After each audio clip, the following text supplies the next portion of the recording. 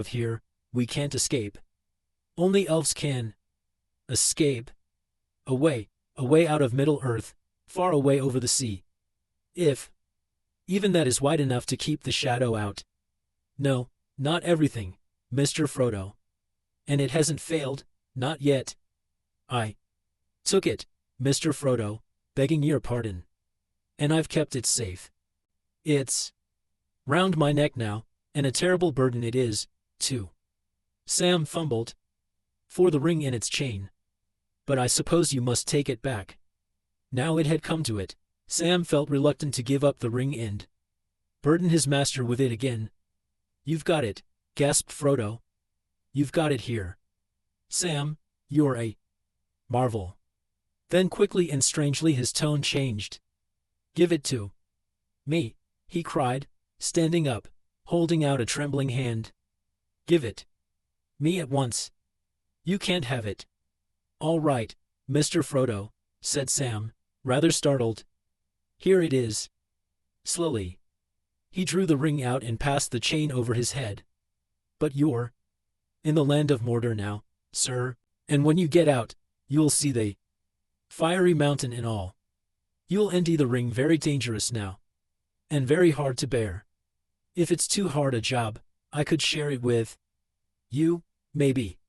No, no, cried Frodo, snatching the ring and chain from Sam's hands. No, you won't, you thief. He panted, staring at Sam with eyes wide with fear and enmity. Then suddenly, clasping the ring in one clenched st, he stood aghast. A mist seemed to clear from his eyes, and he passed a hand over his aching brow. The hideous vision had seemed so real to him, half bemused as he was still with wound and fear. Sam had changed before his very eyes into an orc. Again, leering and pawing at his treasure, a foul little creature with greedy eyes and slobbering mouth. But now the vision had passed. There was Sam kneeling before him, his face wrung with pain, as if he had been stabbed in the heart. Tears welled from his eyes. "Oh, Sam," cried Frodo. "What have I said? What have I done? Forgive me. After all you have done. It is the horrible power of the ring. I wish it had never, never been found. But don't mind me, Sam. I must carry the burden to the end. It can't be altered. You can't come between me and this doom." "That's all right, Mr. Frodo," said Sam, rubbing his sleeve across his eyes. "I understand. But I can still help, can't I? I've got to get you out of here at once, see. But you want some clothes and gear, and then some food. The clothes will be the easiest part. As we're in Mordor, we'd best dress up Mordor fashion, and anyway, there isn't no choice. It'll have to be orc stuff for you, Mr. Frodo.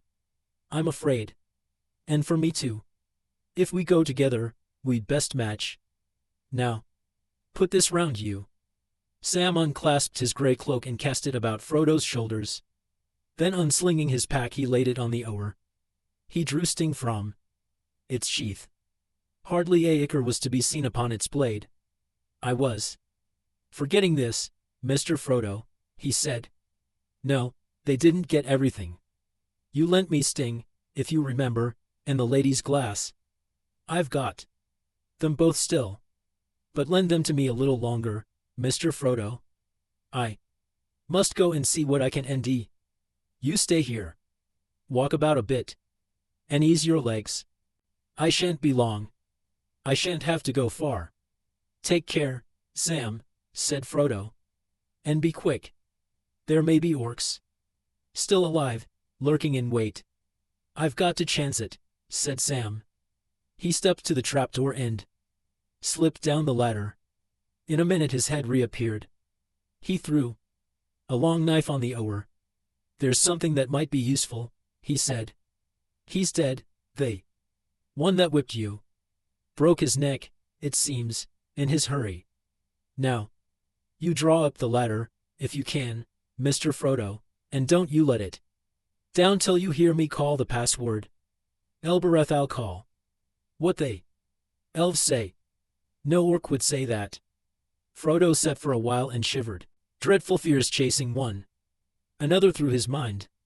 Then he got up, drew the grey elven cloak about him, and to keep his mind occupied, began to walk to and fro, prying and peering into every corner of his prison. It was not very long, though fear made it seem an hour at least, before he heard Sam's voice calling softly from below, Elbereth! Elbereth! Frodo let down the light ladder. Up came Sam, puffing, heaving a great bundle on his head.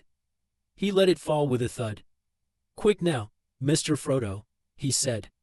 I've had a bit of a search too. And anything small enough for the likes of us. We'll have to make two. But we must hurry. I've met nothing alive, and I've seen nothing. But I'm not easy. I think this place is being watched. I can't explain it, but well, it feels to me as if one of those foul-ying riders was about, up in the blackness where he can't be seen. He opened the bundle. Frodo looked in disgust at the contents. But there was nothing for it. He had to put the things on, or go naked. There were long hairy breeches of some unclean beast fell, and a tunic of dirty leather. He drew them on. Over the tunic went a coat of stout ring mail, short for a full-sized orc, too long for Frodo and heavy. About it he clasped a belt, at which there hung a short sheath, holding a broad-bladed stabbing sword. Sam had brought several orc helmets.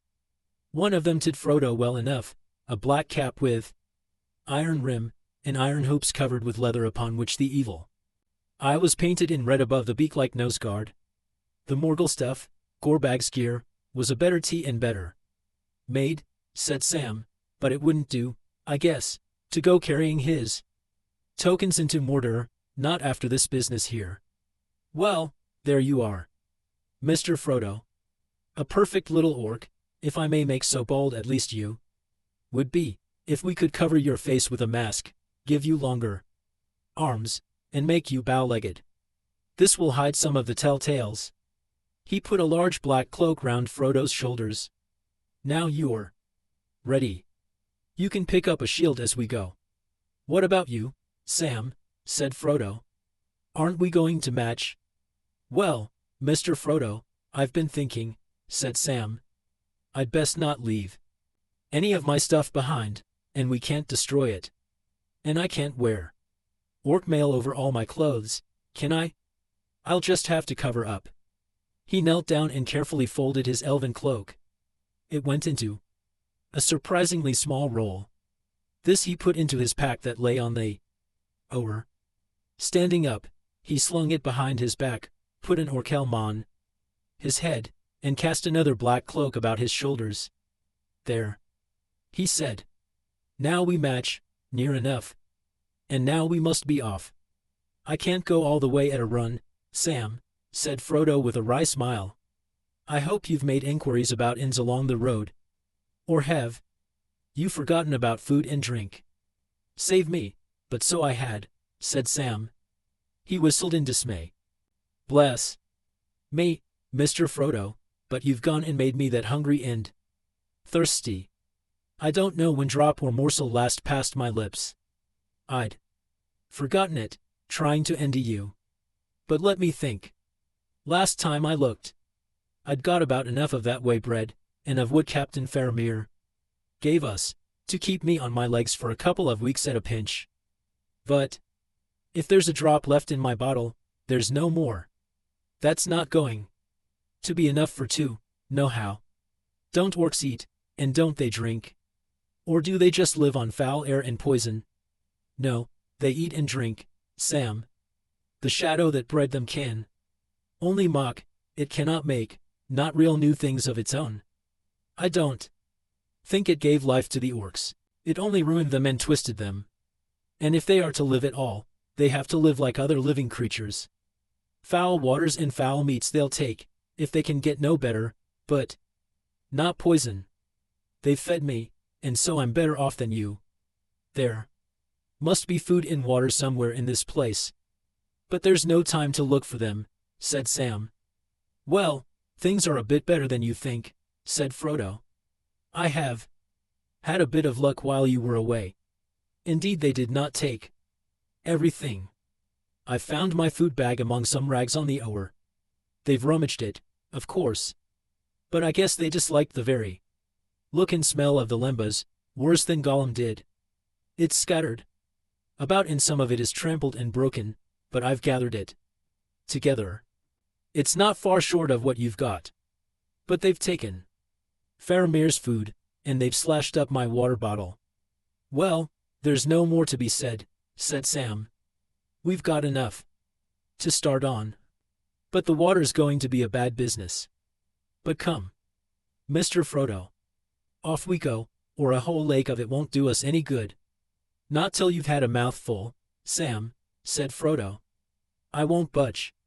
Here, take this elven cake, and drink that last drop in your bottle. The whole thing is quite hopeless, so it's no good worrying about tomorrow. It probably won't come. At last they started. Down the ladder they climbed, and then Sam took it and laid it in the passage beside the huddled body of the fallen orc. The stair was dark, but on the rooftop the glare of the mountain could still be seen, though it was dying down now to a sullen red. They picked up 2 shields to complete their disguise and then went on. Down the great stairway they plodded. The high chamber of the turret behind, where they had met again, seemed almost homely. They were out in the open again now, and terror ran along the walls.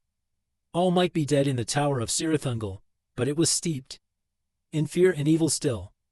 At length they came to the door upon the outer court, and they halted. Even from where they stood they felt the malice of the watchers beating on them, black silent shapes on either side of the gate through which the glare of Mordor dimly showed. As they threaded their way among the hideous bodies of the orcs each step became more difficult. Before they even reached the archway they were brought to a stand. To move an inch further was a pain and weariness to will and limb. Frodo had no strength for such a battle. He sank to the ground. I can't go on, Sam, he murmured. I'm going to faint. I don't know what's come over me. I do, Mr. Frodo. Hold up now. It's the gate. There's some devilry there. But I got through, and I'm going to get out. It can't be more dangerous than before. Now for it. Sam drew out the elven glass of Galadriel again, as if to do honor to his hardihood, and to grace with splendor his faithful brown hobbit hand that had done such deeds. The file blazed forth suddenly, so that all the shadowy court was lit with a dazzling radiance, like lightning, but it remained steady and did not pass. Gildhoniel, Elbereth, Sam cried. For, why he did not know. His thought sprang back suddenly to the elves in the Shire, and the song that drove away the Black Rider in the trees. Aya Elenian Ankalima, cried Frodo once again behind him.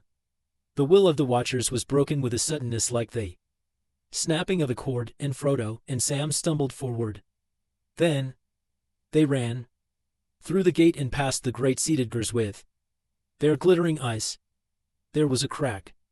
The keystone of the arch crashed almost on their heels, and the wall above crumbled and fell in ruin.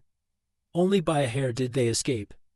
A bell clanged, and from the Watchers there went up a high and dreadful wail.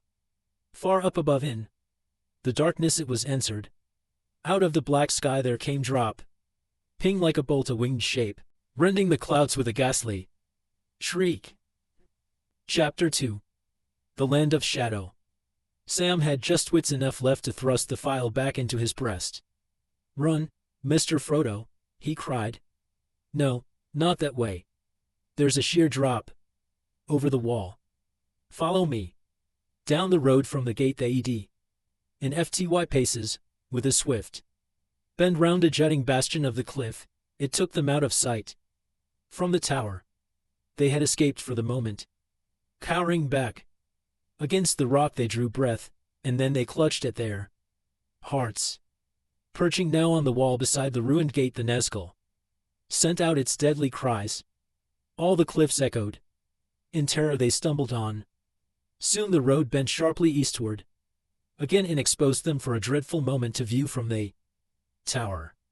As they headed across, they glanced back and saw the great black shape upon the battlement. Then they plunged down between high rock walls in a cutting that fell steeply to join the Morgul road. They came to the way meeting. There was still no sign of orcs, nor of an answer to the cry of the Nazgul, but they knew that the silence would not last long. At any moment now the hunt would begin. "This won't do, Sam," said Frodo. "If we were real orcs, we ought to be dashing back to the tower, not running away. The RST enemy we meet will know us. We must get off this road somehow." "But we can't," said Sam, "not without wings." The eastern faces of the Felduith were sheer, falling in cliff and precipice to the black trough that lay between them and the inner ridge. A short way beyond the way meeting, after another steep incline, a young bridge of stone leapt over the chasm and bore the road across into the tumbled slopes and glens of the Morgai. With a desperate spurt, Frodo and Sam dashed along the bridge, but they had hardly reached its further end when they heard the hue and cry begin. Away behind them, now high above on the mountainside, loomed the tower of Cirithungel, its stones glowing dully. Suddenly its harsh bell clanged again, and then broke into a shattering peal. Horns sounded, and now from beyond the bridge end came answering cries. Down in the dark trough, cut off from the dying glare of Orodruin, Frodo and Sam could not see ahead, but already they heard the tramp of iron-shod feet, and upon the road there rang the swift clatter of hoofs. "Quick, Sam! Over we go!" cried Frodo. They scrambled onto the low parapet of the bridge. Fortunately there was no longer any dread full drop into the gulf, for the slopes of the Morgai had already risen almost to the level of the road, but it was too dark for them to guess the depth of the fall. "Well, here goes, Mr. Frodo," said Sam. "Goodbye." He let go. Frodo followed, and even as they fell they heard the rush of horsemen sweeping over the bridge and the rattle of orc feet running up behind. But Sam would have laughed, if he had dared. Half fearing a breaking plunge down onto unseen rocks, the hobbits landed, in a drop of no more than a dozen feet, with a thud and a crunch into the last thing that they had expected, a tangle of thorny bushes. There Sam lay still, softly sucking a scratched hand. When the sound of hoof and foot had passed he ventured a whisper. "Bless me, Mr. Frodo, but I didn't know as anything grew in Mordor. But if I had known, this is just what I'd have looked for. These thorns must be a foot long by the feel of them. They've stuck through everything I've got on. Wish I'd put that mail shirt on." "Orc mail doesn't keep these thorns out," said Frodo. "Not even a leather jerkin is any good." They had a struggle to get out of the thicket. The thorns and briars were as tough as wire and as clinging as claws. Their cloaks were rent and tattered before they broke free at last. "Now down we go, Sam," Frodo whispered. "Down into the valley. Quick, and then turn northward, as soon as ever we can." Day was coming again in the world outside, and far beyond the glooms of Mordor the sun was climbing over the eastern rim of Middle-earth, but here all was still dark as night. The mountain smoldered and its rest went out. The glare faded from the cliffs. The easterly wind that had been blowing ever since they left Ithilien now seemed dead. Slowly and painfully they clambered down, stumbling, scrambling among rock and briar and dead wood in the blind shadows, down and down until they could go no further. At length they stopped, and sat side by side, their backs against a boulder. Both were sweating. "If Shagrat himself was to offer me a glass of water, I'd shake his hand," said Sam. "Don't say such things," said Frodo. "It only makes it worse." Then he stretched himself out, dizzy and weary, and he spoke no more for a while. At last with a struggle he got up again. To his amazement, he found that Sam was asleep. "Wake up, Sam," he said. "Come on. It's time we made another effort." Sam scrambled to his feet. "Well, I never," he said. I must have dropped off. It's a long time, Mr. Frodo, since I had a proper sleep. And my eyes just closed down on their own. Frodo now led the way, northward as near as he could guess, among the stones and boulders lying thick at the bottom of the great ravine. But presently he stopped again. It's no good, Sam, he said. I can't manage it. This mail shirt, I mean, not in my present state. Even my mithril coat seemed heavy when I was tired. This is far heavier. And what's the use of it? We shan't win through biting. But we may have some to do, said Sam. And there's knives and stray arrows. That golem isn't dead, for one thing. I don't like to think of you with not but a bit of leather between you and a stab in the dark. Look here, Sam dear lad, said Frodo, I am tired, weary, I haven't a hope left.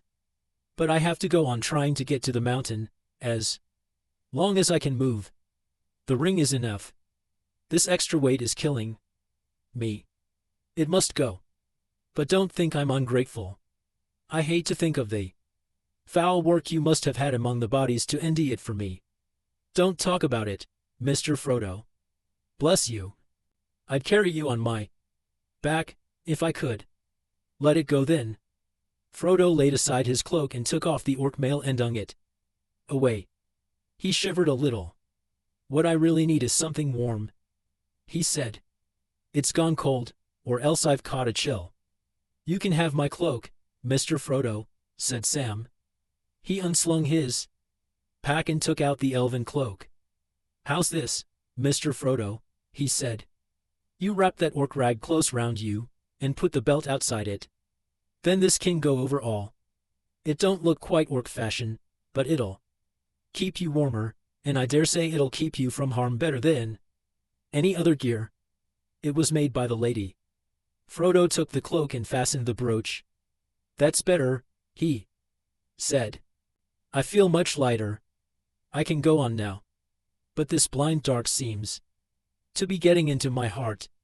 As I lay in prison, Sam, I tried to remember the brandy wine, and witty end, and the water running through the mill at Hobbiton. But I can't see them now. There now, Mr. Frodo, it's you that's talking of water this time, said Sam. If only the lady could see us or hear us, I'd say to her, Your ladyship, all we want is light and water, just clean water and plain daylight, better than any jewels, begging your pardon but it's a long way to Lorien. Sam sighed and waved his hand towards the heights of the Efelduith, now only to be guessed as a deeper blackness against the black sky. They started off again. They had not gone far when Frodo paused. There's a black rider over us, he said. I can feel it. We had better keep still for a while. Crouched under a great boulder they sat facing back westward, and did not speak for some time. Then Frodo breathed a sigh of relief. It's past, he said. They stood up, and then they both stared in wonder. Away to their left, southward, against a sky that was turning gray, the peaks and high ridges of the Great Range began to appear dark and black, visible shapes. Light was growing behind them. Slowly it crept towards the north. There was battle far above. In the high spaces of the air, the billowing clouds of Mordor were being driven back, their edges tattering as a wind out of the living world came up and swept the fumes and smokes towards the dark land of their home. Under the lifting skirts of the dreary canopy, dim light leaked into Mordor like pale morning through the grimed window of a prison. Look at it, Mr. Frodo, said Sam. Look at it. The wind's changed. Something's happening. He's not having it all his own way. His darkness is breaking up out in the world there. I wish I could see what is going on. It was the morning of the 15th of March, and over the vale of Anduin the sun was rising above the eastern shadow, and the southwest wind was blowing. Theoden lay dying on the Pelennor fields. As Frodo and Sam stood and gazed, the rim of light spread all along the line of the Efelduith, and then they saw a shape, moving at a great speed out of the west, at RST only a black speck against the glimmering strip above the mountain tops, but growing, until it plunged like a bolt into the dark canopy and passed high above them. As it went it sent out a long shrill cry, the voice of a Nazgul, but this cry no longer held any terror for them, it was a cry of woe and dismay. Ill tidings for the Dark Tower. The Lord of the Ringwraiths had met his doom. "What did I tell you? Something's happening," cried Sam. "War's going well," said Shagrat, but Gorbag he wasn't so sure. And he was right there too. "Things are looking up, Mr. Frodo. Haven't you got some hope now?" "Well no, not much, Sam," Frodo sighed. "That's away beyond the mountains. We're going east not west. And I'm so tired. And the ring is so heavy, Sam. And I begin to see it in my mind all the time. Like a great wheel of redoubt." Sam's quick spirits sank again at once. He looked at his master anxiously, and he took his hand. "Come, Mr. Frodo," he said. "I've got one thing I wanted, a bit of light. Enough to help us, and yet I guess it's dangerous to try a bit further, and then we'll lie close and have a rest. But take a morsel to eat now, a bit of the elves' food, it may hearten you." Sharing a wafer of lembas, and munching it as best they could with their parched mouths, Frodo and Sam plodded on. The light, though no more than a gray dusk, was now enough for them to see that they were deep in the valley between the mountains. It sloped up gently northward, and at its bottom went the bed of a now dry and withered stream. Beyond its stony course they saw a beaten path that wound its way under the feet of the westward cliffs. Had they known, they could have reached it quicker, for it was a track that left the main Morgul Road at the western bridge end and went down by a long stair cut in the rock to the valley's bottom. It was used by patrols or by messengers going swiftly to lesser posts and strongholds north away. Between Cirithungel and the narrows of Eisenmouth, the iron jaws of Carrick and Grian, it was perilous for the hobbits to use such a path, but they needed speed, and Frodo felt that he could not face the toil of scrambling among the boulders or in the trackless glens of the Morgai, and he judged that northward was, maybe, the way that their hunters would least expect them to take. The road east to the plain, or the pass back westward, those they would search most thoroughly. Only when he was well north of the tower did he mean to turn and seek for some way to take him east on the last desperate stage of his journey. So now they crossed the stony bed and took to the Orc path, and for some time they marched along it. The cliffs at their left were overhung, and they could not be seen from above, but the path made many bends, and at each bend they gripped their sword hilts and went forward cautiously. The light grew no stronger, for Orodruin was still belching forth a great fume that, beaten upwards by the opposing airs, mounted higher and higher, until it reached a region above the wind and spread in an immeasurable roof, whose central pillar rose out of the shadows beyond their view. They had trudged for more than an hour when they heard a sound that brought them to a halt. Unbelievable, but unmistakable. Water trickling out of a gully on the left, so sharp and narrow that it looked as if the black cliff had been cloven by some huge axe. Water came dripping down, the last remains, maybe, of some sweet rain gathered from sunlit seas, but ill-fated to fall at last upon the walls of the black land and wander fruitless down into the dust. Here it came out of the rock in a little falling streamlet, and owed across the path, and turning south ran away swiftly to be lost among the dead stones. Sam sprang towards it. "If ever I see the lady again, I will tell her," he cried. "Light and now water." Then he stopped. "Let me drink Mr. Frodo," he said. "All right, but there's room enough for two." "I didn't mean that," said Sam. "I mean, if it's poisonous, or some thing that will show its badness quick, well, better me than you, Master, if you understand me. I do. But I think we'll trust our luck together, Sam, or our blessing. Still, be careful now, if it's very cold. The water was cool but not icy, and it had an unpleasant taste. At once bitter and oily, or so they would have said at home. Here it seemed beyond all praise, and beyond fear or prudence. They drank their LL, and Sam replenished his water bottle. After that Frodo felt easier, and they went on for several miles, until the broadening of the road in the beginnings of a rough wall along its edge warned them that they were drawing near to another orc hold. "This is where we turn aside, Sam," said Frodo. "And we must turn east." He sighed as he looked at the gloomy ridges across the valley. "I have just about enough strength left to ND some hole away up there. And then I must rest a little." The riverbed was now some way below the path. They scrambled down to it, and began to cross it. To their surprise they came upon dark pools fed by threads of water trickling down from some source higher up the valley. Upon its outer marges under the westward mountains Mordor was a dying land, but it was not yet dead. And here things still grew, harsh, twisted, bitter, struggling for life.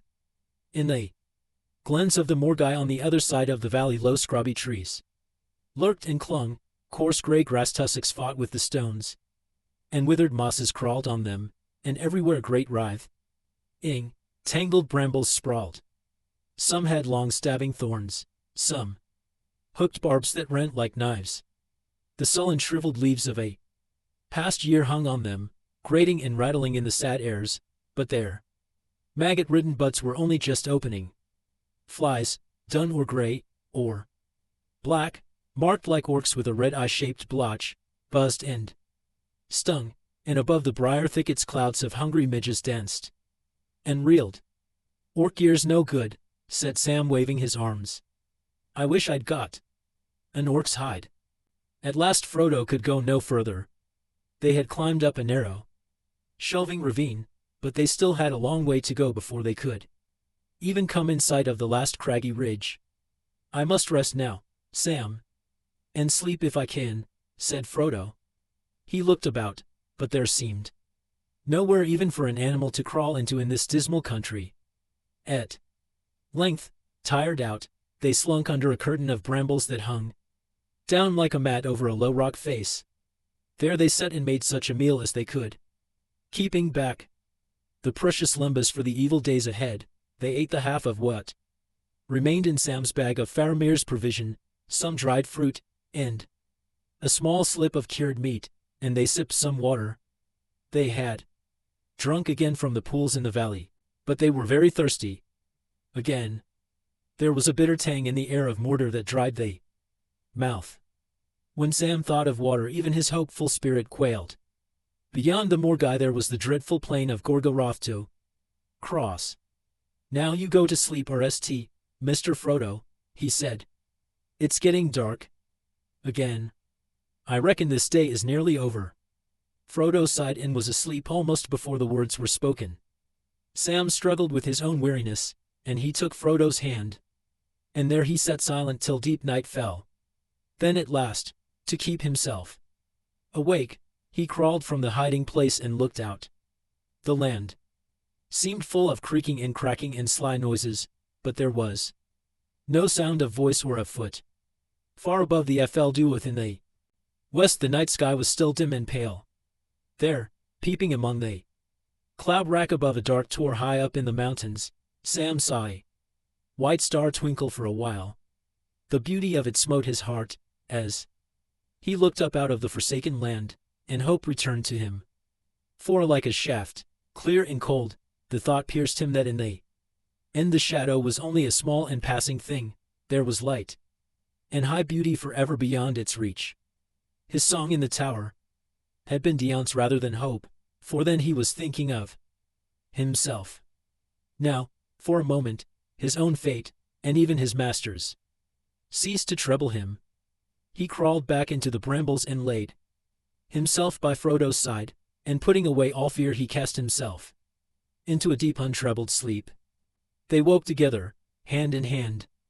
Sam was almost fresh, ready for another day, but Frodo sighed. His sleep had been uneasy, full of dreams of and waking brought him no comfort. Still his sleep had not been without all healing virtue. He was stronger, more able to bear his burden one stage further. They did not know the time, nor how long they had slept, but after a morsel of food and a sip of water they went on up the ravine, until it ended in a sharp slope of screes and sliding stones.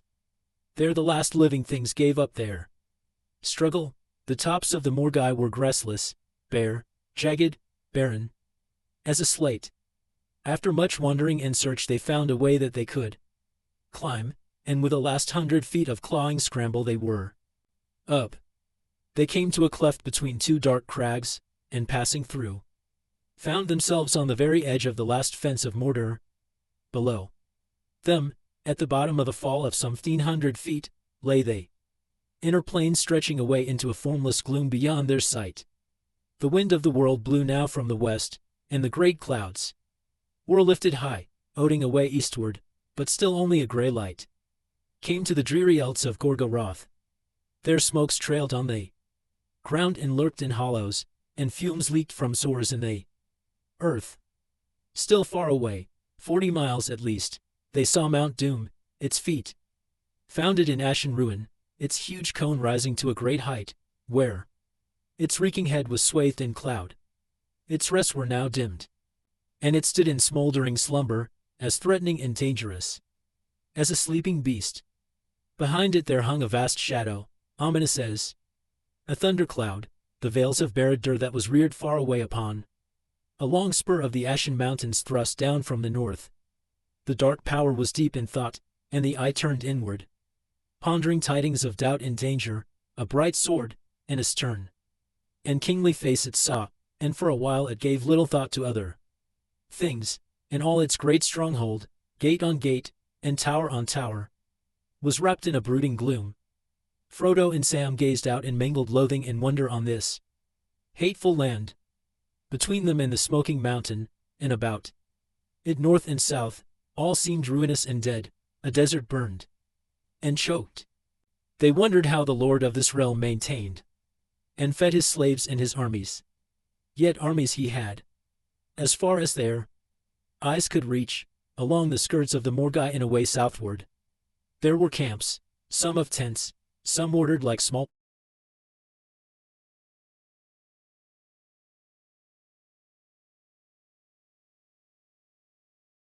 towns. One of the largest of these was right below them, barely a mile out into the plain. It clustered like some huge nest of insects, with straight, dreary streets of huts and long low drab buildings. About it the ground was busy with folk going to and fro. A wide road ran from it southeast to join the Morgul Way, and along it many lines of small black shapes were hurrying. "I don't like the look of things at all," said Sam. "Pretty hopeless. I call it saving that where there's such a lot of folk there must be wells or water, not to mention food. And these are men, not orcs. Or my eyes are all wrong." Neither he nor Frodo knew anything of the great slave worked elves away south in this wide realm, beyond the fumes of the mound, tamed by the dark sad waters of Lake Nirnan, nor of the great roads that ran away east and south to tributary lands, from which the soldiers of the tower brought long wagon trains of goods and booty, and fresh slaves. Here in the northward regions were the mines and forges, and the musterings of long-planned war, and here the dark power, moving its armies like pieces on the board, was gathering them together. Its RST moves, the RST feelers of its strength, had been checked upon its western line, southward and northward. 4. The moment it withdrew them, and brought up new forces, massing them about Cirith Gorger for an avenging stroke. And if it had also been its purpose to defend the mountain against all approach, it could scarcely have done more. "Well," Sam went on, "whatever they have to eat and drink, we can't get it. There's no way down that I can see. And we couldn't cross all that open country crawling with enemies, even if we did get Down. Still we shall have to try, said Frodo. It's no worse than I expected. I never hoped to get across. I can't see any hope of it now. But I've still got to do the best I can. At present, that is to avoid being captured as long as possible. So we must still go northwards, I think, and see what it is like where the open plain is narrower. I guess what it'll be like, said Sam. Where it's narrower, the orcs and men will just be packed closer. You'll see, Mr. Frodo. I dare say I shall, if we ever get so far, said Frodo and turned away. They soon found that it was impossible to make their way along the crest of the Morgai, or anywhere along its higher levels, pathless as they were and scored with deep gills. In the end they were forced to go back down the ravine that they had climbed and seek for a way along the valley. It was rough going, for they dared not cross over to the path on the westward side. After a mile or more they saw, huddled in a hollow at the cliff's foot, the orc hold that they had guessed was near at hand, a wall in a cluster of stone huts set about the dark mouth of a cave. There was no movement to be seen, but the hobbits crept by cautiously, keeping as much as they could to the thorn brakes that grew thickly at this point along both sides of the old watercourse. They went 2 or 3 miles further, and the orc hold was hidden from sight behind them, but they had hardly begun to breathe more freely again when harsh and loud they heard orc voices. Quickly they slunk out of sight behind a brown and stunted bush. The voices drew nearer. Presently 2 orcs came into view. One was clad in ragged brown and was armed with a ballad horn. It was of a small breed, black-skinned, with wide and sniffing nostrils, evidently a tracker of some kind. The other was a big ting orc, like those of Shagrat's company, bearing the token of the eye. He also had a bow at his back and carried a short broad-headed spear. As usual they were quarreling, and being of different breeds they used the common speech after their fashion. Hardly 20 paces from where the hobbits lurked the small orc stopped. "Nar," it snarled. "I'm going home."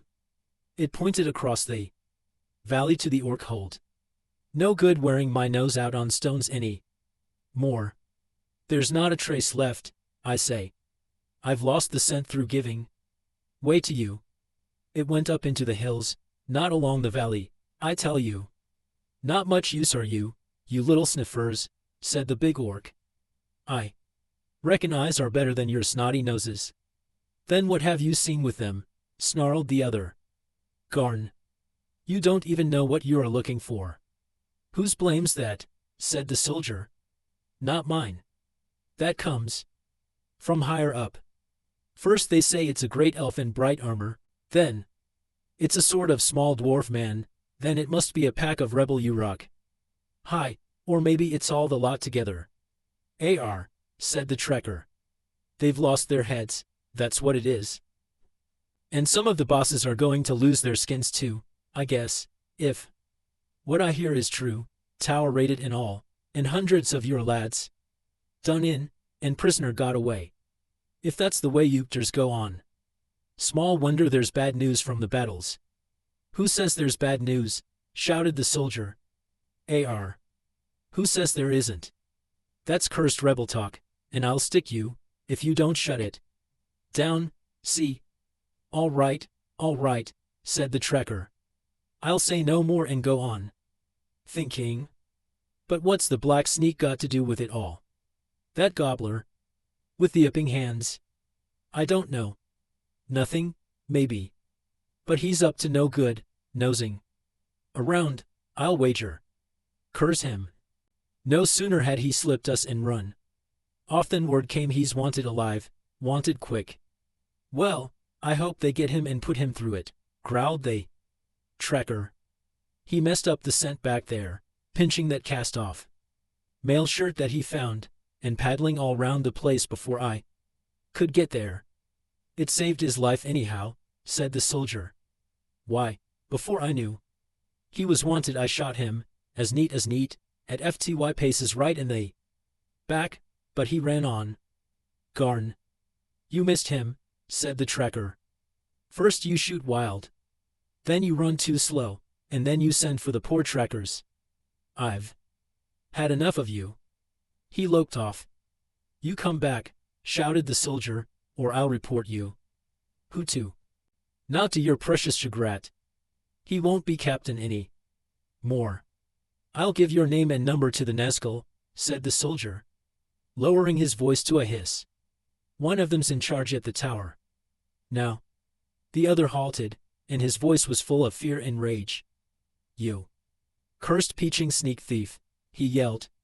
"You can't do your job, and you can't even stick by your own folk. Go to your LTHY shriekers, and may they freeze the ash off you if the enemy doesn't get them. RST. They've done in number 1, I've heard, and I hope it's true." The big orc, spear in hand, leapt after him. But the tracker, springing behind a stone, put an arrow in his eye as he ran up, and he fell with a crash. The other ran off across the valley and disappeared. For a while the hobbits sat in silence. At length Sam stirred. "Well, I call that neat as neat," he said. "If this nice friendliness would spread about in Mordor, half our trouble would be over." "Quietly, Sam," Frodo whispered. "There may be others about. We have evidently had a very narrow escape, and the hunt was hotter on our tracks than we guessed. But that is the spirit of Mordor, Sam, and it has spread to every corner of it. Orcs have always behaved like that, or so all tales say, when they are on their own. But you can't get much hope out of it. They hate us far more, altogether and all the time. If those two had seen us, they would have dropped all their quarrel until we were dead." There was another long silence. Sam broke it again, but with a whisper this time. "Did you hear what they said about that gobbler, Mr. Frodo? I told you Gollum wasn't dead yet, didn't I?" "Yes, I remember. And I wondered how you knew," said Frodo. "Well, come now. I think we had better not move out from here again, until it has gone quite dark. So you shall tell me how you know, and all about what happened. If you can do it quietly."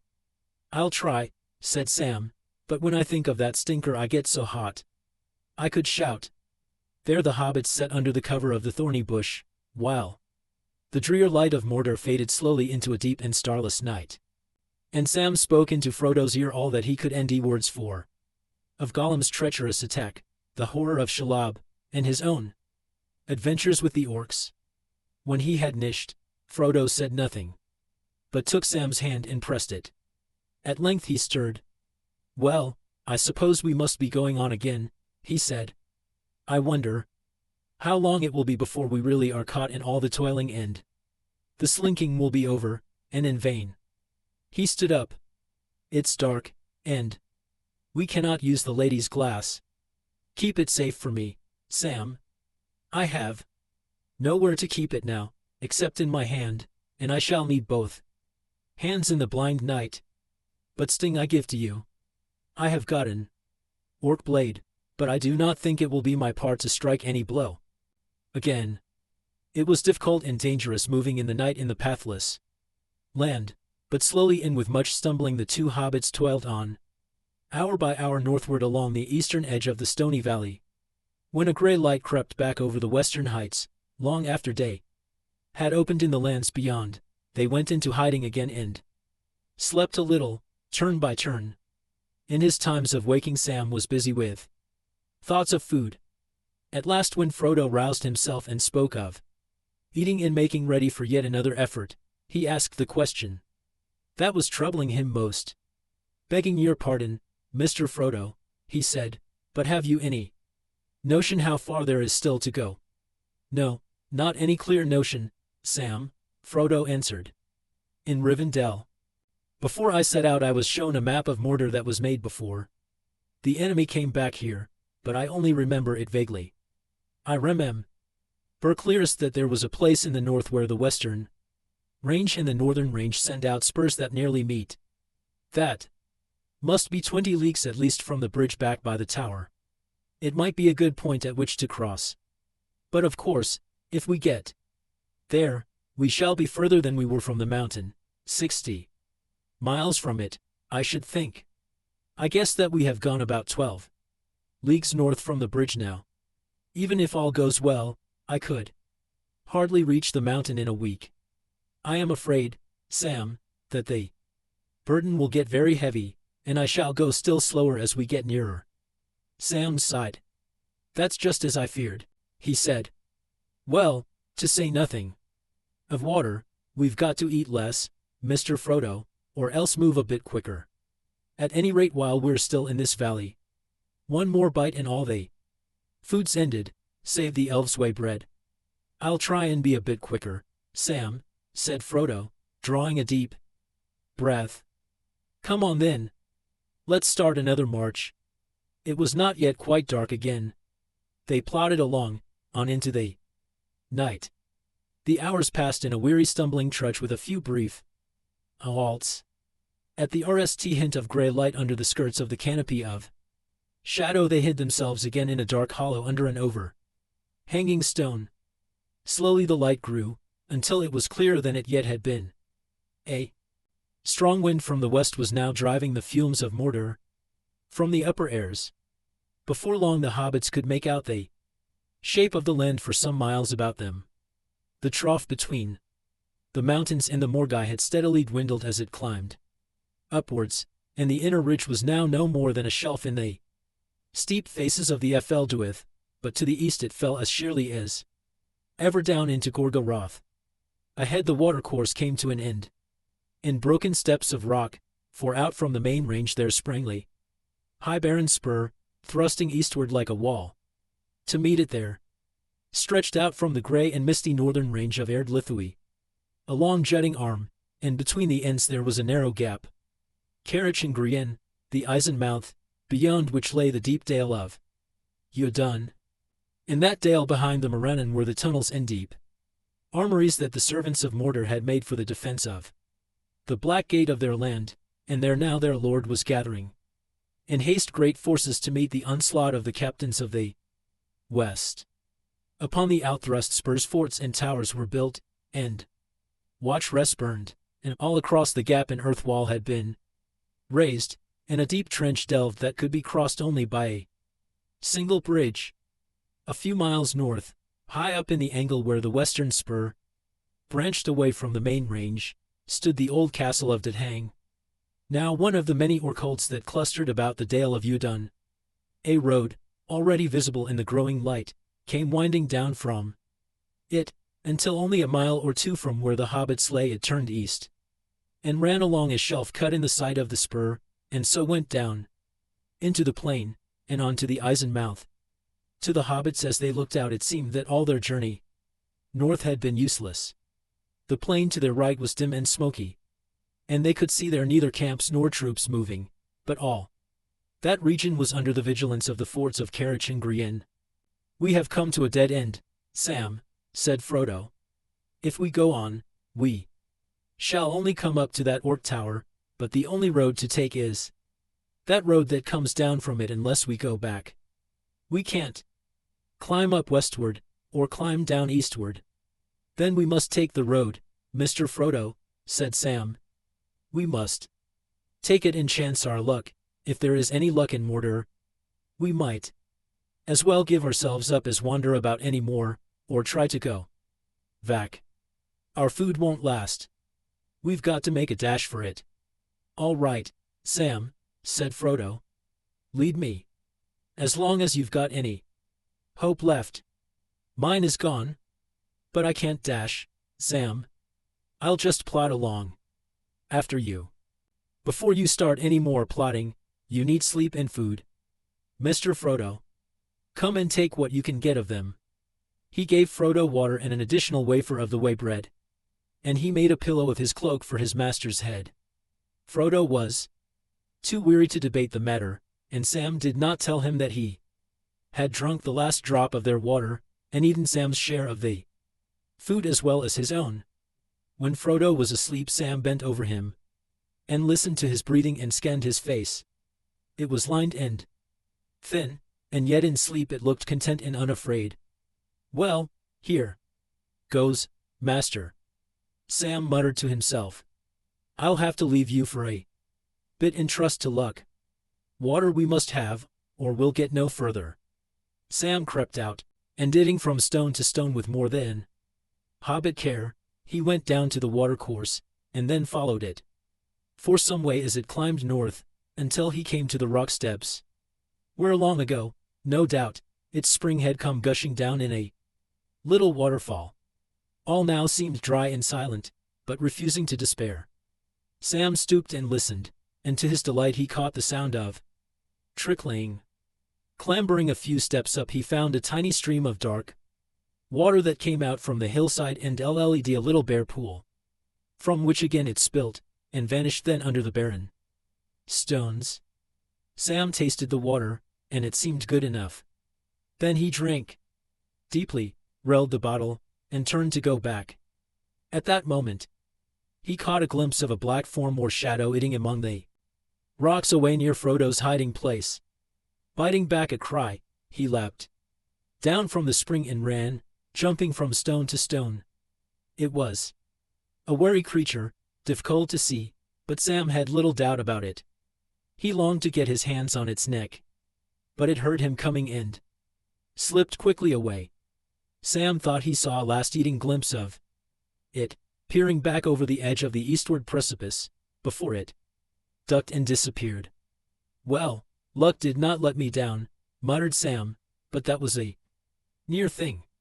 Isn't it enough to have orcs by the thousand without that stinking villain coming nosing round? I wish he had been shot. He sat down by Frodo and did not rouse him, but he did not dare to go to sleep himself. At last, when he felt his eyes closing and knew that his struggle to keep awake could not go on much longer, he wakened Frodo gently. That Gollum's about again, I'm afraid, Mr. Frodo, he said. Leastways, if it wasn't him, then there's two of him. I went away to endy some water and spied him nosing round just as I turned back. I reckon it isn't safe for us both to sleep together, and begging your pardon, but I can't hold up my lids much longer. Bless you, Sam, said Frodo. Lie down and take your proper turn.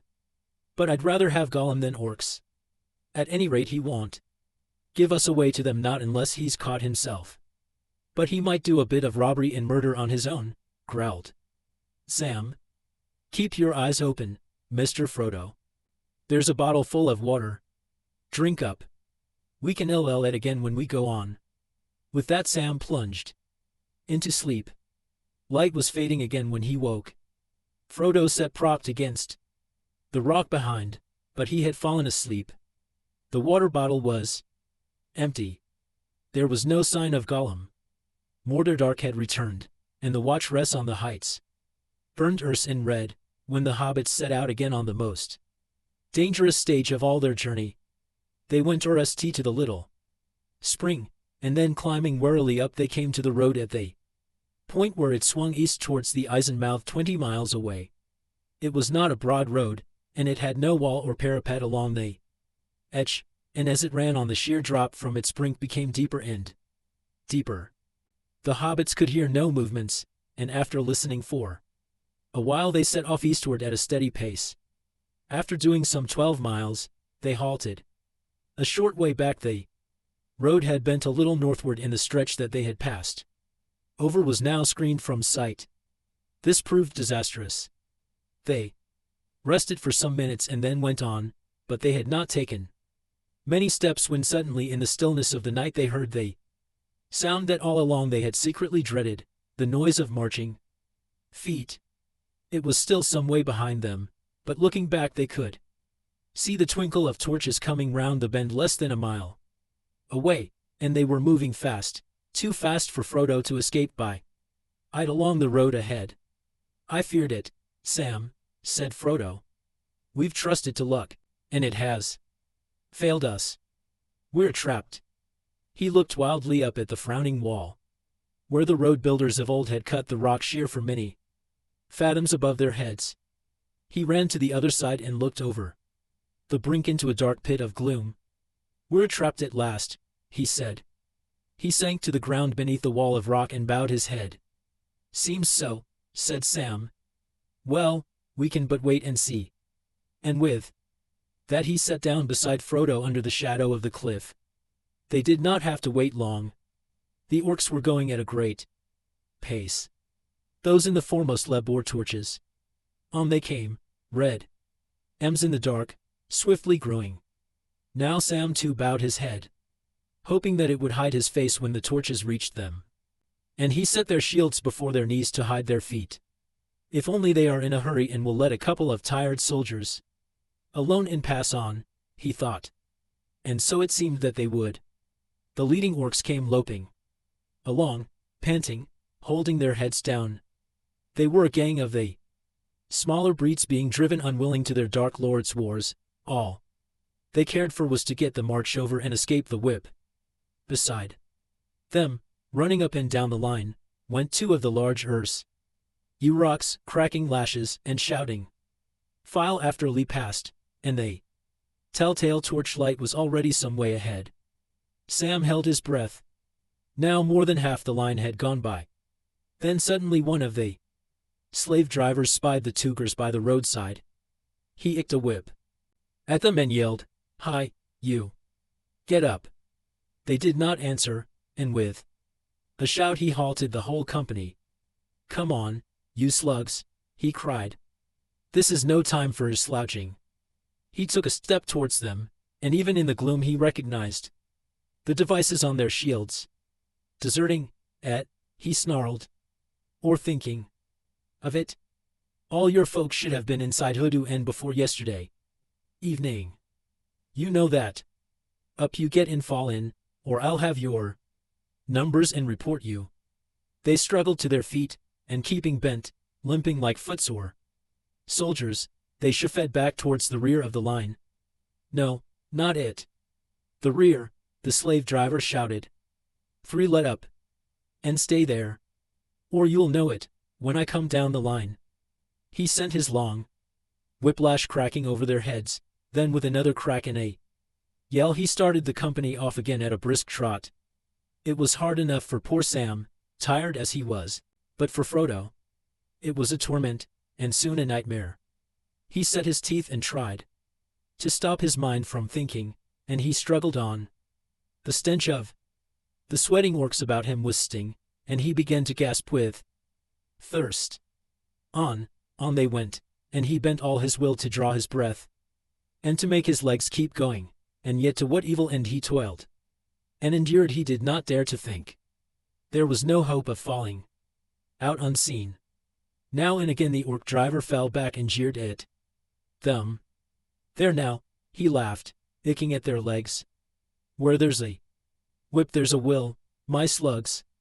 Hold up. I'd give you a nice freshener. Now, only you'll get as much lash as your skins will carry when you come in late to your camp. Do you good. Don't you know we're at war?" They had gone some miles, and the road was at last running down a long slope into the plain, when Frodo's strength began to give out, and his will wavered. He lurched and stumbled. Desperately Sam tried to help him and hold him up, though he felt that he could himself hardly stay the pace much longer. At any moment now he knew that the end would come, his master would faint or fall, and all would be discovered, and their bitter efforts be in vain. "I'll have that big slave-driving devil anyway," he thought. Then just as he was putting his hand to the hilt of his sword, there came an unexpected relief. They were out on the plain now and drawing near the entrance to Udun. Some way in front of it, before the gate at the bridge end, the road from the west converged with others coming from the south, and from Barad-dûr. Along all the roads troops were moving, for the captains of the west were advancing, and the Dark Lord was speeding his forces north. So it chanced that several companies came together at the road meeting, in the dark beyond the light of the watch-rests on the wall. At once there was great jostling and cursing as each troop tried to get RST to the gate and the ending of their march.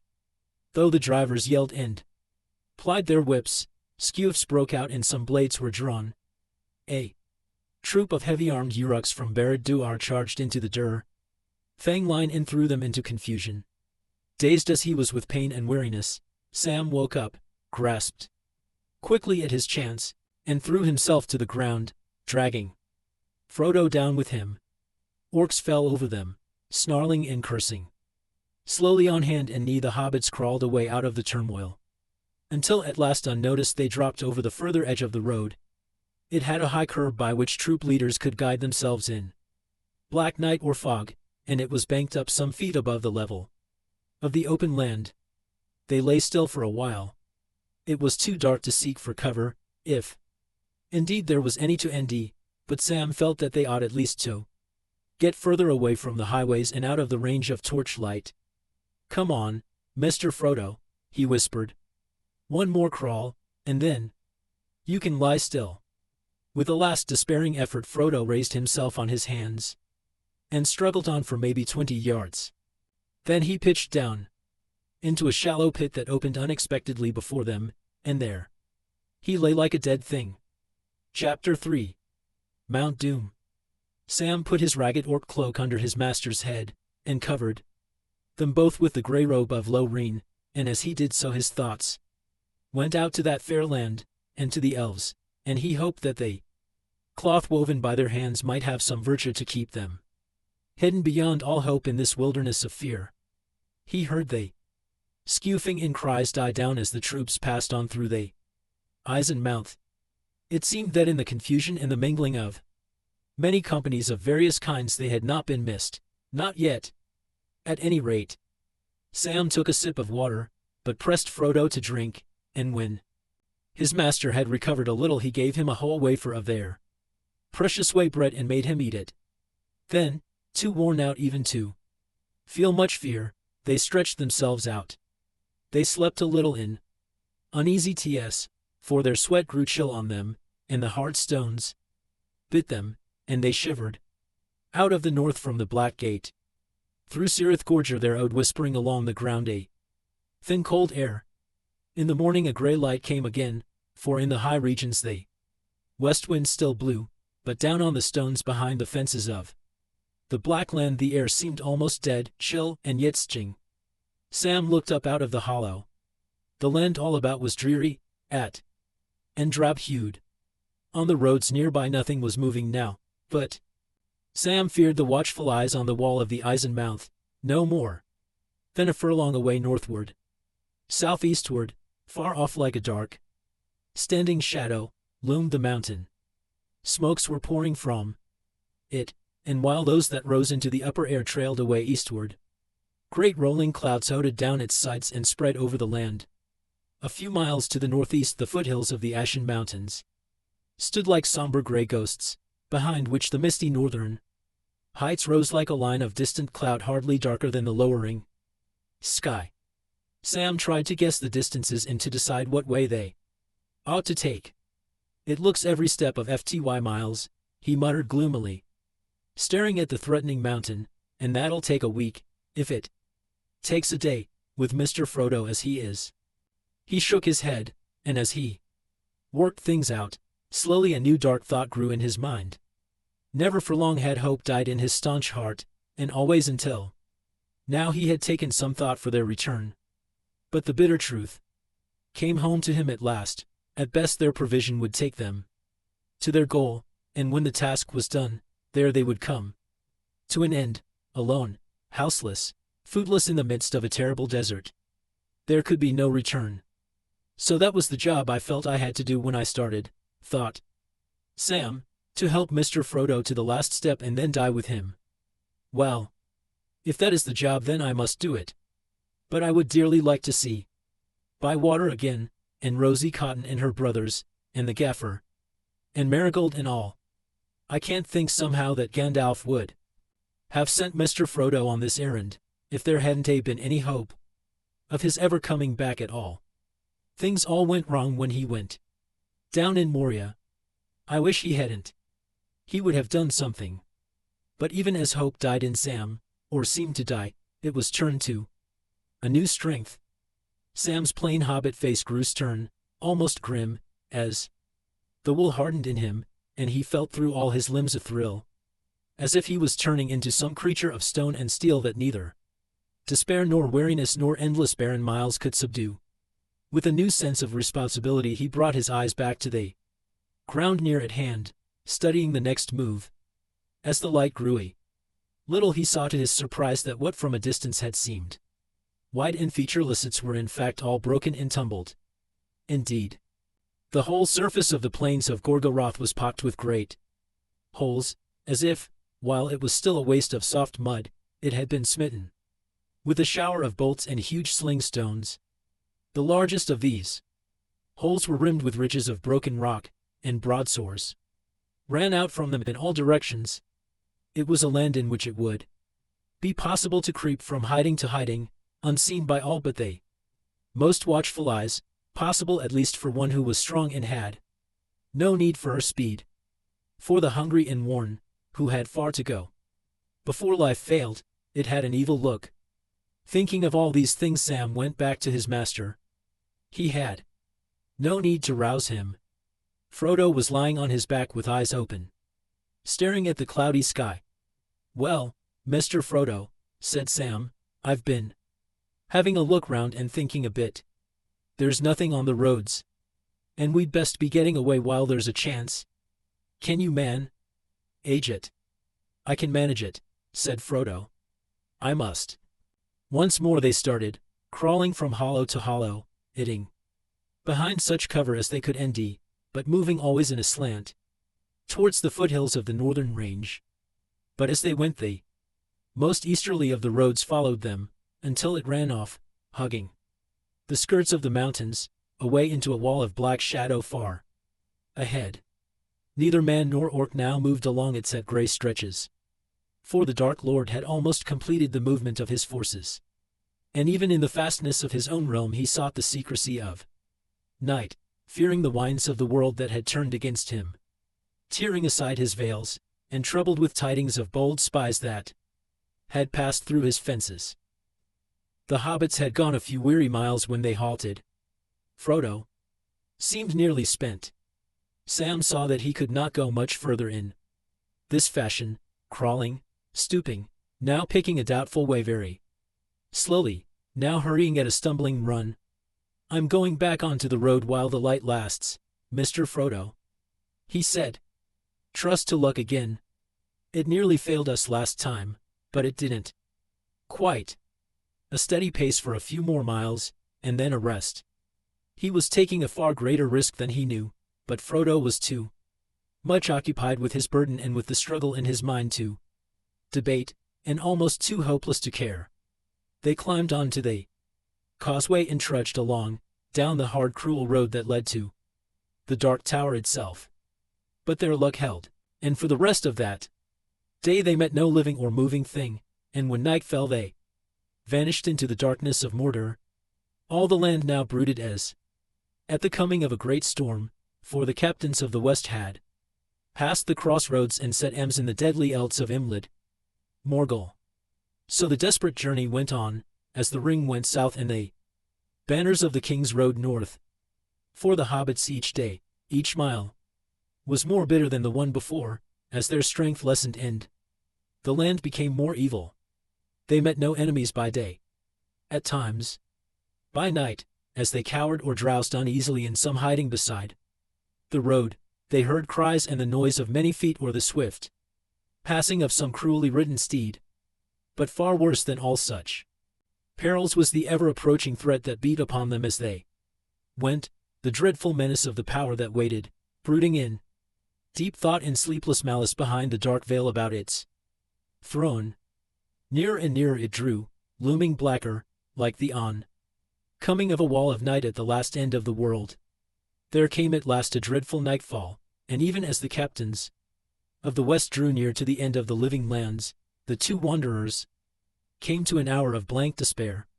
4 days had passed since they had escaped from the orcs, but the time lay behind them like an ever-darkening dream. All this last day Frodo had not spoken, but had walked half-bowed, often stumbling, as if his eyes no longer saw the way before his feet. Sam guessed that among all their pains he bore the worst. The growing weight of the ring, a burden on the body, and a torment to his mind. Anxiously Sam had noted how his master's left hand would often be raised as if to ward off a blow, or to screen his shrinking eyes from a dreadful eye that sought to look in them. And sometimes his right hand would creep to his breast, clutching.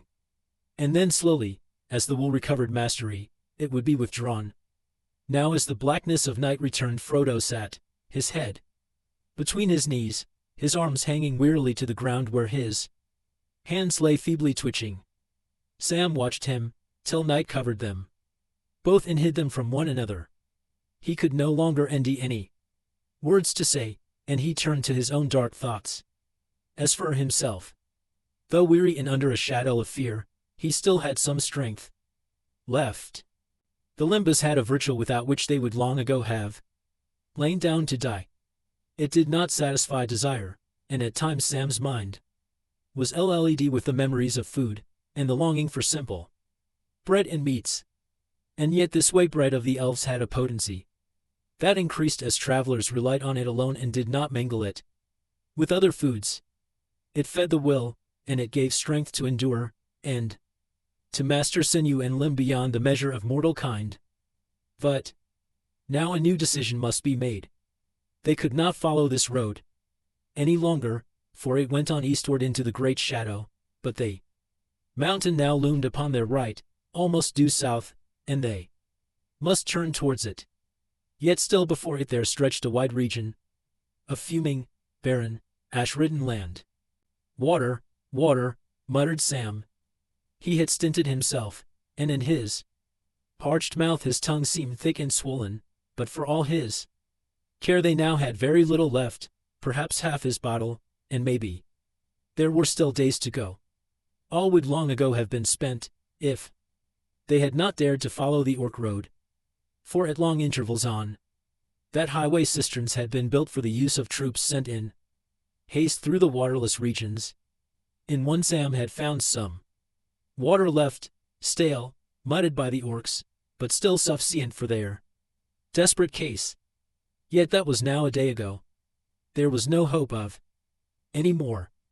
At last, wearied with his cares, Sam drowsed, leaving the morrow till it came. He could do no more. Dream and waking mingled uneasily. He saw lights like gloating eyes, and dark creeping shapes, and he heard noises as of wild beasts or the dreadful cries of tortured things, and he would start up to endy the world all dark and only empty blackness all about him. Once only, as he stood and stared wildly round, did it seem that, though now awake, he could still see pale lights like eyes, but soon they ickered and vanished. The hateful night passed slowly and reluctantly. Such daylight as followed was dim, for here as the mountain drew near the air was ever murky, while out from the dark tower there crept the veils of shadow that Sauron wove about himself. Frodo was lying on his back, not moving. Sam stood beside him, reluctant to speak, and yet, knowing that the word now lay with him, he must set his master's will to work for another effort. At length, stooping and caressing Frodo's brow, he spoke in his ear. "Wake up, master," he said. "Time for another start." As if roused by a sudden bell, Frodo rose quickly, and stood up, and looked away southwards, but when his eyes beheld the mountain and the desert he quailed again. "I can't manage it, Sam," he said. "It is such a weight to carry. Such a weight." Sam knew before he spoke that it was vain, and that such words might do more harm than good, but in his pity he could not keep silent. "Then let me carry it a bit for you, master," he said. "You know I would, and gladly, as long as I have any strength." A wild light came into Frodo's eyes. "Stand away. Don't touch me," he cried. "It is mine, I say. Be off." His hand strayed to his sword hilt, but then quickly his voice changed.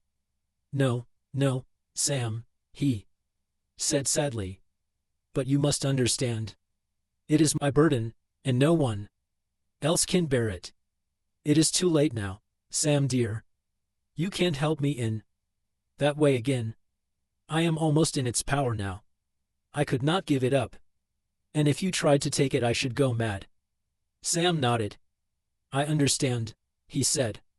But I've been thinking, Mr. Frodo, there's other things we might do without.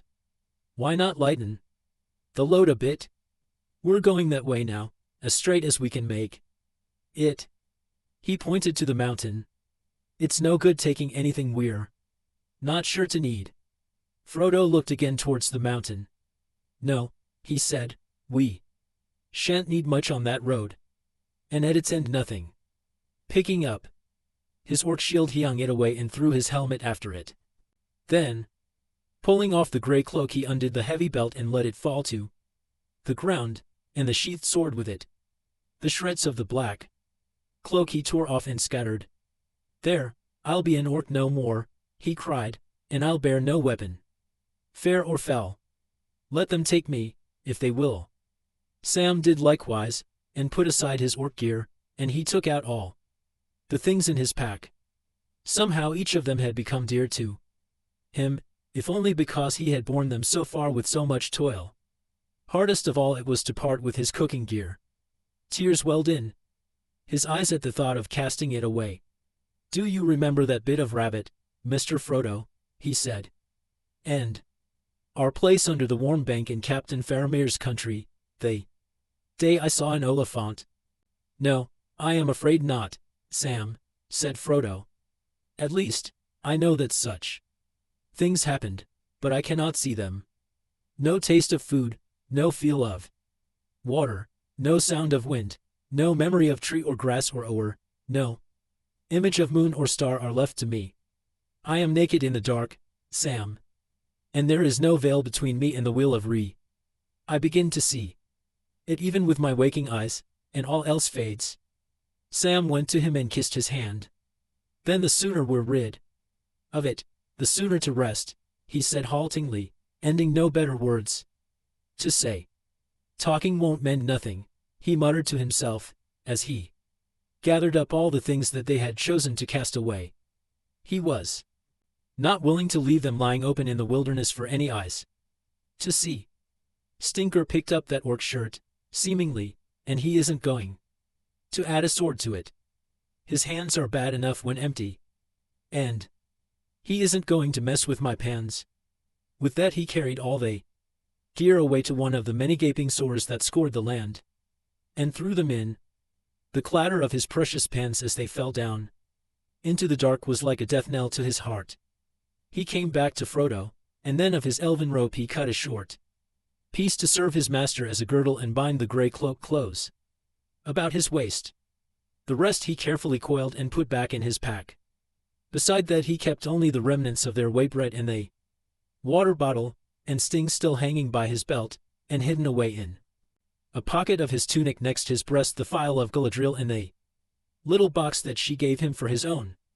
Now at last they turned their faces to the mountain and set out, thinking no more of concealment, bending their weariness and failing wills only to the one task of going on.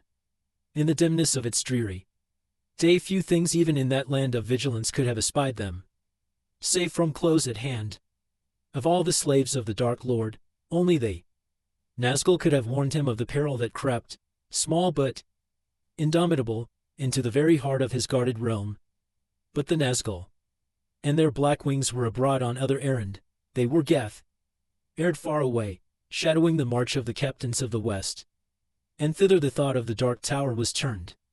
That day it seemed to Sam that his master had found some new strength, more than could be explained by the small lightening of the load that he had to carry. In the RST marches they went further and faster than he had hoped. The land was rough and hostile, and yet they made much progress, and ever the mountain drew nearer. But as the day wore on and all too soon the dim light began to fail, Frodo stooped again, and began to stagger, as if the renewed effort had squandered his remaining strength. At their last halt he sank down and said, "I'm thirsty, Sam," and did not speak again. Sam gave him a mouthful of water, only one more mouthful remained. He went without himself, and now as once more the night of Mordor closed over them, through all his thoughts. There came the memory of water, and every brook or stream or fount that he had ever seen, under green willow shades or twinkling in the sun, danced and rippled for his torment behind the blindness of his eyes. He felt the cool mud about his toes as he paddled in the pool at Bywater with Jolly Cotton and Tom and Nibs, and their sister, Rosie. But that was years ago, he sighed, and far away. The way back, if there is one, goes past the mountain. He could not sleep, and he held a debate with himself. Well, come. Now, we've done better than you hoped, he said sturdily. Began. Well, anyway, I reckon we crossed half the distance before we stopped. One more day will do it. And then he paused. Don't be a fool, Sam Gamgee, came an answer in his own voice. He won't go another day like that, if he moves at all. And you can't go on much longer giving him all the water and most of the food. I can go on a good way though, and I will. Where to? To the mountain, of course. But what then, Sam Gamgee, what then? When you get there, what are you going to do? He won't be able to do anything for himself. To his dismay, Sam realized that he had not got an answer to this. He had no clear idea at all. Frodo had not spoken much to him of his errand, and Sam only knew vaguely that the ring had somehow to be put into the cracks of doom, he muttered, the old name rising to his mind. Well, if Master knows how to endy them. I don't. There you are, came the answer. It's all quite useless, he said. So himself. You are the fool, going on hoping and toiling. You could have lain down and gone to sleep together days ago, if you hadn't been so dogged. But you'll die just the same, or worse. You might just as well lie down now and give it up. You will never get to the top. Anyway, I'll get there, if I leave everything but my bones behind, said Sam. And I'll carry Mr. Frodo up myself, if it breaks my back and heart. So stop arguing. At that moment Sam felt a tremor in the ground beneath him, and he heard or sensed a deep remote rumble as of thunder. Imprisoned under the earth, there was a brief red aim that ickered under the clouds and died away. The mountain too slept uneasily. The last stage of their journey to Ordruin came, and it was a torment greater than Sam had ever thought that he could bear. He was in pain, and so parched that he could no longer swallow even a mouthful of food. It remained dark, not only because of the smokes of the mountain. There seemed to be a storm coming up, and away to the southeast there was a shimmer of lightnings under the black skies. Worst of all, the air was full of fumes, breathing was painful and difficult, and a dizziness came on them, so that they staggered and often fell. And yet their wills did not yield, and they struggled on. The mountain crept up ever nearer, until, if they lifted their heavy heads, it led all their sight, looming vast before them, a huge mass of ash and slag and burned stone, out of which a sheer-sided cone was raised into the clouds. Before the day-long dusk ended and true night came again, they had crawled and stumbled to its very feet. With a gasp Frodo cast himself on the ground. Sam sat by him. To his surprise he felt tired but lighter, and his head seemed clear again. No more debates disturbed his mind. He knew all the arguments of despair and would not listen to them. His will was set, and only death would break it. He felt no longer either desire or need of sleep, but rather of watchfulness. He knew that all the hazards and perils were now drawing together to a point. The next day would be a day of doom, the day of no effort or disaster, the last gasp. But when would it come? The night seemed endless and timeless, minute after minute falling dead and adding up to no passing hour, bringing no change. Sam began to wonder if a second darkness had begun and no day would ever reappear. At last he groped for Frodo's hand. It was cold and trembling. His master was shivering. I didn't ought to have left my blanket behind, muttered Sam. And lying down he tried to comfort Frodo with his arms and body. Then sleep took him, and the dim light of the last day of their quest found them side by side. The wind had fallen the day before as it shifted from the west, and now it came from the north and began to rise, and slowly the light of the unseen sun will tear down into the shadows where the hobbits lay. Now for it. Now for the last gasp, said Sam as he struggled to his feet. He bent over Frodo, rousing him gently. Frodo groaned. But with a great effort of will he staggered up, and then he fell upon his knees again. He raised his eyes with difficulty to the dark slopes of Mount Doom towering above him, and then pitifully he began to crawl forward on his hands. Sam looked at him and wept in his heart, but no tears came to his dry and stinging eyes. I said I'd carry him, if it broke my back, he muttered, and I will. Come, Mr. Frodo, he cried. I can't carry it for you, but I can carry you in it as well. So up you get. Come on, Mr. Frodo dear. Sam will give you a ride. Just tell him where to go, and he'll go. As Frodo clung upon his back, arms loosely about his neck, legs clasped RMLY under his arms, Sam staggered to his feet, and then, to his amazement, he felt the burden light. He had feared that he would have barely strength to lift his master alone, and beyond that, he had expected to share in the dreadful dragging weight of the accursed ring. But it was not so. Whether because Frodo was so worn by his long pains, wound of knife, and venomous sting, and sorrow, fear, and homeless wandering, or because some gift of null strength was given to him, Sam lifted Frodo with no more difficulty than if he were carrying a hobbit child pig back in some romp on the lawns or hales of the Shire. He took a deep breath and started off. They had reached the mountain's foot on its northern side, and a little to the westward, there its long gray slopes, though broken, were not sheer. Frodo did not speak, and so Sam struggled on as best he could, having no guidance but the will to climb as high as might be before his strength gave out and his will broke. On he toiled, up and up, turning this way and that to lessen the slope, often stumbling forward, and at the last crawling like a snail with a heavy burden on its back. When his will could drive him no further, and his limbs gave way, he stopped and laid his master gently down. Frodo opened his eyes and drew a breath. It was easier to breathe up here above the reeks that coiled and drifted down below. Thank you, Sam, he said in a cracked whisper. How far is there to go? I don't know, said Sam, because I don't know where we're going. He looked back, and then he looked up, and he was amazed to see how far his last effort had brought him. The mountain, standing ominous and alone, had looked taller than it was. Sam saw now that it was less lofty than the high passes of the Efelduath which he and Frodo had scaled.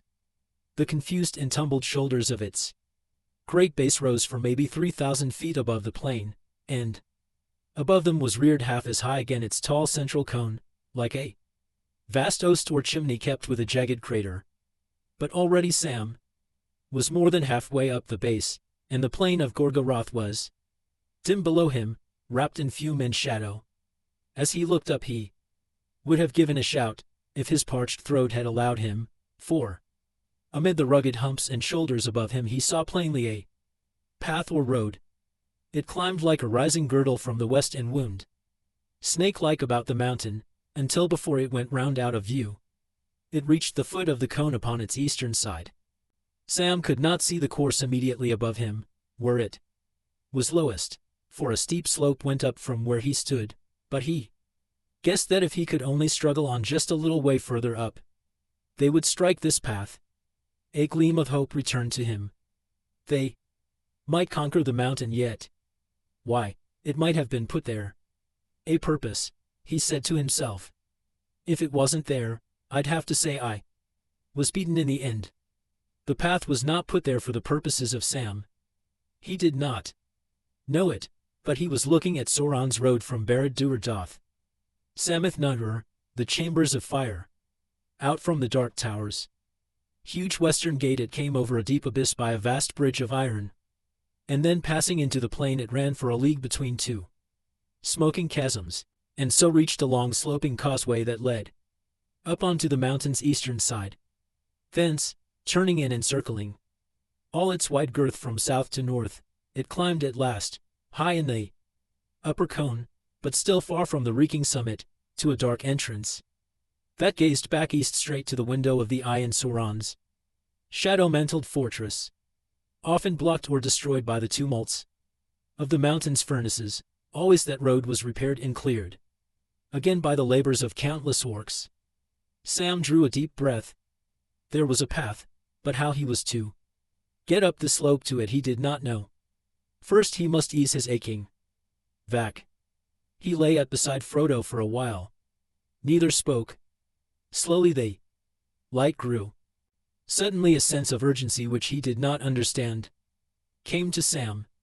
It was almost as if he had been called, now, or it will be too late. He braced himself and got up. Frodo also seemed to have felt the call. He struggled to his knees. "I'll crawl, Sam," he gasped. So foot by foot, like small gray insects, they crept up the slope. They came to the path and found that it was broad, paved with broken rubble and beaten ash. Frodo clambered onto it, and then, moved as if by some compulsion, he turned slowly to face the east. Far off the shadows of Sauron hung, but torn by some gust of wind out of the world, or else moved by some great disquiet within. The mantling clouds swirled, and for a moment drew aside, and then he saw, rising blacker and darker than the vast shades amid which it stood, the cruel pinnacles and iron crown of the topmost tower of Barad-dûr. One moment only it stared out, but as from some great window immeasurably high there stabbed northward a aim of red, the ichor of a piercing eye, and then the shadows were furled again, and the terrible vision was removed. The eye was not turned to them. It was gazing north to where the captains of the west stood at bay, and thither all its malice was now bent, as the power moved to strike its deadly blow. But Frodo at that dreadful glimpse fell as one stricken mortally. His hand sought the chain about his neck. Sam knelt by him. Faint, almost inaudibly, he heard Frodo whispering, "Help me, Sam. Help me, Sam. Hold my hand. I can't stop it." Sam took his master's hands and laid them together, palm to palm, and kissed them, and then he held them gently between his own. The thought came suddenly to him, "He's spotted us. It's all up, or it soon will be. Now, Sam Gamgee, this is the end of ends."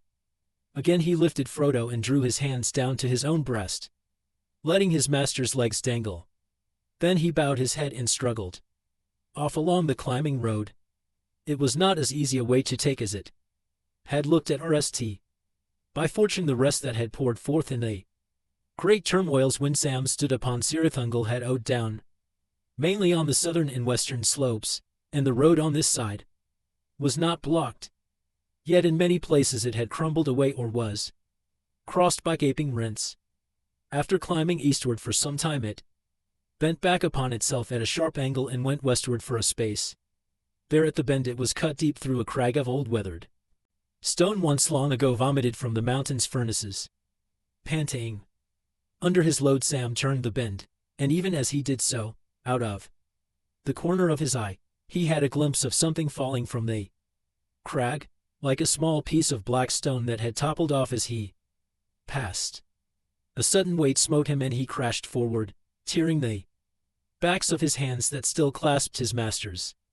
Then he knew what had happened, for above him as he lay he heard a hated voice. "Wicked master," it hissed. "Wicked master cheats us, cheats Smeagol, Gollum. He must untie go that way. He must untie hurt Sias. Give it to Smeagol, yes, give it to us. Give it to USS." With a violent heave Sam rose up. At once he drew his sword, but he could do nothing. Gollum and Frodo were locked together. Gollum was tearing at his master, trying to get at the chain and the ring. This was probably the only thing that could have roused the dying embers of Frodo's heart and will, an attempt to wrest his treasure from him by force. He fought back with a sudden fury that amazed Sam, and Gollum also. Even so, things might have gone far otherwise, if Gollum himself had remained unchanged. But whatever dreadful paths, lonely and hungry and waterless, he had trodden, driven by a devouring desire and a terrible fear, they had left grievous marks on him. He was a lean, starved, haggard thing, all bones and tight-drawn sallow skin. A wild light in his eyes. But his malice was no longer matched by his old griping strength. Frodo hung him off and rose up quivering. Down, down, he gasped, clutching his hand to his breast, so that beneath the cover of his leather shirt he clasped the ring. Down, you creeping thing, and out of my path. Your time is at an end. You cannot betray me or slay me now. Then suddenly, as before under the eaves of the Amen Mule, Sam saw these two rivals with other vision. A crouching shape, scarcely more than the shadow of a living thing, a creature now wholly ruined, undefeated, yet led with a hideous lust and rage, and before it stood stern, untouchable now by pity, Agur robed in white, but at its breast it held a wheel of re. Out of the re there spoke a commanding voice.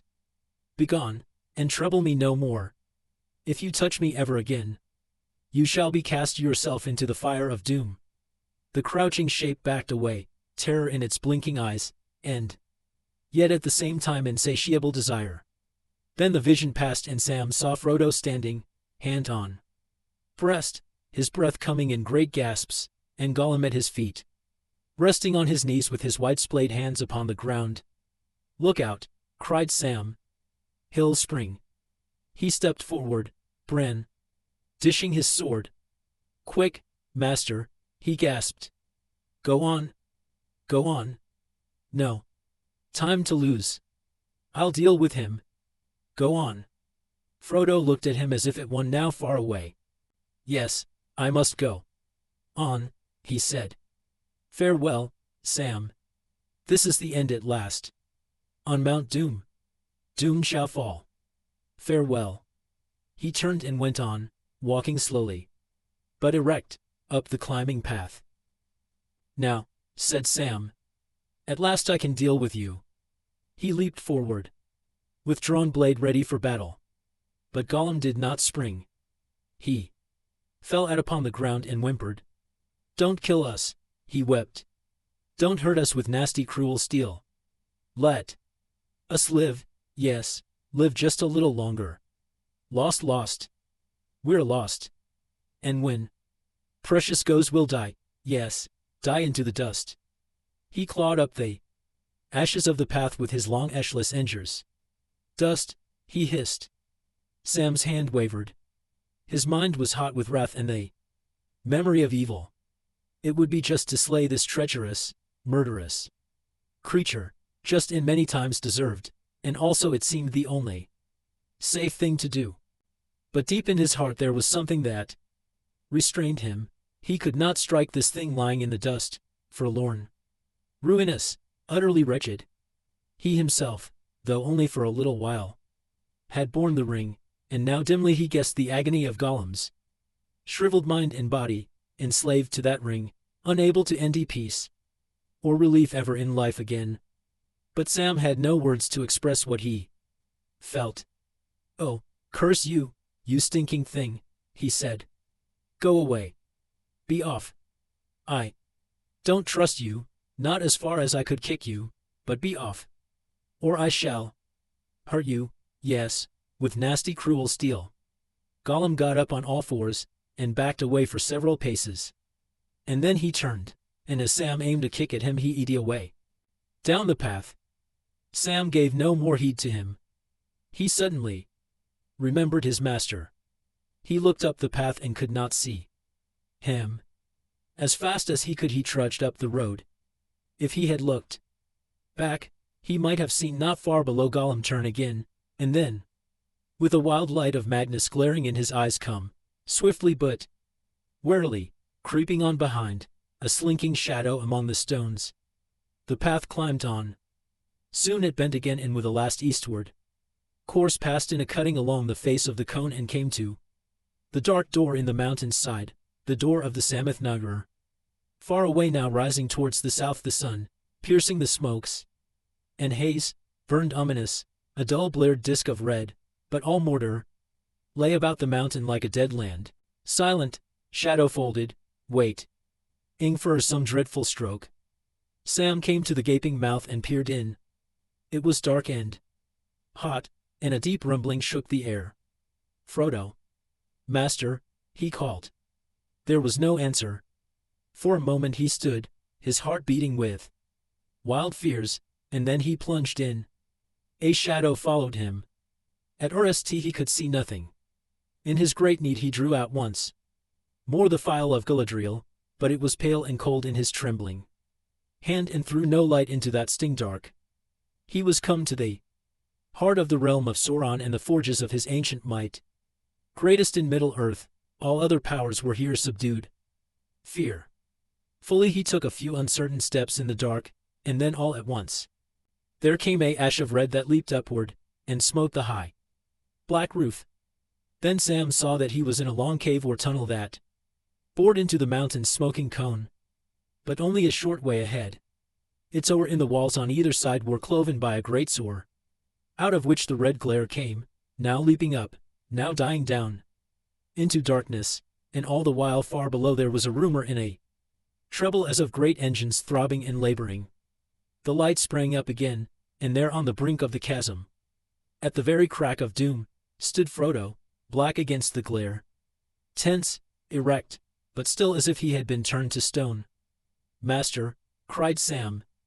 Then Frodo stirred and spoke with a clear voice, indeed with a voice clearer and more powerful than Sam had ever heard him use. And it rose above the throb and turmoil of Mount Doom, ringing in the roof and walls. "I have come," he said. "But I do not choose now to do what I came to do. I will not do this deed. The ring is mine." And suddenly, as he set it on his enger, he vanished from Sam's sight. Sam gasped.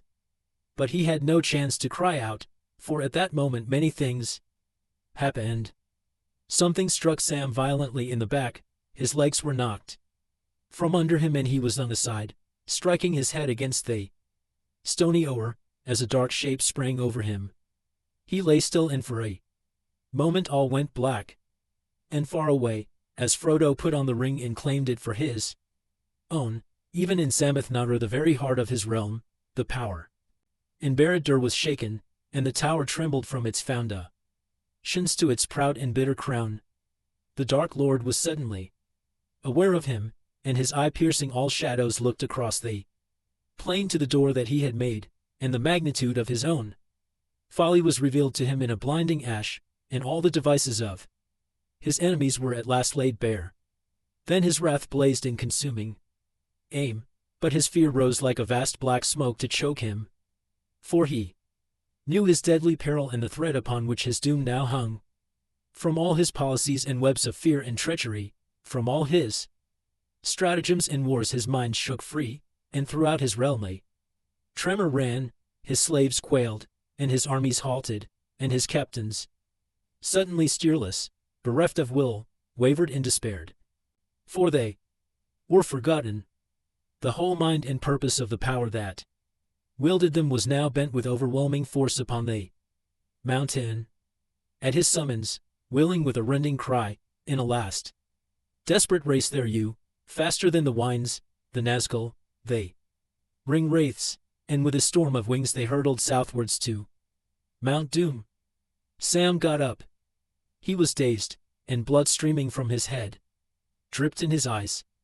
He groped forward, and then he saw a strange and terrible thing. Gollum on the edge of the abyss was sting-like, a mad thing with an unseen foe. To and fro he swayed, now so near the brink that almost he tumbled in, now dragging back, falling to the ground, rising, and falling again. And all the while he hissed but spoke no words. The rest below awoke in anger, the red light blazed, and all the cavern was LED with a great glare and heat.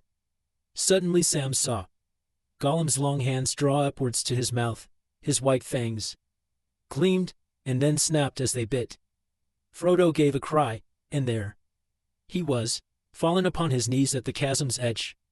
But Gollum, dancing like a mad thing, held aloft the ring, and still thrust within its circle. It shone now as if verily it was wrought of living re. Precious, precious, precious, Gollum cried. My precious! Oh my precious! And with that, even as his eyes were lifted up to gloat on his prize, he stepped too far, toppled, wavered for a moment on the brink, and then with a shriek he fell. Out of the depths came his last wail, precious, and he was gone. There was a roar and a great confusion of noise. Fires leaped up and licked the roof. The throbbing grew to a great tumult, and the mountain shook. Sam ran to Frodo and picked him up and carried him out to the door. And there upon the dark threshold of the Sam Mathnagor, high above the plains of Mordor, such wonder and terror came on him that he stood still, forgetting all else, and gazed as one turned to stone. A brief vision he had of swirling cloud, and in the midst of it, towers and battlements, tall as hills, founded upon a mighty mound, ta'en thrown above immeasurable pits, great courts and dungeons, eyeless prisons sheer as cliffs, and gaping gates of steel and adamant. And then all passed. Towers fell and mountains slid, walls crumbled and melted, crashing down, vast spires of smoke and spouting steams went billowing up, up, until they toppled like an overwhelming wave, and its wild crest curled and came foaming down upon the land. And then at last over the miles between there came a rumble, rising to a deafening crash and roar. The earth shook, the plain heaved and cracked, and o'erdrew and reeled. Fire belched from its riven summit. The skies burst into thunder seared with lightning. Down like lashing whips fell a torrent of black rain, and into the heart of the storm, with a cry that pierced all other sounds, tearing the clouds asunder, the Nazgul came, shooting like humming bolts, as caught in the eerie ruin of hill and sky they crackled, withered, and went out. Well, this is the end, Sam Gamgee, said a voice by his side. And there was Frodo, pale and worn, and yet himself again, and in his eyes there was peace now, neither strain of will, nor madness, nor any fear. His burden was taken away. There was the dear master of the sweet days in the Shire. Master, cried Sam, and fell upon his knees. In all that ruin of the world for the moment he felt only joy, great joy. The burden was gone. His master had been saved, he was himself again, he was free. And then Sam caught sight of the maimed and bleeding hand. Your poor hand, he said. And I have nothing to bind it with, or comfort it. I would have spared him a whole hand of mine rather. But he's gone now beyond recall, gone forever. Yes, said Frodo. But do you remember Gandalf's words, even Gollum may have something yet to do? But for him, Sam, I could not have destroyed the ring. The quest would have been in vain, even at the bitter end.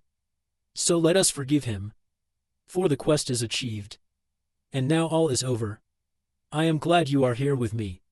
Here at the end of all things, Sam. Chapter 4. The Field of Cormallen. All about the hills the hosts of Mordor raged. The captains of the west were foundering in a gathering sea. The sun gleamed red, and under the wings of the Nazgul the shadows of death fell dark upon the earth. Aragorn stood beneath his banner, silent and stern, as one lost in thought of things long past or far away, but his eyes gleamed like stars that shine the brighter as the night deepens. Upon the hilltop stood Gandalf, and he was white and cold, and no shadow fell on him. The onslaught of Mordor broke like a wave on the beleaguered hills, voices roaring like a tide amid the wreck and crash of arms. As if to his eyes some sudden vision had been given, Gandalf stirred, and he turned, looking back north where the skies were pale and clear. Then he lifted up his hands and cried in a loud voice, ringing above the din, "The eagles are coming." And many voices answered crying, "The eagles are coming. The eagles are coming." They, hosts of Mordor, looked up and wondered what this sign might mean. There came Gwaihir the Wind Lord, and Lendroval his brother, greatest of all the eagles of the north, mightiest of the descendants of old Thorondir, who built his eyries in the inaccessible peaks of the encircling mountains when Middle-earth was young. Behind them in long swift lines came all their vassals from the northern mountains, speeding on a gathering wind. Straight down upon the Nazgul they bore, stooping suddenly out of the high airs, and the rush of their wide wings as they passed over was like a gale. But the Nazgul turned NDD, and vanished into Mordor's shadows, hearing a sudden terrible call out of the dark tower, and even at that moment all the hosts of Mordor trembled, doubt clutched their hearts, their laughter failed, their hands shook and their limbs were loosed. The power that drove them on and led them with hate and fury was wavering, its will was removed from them, and now looking in the eyes of their enemies they saw a deadly light and were afraid. Then all the captains of the West cried aloud, for their hearts were led with a new hope in the midst of darkness.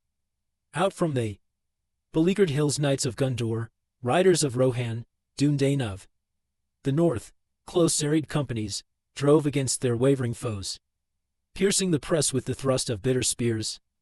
But Gandalf lifted up his arms and called once more in a clear voice, "Stand, men of the West! Stand and wait! This is the hour of doom." And even as he spoke the earth rocked beneath their feet. Then, rising swiftly up, far above the towers of the Black Gate, high above the mountains, a vast soaring darkness sprang into the sky, Ichor ing with Re. The earth groaned and quaked. The towers of the Teeth swayed, tottered, and fell down. The mighty rampart crumbled. The Black Gate was hurled in ruin, and from far away, now dim, now growing, now mounting to the clouds, there came a drumming rumble, a roar, a long echoing roll of ruinous noise. "The realm of Sauron is ended," said Gandalf. "The ring-bearer has fooled his quest." And as the captains gazed south to the land of Mordor, it seemed to them that, black against the pall of cloud, there rose a huge shape of shadow, impenetrable, lightning-crowned, filling all the sky. Enormous it reared above the world, and stretched out towards them a vast threatening hand, terrible but impotent, for, even as it leaned over them, a great wind took it, and it was all blown away, and passed, and then a hush fell. The captains bowed their heads, and when they looked up again, behold, their enemies worrying in the power of Mordor was scattering like dust in the wind, as when death smites the swollen, brooding thing that inhabits their crawling hill and holds them all in sway. Ants will wander witless and purposeless and then feebly die. So the creatures of Sauron, orc, or troll or beast spell enslaved, ran hither and thither mindless, and some slew themselves, or cast themselves in pits, or wailing back to hide in holes in dark lightless places far from hope. But the men of Rhûn and of Harad, Easterling, and Sauron, saw the ruin of their war in the great majesty and glory of the captains of the West, and those that were deepest in longest in evil servitude, hating the West, and yet were men proud and bold, in their turn now gathered themselves for a last stand of desperate battle. But the most part eastward as they could, and some cast their weapons down and sued for mercy. Then Gandalf, leaving all such matters of battle and command to Aragorn and the other lords, stood upon the hilltop and called, and down to him came the great eagle, Gwaihir the Wind Lord, and stood before him. "Twice you have borne me, Gwaihir my friend," said Gandalf. "Thrice shall pay for all, if you are willing. You will not endy me a burden much greater than when you bore me from Zyroxigil, where my old life burned away." "I would bear you," answered Gwaihir, "whither you will, even were you made of stone. Then come, and let your brother go with us, and some other of your folk who is most swift. For we have need of speed greater than any wind, outmatching the wings of the Nazgul. The north wind blows, but we shall outie it," said Gwaihir. And he lifted up Gandalf and sped away south, and with him went Lendroval, and Menelder young and swift. And they passed over Yudun and Gorgoroth and saw all the land in ruin and tumult beneath them, and before them Mount Doom blazing, pouring out its re. "I am glad that you are here with me," said Frodo. "Here at the end of all things, Sam." "Yes, I am with you, Master," said Sam, laying Frodo's wounded hand gently to his breast. "And you are with me. And the journey's nished. But after coming all that way I don't want to give up yet. It's not like me, somehow, if you understand." "Maybe not, Sam," said Frodo, "but it's like things are in the world. Hopes fail. An end comes. We have only a little time to wait now. We are lost in ruin and downfall, and there is no escape. Well, Master, we could at least go further from this dangerous place here, from this crack of doom, if that's its name. Now couldn't we? Come, Mr. Frodo, let's go down the path at any rate." "Very well, Sam. If you wish to go, I'll come," said Frodo, and they rose and went slowly down the winding road, and even as they passed towards the mountain's quaking feet, a great smoke and steam belched from the Sammath Nagar, and the side of the cone was riven open, and a huge eerie vomit rolled in slow thunderous cascade down the eastern mountainside. Frodo and Sam could go no further. Their last strength of mind and body was swiftly ebbing. They had reached a low ashen hill piled at the mountain's foot, but from it there was no more escape. It was an island now, not long to endure, amid the torment of Orodruin. All about it the earth gaped, and from deep rifts and pits smoke and fumes leaped up. Behind them the mountain was convulsed. Great rents opened in its side. Slow rivers of reek came down the long slopes towards them. Soon they would be engulfed. A rain of hot ash was falling. They stood now, and Sam, still holding his master's hand, caressed it. He sighed. "What a tale we have been in, Mr. Frodo, haven't we?" he said. "I wish I could hear it told. Do you think they'll say, 'Now comes the story of Ninengard, Frodo and the Ring of Doom'? And then everyone will hush, like we did when in Rivendell they told us the tale of Bur in One Hand and the Great Jewel. I wish I could hear it. And I wonder how it will go on after our part." But even while he spoke so, to keep fear away until the very last, his eyes still strayed north, north into the eye of the wind, to where the sky far off was clear, as the cold blast, rising to a gale, drove back the darkness and the ruin of the clouds. And so it was that Gwaihir saw them with his keen far-seeing eyes. As down the wild wind he came, and daring the great peril of the skies he circled in the air, two small darkers, forlorn, hand in hand upon a little hill, while the world shook under them, and gasped. And rivers of reed drew near. And even as he espied them and came swooping down, he saw them fall, worn out, or choked with fumes and heat, or stricken down by despair at last, hiding their eyes from death. Side by side they lay, and down swept Gwaihir, and down came Landroval and Menelder the Swift, and in a dream, not knowing what fate had befallen them, the wanderers were lifted up and borne far away out of the darkness and the re. When Sam awoke, he found that he was lying on some soft bed. But over him gently swayed wide beechen boughs, and through their young leaves sunlight glimmered, green and gold. All the air was full of a sweet mingled scent. He remembered that smell, the fragrance of Ithilien. "Bless me," he mused. "How long have I been asleep?" For the scent had borne him back to the day when he had lit his little re under the sunny bank, and for the moment all else between was out of waking memory. He stretched and drew a deep breath. "Why, what a dream I've had," he muttered. "I am glad to wake." He sat up and then he saw that Frodo was lying beside him, and slept peacefully, one hand behind his head, and the other resting upon the coverlet.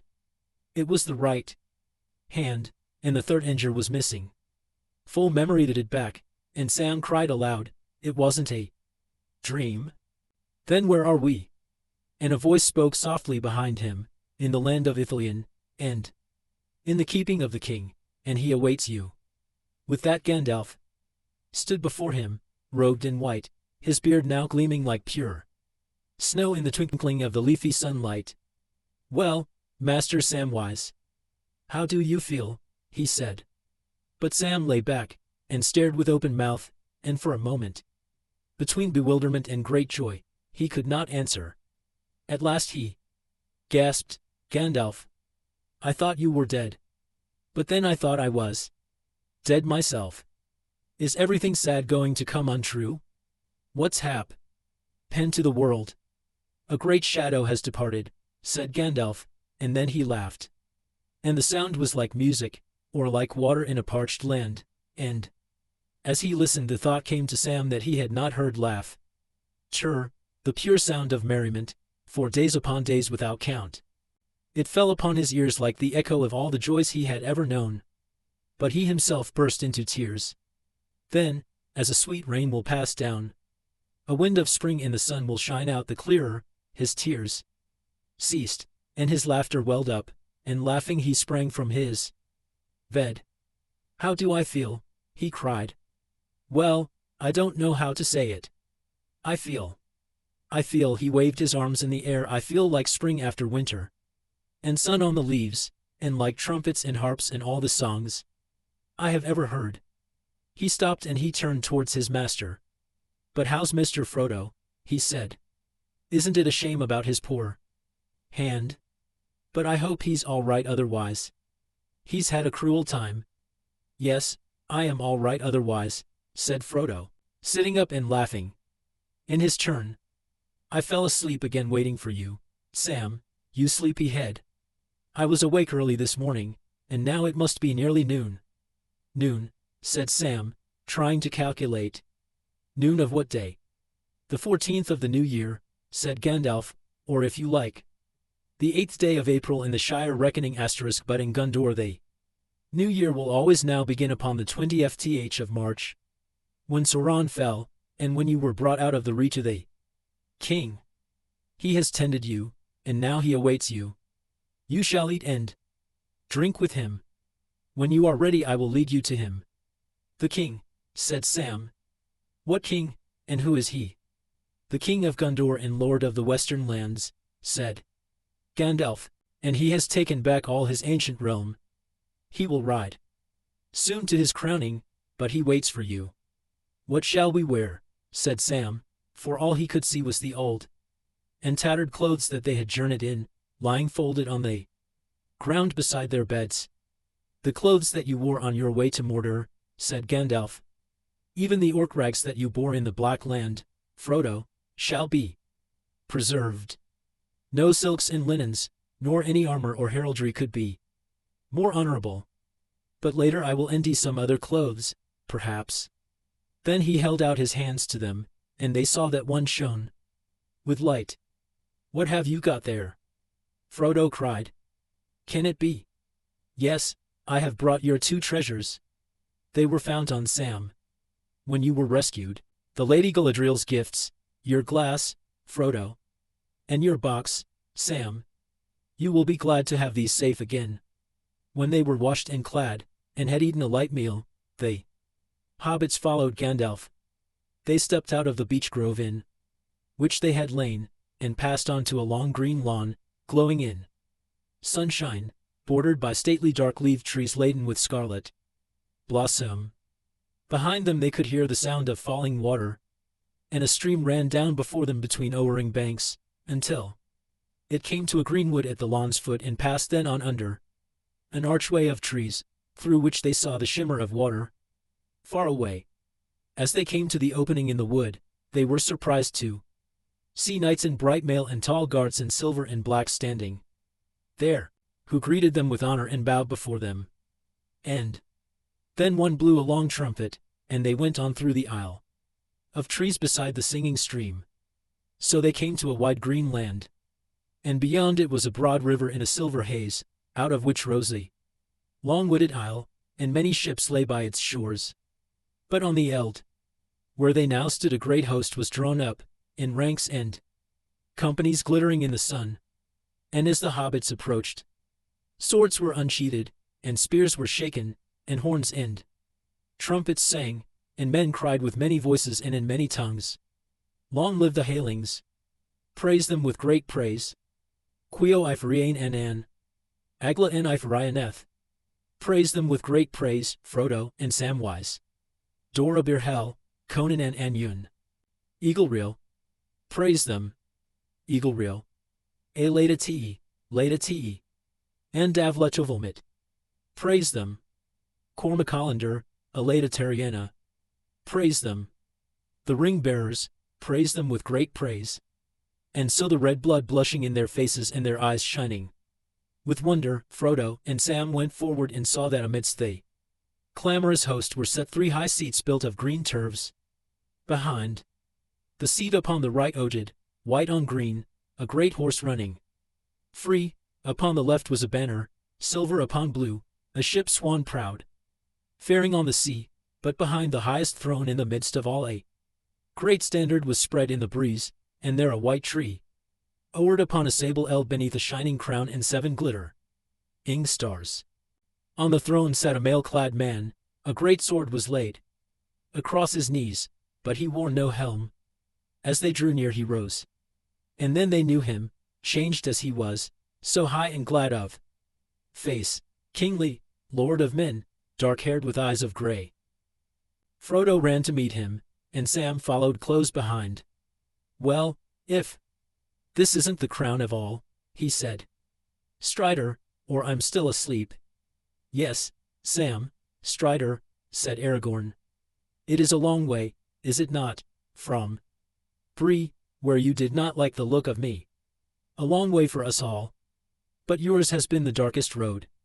And then to Sam's surprise and utter confusion he bowed his knee before them, and taking them by the hand, Frodo upon his right and Sam upon his left, he led them to the throne, and setting them upon it, he turned to the men and captains who stood by and spoke, so that his voice rang over all the host, crying, Praise them with great praise. And when the glad shout had swelled up and died away again, to Sam's null in complete satisfaction and pure joy, a minstrel of Gondor stood forth, and knelt, and begged leave to sing. And behold, he said, Lo, lords and knights and men of valor unashamed, kings and princes, and fair people of Gondor, and riders of Rohan, and yet sons of Elrond, and Dúnedain of the north, and elf, and dwarf, and great hearts of the Shire, and all free folk of the west, now listen to my lay. For I will sing to you of Frodo of the 9 fingers and the Ring of Doom. And when Sam heard that he laughed aloud for sheer delight, and he stood up and cried, O great glory and splendor! And all my wishes have come true. And then he wept. And all the host laughed and wept, and in the midst of their merriment and tears the clear voice of the minstrel rose like silver and gold, and all men were hushed. And he sang to them, now in the elven tongue, now in the speech of the West, until their hearts, wounded with sweet words, overrode, and their joy was like swords. And they passed in thought out to regions where pain and delight, together and tears are the very wine of blessedness. And at the last, as the sun fell from the noon and the shadows of the trees lengthened, he ended. Praise them with great praise, he said and knelt. And then Aragorn stood up, and all the host arose.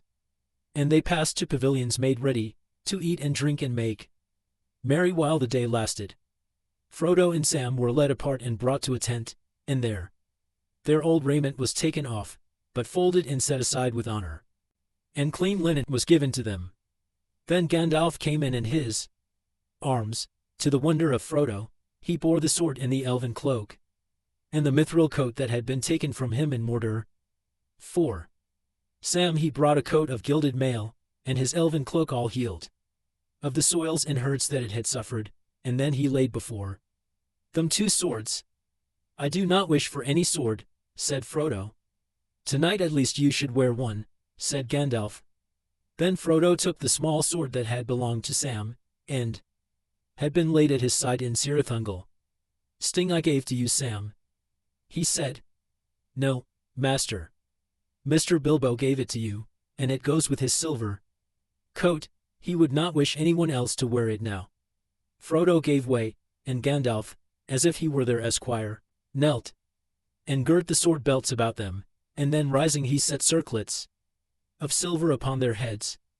And when they were arrayed they went to the great feast, and they sat at the king's table with Gandalf, and King Eomer of Rohan, and the Prince Imrahil and all the chief captains, and there also were Gimli and Legolas. But when, after the standing silence, wine was brought, there came in 2 esquires to serve the kings, or so they seemed to be. One was clad in the silver and sable of the guards of Minas Tirith, and the other in white and green. But Sam wondered what such young boys were doing in an army of mighty men. Then suddenly, as they drew near and he could see them plainly, he exclaimed, "Why, look, Mr. Frodo! Look here! Well, if it isn't Pippin, Mr. Peregrine Took, I should say, and Mr. Merry. How they have grown! Bless me! But I can see there's more tales to tell than ours."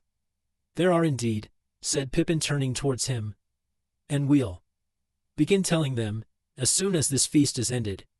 In the meantime, you can try Gandalf. He's not so close as he used to be, though he laughs now more than he talks. For the present Merry and I are busy. We are knights of the city and of the mark, as I hope you observe." At last the glad day ended, and when the sun was gone and the round moon rode slowly above the mists of Anduin and Ichard, through the uttering leaves, Frodo and Sam sat under the whispering trees amid the fragrance of fair Ithilien, and they talked deep into the night with Merry and Pippin and Gandalf, and after a while Legolas and Gimli joined them. There Frodo and Sam learned much of all that had happened to the company after their fellowship was broken on the evil day at Prithgalen by Rorose Falls, and still there was always more to ask and more to tell. Orcs, and talking trees, and leagues of grass, and galloping riders, and glittering caves, and white towers and golden halls, and battles, and tall ships sailing, all these passed before Sam's mind until he felt bewildered. But amidst all these wonders he returned always to his astonishment at the size of Merry and Pippin, and he made them stand back to back with Frodo and himself. He scratched his head. "Can't understand it at your age," he said. "But there it is, you're 3 inches taller than you ought to be, or I'm a dwarf." "That you certainly are not," said Gimli. "But what did I say? Mortals cannot go drinking ant draughts and expect no more to come of them than of a pot of beer." "Ant draughts," said Sam. "There you go about ants again, but what they are beats me. Why, it will take weeks before we get all these things sized up." "Weeks indeed," said Pippin.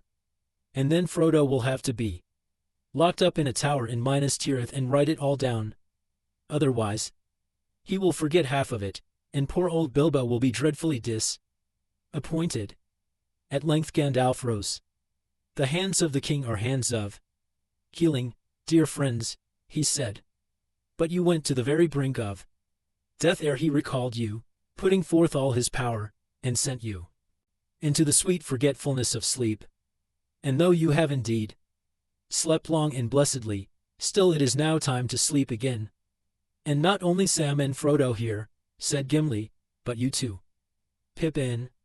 I love you, if only because of the pains you have cost me, which I shall never forget. Nor shall I forget ending you on the hill of the last battle. But for Gimli the dwarf you would have been lost then. But at least I know now the look of a hobbit's foot, though it be all that can be seen under a heap of bodies. And when I heaved that great carcass off you, I made sure you were dead. I could have torn out my beard. And it is only a day yet since you were rst up and abroad again. To bed now you go. And so shall I. And I," said Legolas, "shall walk in the woods of this fair land, which is rest enough. In days to come, if my elven lord allows, some of our folk shall remove hither, and when we come it shall be blessed. For a while, a month, a life, 100 years of men. But Anduin is near, and Anduin leads down to the sea. To the sea, to the sea, to the sea. The white gulls are crying. The wind is blowing, and the white foam is ying. West, west away, the round sun is falling. Grey ship, do you hear them calling? The voices of my people that have gone before me? I will leave the woods that bore me. For our days are ending and our years failing. I will pass the wide waters lonely sailing. Long are the waves on the last shore falling. Sweet are the voices in the lost isle calling. In your sea, an elven home that no man can discover. Where the leaves fall not, land of my people forever. And so singing Legolas went away down the hill. Then the others also departed, and Frodo and Sam went to their beds and slept. And in the morning they rose again in hope and peace, and they spent many days in Ithilien. For the field of Cormallen, where the host was now encamped, was near to Henneth and Yun, and the stream that owed from its falls could be heard in the night as it rushed down through its rocky gate, and passed through the Owery meads into the tides of Anduin by the Isle of Caer Endrys. The hobbits wandered here and there visiting again the places that they had passed before, and Sam hoped always in some shadow of the woods or secret glade to catch, maybe, a glimpse of the great Oliphant. And when he learned that at the siege of Gondor there had been a great number of these beasts but that they were all destroyed, he thought it a sad loss. Well, one can't be everywhere at once, I suppose, he said.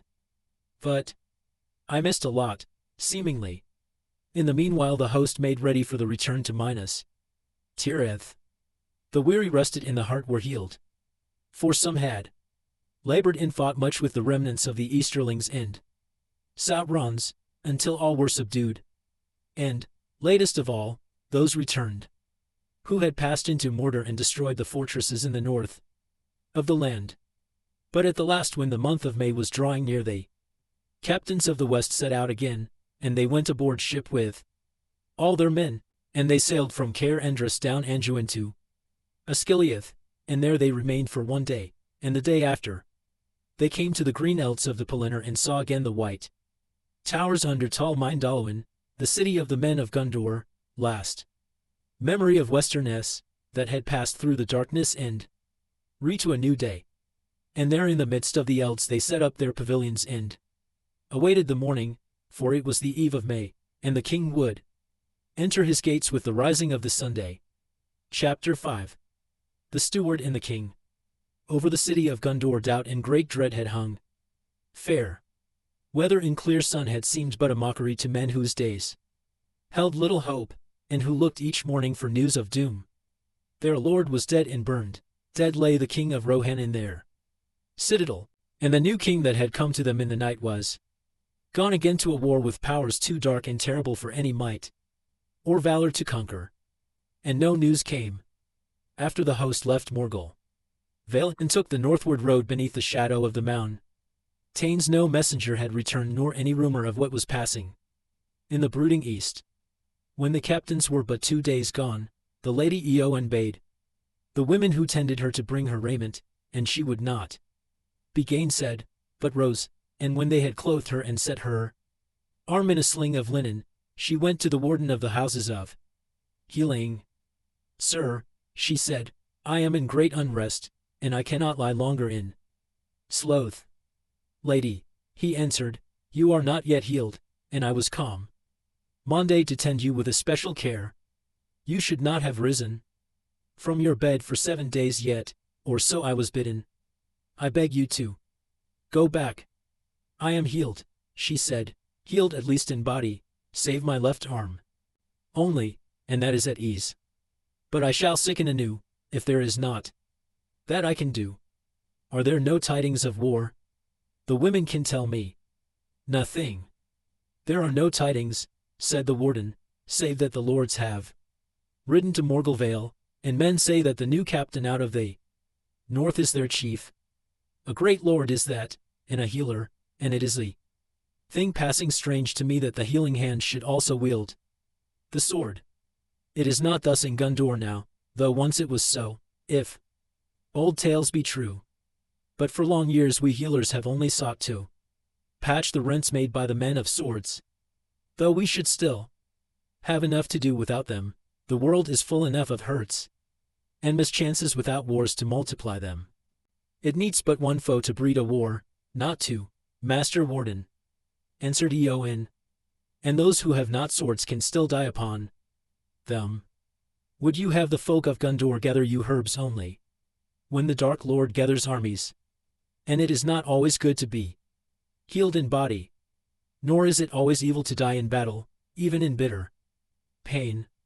Were I permitted, in this dark hour I would choose the latter. The warden looked at her. Tall she stood there, her eyes bright in her white face, her right hand clenched as she turned and gazed out of his window that opened to the east. He sighed and shook his head. After a pause she turned to him again. Is there no deed to do? She said. Who commands in this city? I do not rightly know, he answered. Such things are not my care. There is a marshal over the riders of Rohan, and the Lord Hurin, I am told, commands the men of Gondor. But the Lord Faramir is, by right, the steward of the city. Where can I envy him? In this house, lady. He was sorely hurt, but is now set again on the way to health. But I do not know. Will you not bring me to him? Then you will know.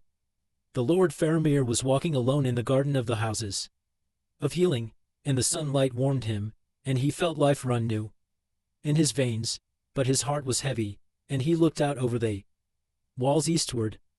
And coming, the warden spoke his name, and he turned and saw the Lady Eowyn of Rohan, and he was moved with pity, for he saw that she was hurt, and his clear sight perceived her sorrow and unrest. My lord, said the warden, here is the Lady Eowyn of Rohan. She rode with the king and was sorely hurt, and dwells now in my keeping. But she is not content, and she wishes to speak to the steward of the city. Do not misunderstand him, lord, said Eowyn. It is not lack of care that grieves me. No houses could be fairer, for those who desire to be healed. But I cannot lie in sloth, idle, caged. I looked for death in battle. But I have not died, and battle still goes on. At a sign from Faramir, the warden bowed and departed. What would you have me do, lady? Said Faramir. I also am a prisoner of the healers. He looked at her, and being a man whom pity deeply stirred, it seemed to him that her loveliness amid her grief would pierce his heart. And she looked at him and saw the grave tenderness in his eyes, and yet knew, for she was bred among men of war, that here was one whom no rider of the mark would outmatch in battle. What do you wish? He said again. If it lies in my power, I will do it. I would have you command this warden, and bid him let me go. She said, but though her words were still proud, her heart faltered. And for the rest time she doubted herself. She guessed that this tall man, both stern and gentle, might think her merely wayward, like a child that has not the reamness of mind to go on with a dull task to the end. I myself am in the warden's keeping, answered Faramir. Nor have I yet taken up my authority in the city. But had I done so, I should still listen to his counsel, and should not cross his will in matters of his craft, unless in some great need. But I do not desire healing, she said.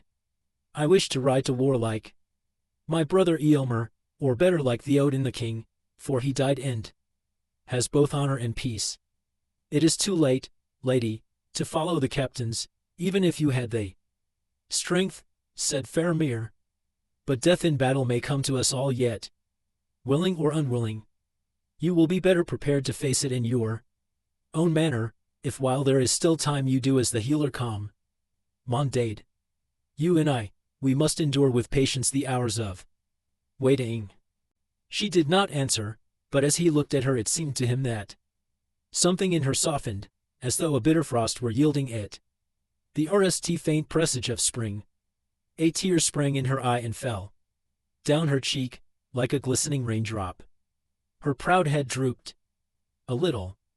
Then quietly, more as if speaking to herself than to him, but the healers would have me lie abed 7 days yet, she said. And My window does not look eastward. Her voice was now that of a maiden young and sad. Faramir smiled, though his heart was led with pity.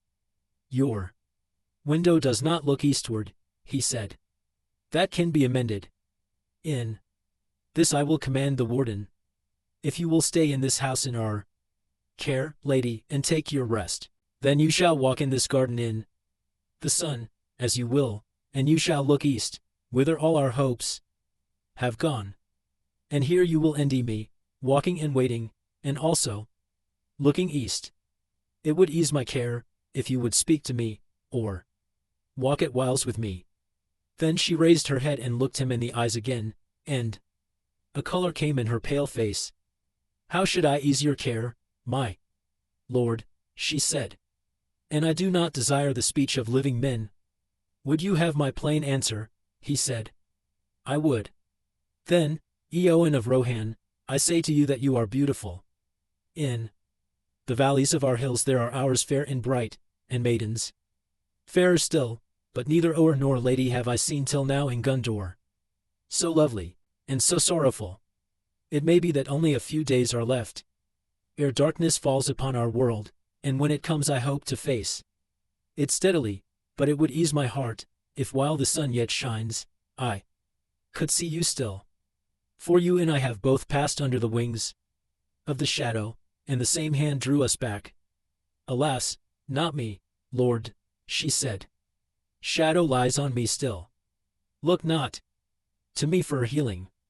I am a shield maiden and my hand is ungentle. But I thank you for this at least, that I need not keep to my chamber. I will walk abroad by the grace of the steward of the city. And she did him a courtesy and walked back to the house. But Faramir for a long while walked alone in the garden, and his glance now strayed rather to the house than to the eastward walls. When he returned to his chamber he called for the warden, and heard all that he could tell of the Lady of Rohan. But I doubt not, Lord, said the warden, that you would learn more from the hailing that is with us, for he was in the riding of the king, and with the lady at the end, they say. And so Merry was sent to Faramir, and while that day lasted they talked long together, and Faramir learned much, more even than Merry put into words, and he thought that he understood now some thing of the grief and unrest of Eowyn of Rohan. And in the fair evening Faramir and Merry walked in the garden, but she did not come. But in the morning, as Faramir came from the houses, he saw her, as she stood upon the walls, and she was clad all in white, and gleamed in the sun. And he called to her, and she came down, and they walked on the grass or sat under a green tree together, now in silence, now in speech. And each day after they did likewise.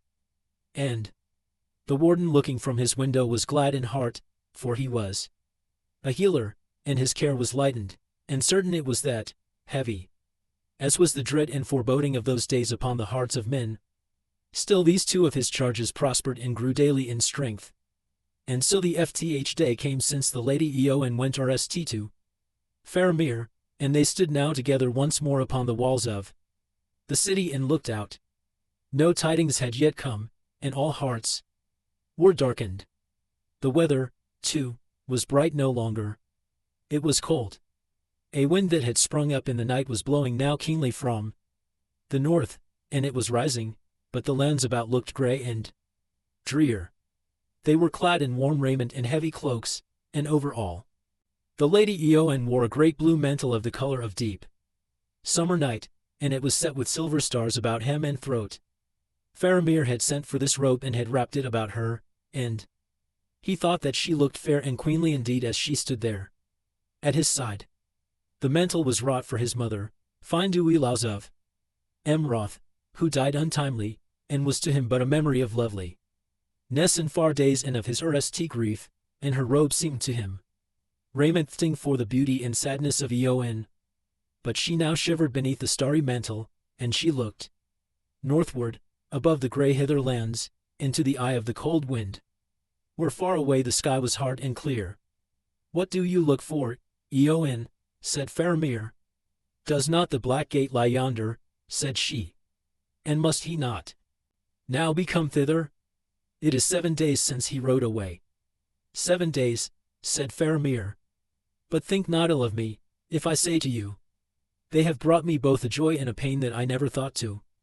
No, joy to see you, but pain, because now the fear and doubt of this evil time are grown dark indeed.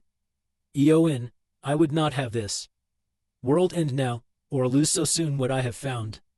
Lose what you have found, Lord, she answered, but she looked at him gravely and her eyes were kind. I know not what in these days you have found that you could lose. But come, my friend, let us not speak of it. Let us not speak at all. I stand upon some dreadful brink, and it is utterly dark in the abyss before my feet, but whether there is any light behind me I cannot tell, for I cannot turn yet. I wait for some stroke of doom. Yes, we wait for the stroke of doom, said Faramir. And they said no more, and it seemed to them as they stood upon the wall that the wind died, and the light failed, and the sun was bleared, and all sounds in the city or in the lands about were hushed, neither wind, nor voice, nor bird call, nor rustle of leaf, nor their own breath could be heard. The very beating of their hearts was stilled. Time halted. And as they stood so, their hands met and clasped, though they did not know it. And still they waited for they knew not what. Then, presently it seemed to them that above the ridges of the distant mountains another vast mountain of darkness rose, towering up like a wave that should engulf the world, and about it lightning zickered. And then a tremor ran through the earth, and they felt the walls of the city quiver. A sound like a sigh went up from all the lands about them, and their hearts beat suddenly again. It reminds me of Numenor, said Faramir, and wondered to hear himself speak. Of Numenor, said Eowyn. Yes, said Faramir, of the land of Westerness that foundered, and of the great dark wave climbing over the green lands in above the hills, and coming on, darkness unscapable. I often dream of it. Then you think that the darkness is coming, said Eowyn. Darkness unscapable. And suddenly she drew close to him. No, said Faramir, looking into her face. It was but a picture in the mind. I do not know what is happening.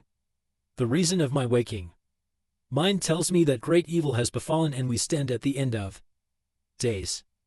But my heart says nay, and all my limbs are light, in a hope and joy are come to me that no reason can deny. Eowyn, Eowyn, White Lady of Rohan, in this hour I do not believe that any darkness will endure. And he stooped and kissed her brow. And so they stood on the walls of the city of Gondor, and a great wind rose and blew, and their hair, raven and golden, streamed out, mingling in the air. And the shadow departed, and the sun was unveiled, and light leaped forth, and the waters of Anduin shone like silver, and in all the houses of the city men sang for the joy that welled up in their hearts from what source they could not tell. And before the sun had fallen far from the noon out of the east, there came a great eagle-ying, and he bore tidings beyond hope from the lords of the west, crying, Sing now, ye people of the tower of Aenir, for the realm of Sauron is ended forever, and the dark tower is thrown down. Sing and rejoice, ye people of the tower of Guard, for your watch hath not been in vain, and the black gate is broken, and your king hath passed through, and he is victorious.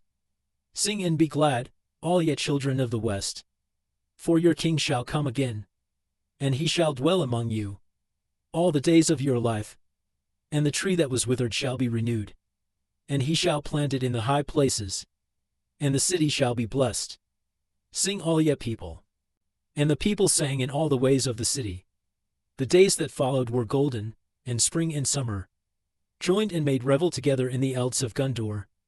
And tidings now came by swift riders from Caer Endrys of all that was done, and the city made ready for the coming of the king. Merry was some, moaned and rode away with the wains that took store of goods to Osgiliath and thence by ship to Caer Endrys, but Faramir did not go, for now being healed he took upon him his authority in the stewardship, although it was only for a little while, and his duty was to prepare for one who should replace him. And Eowyn did not go, though her brother sent word begging her to come to the Eld of Cormallen. And Faramir wondered at this.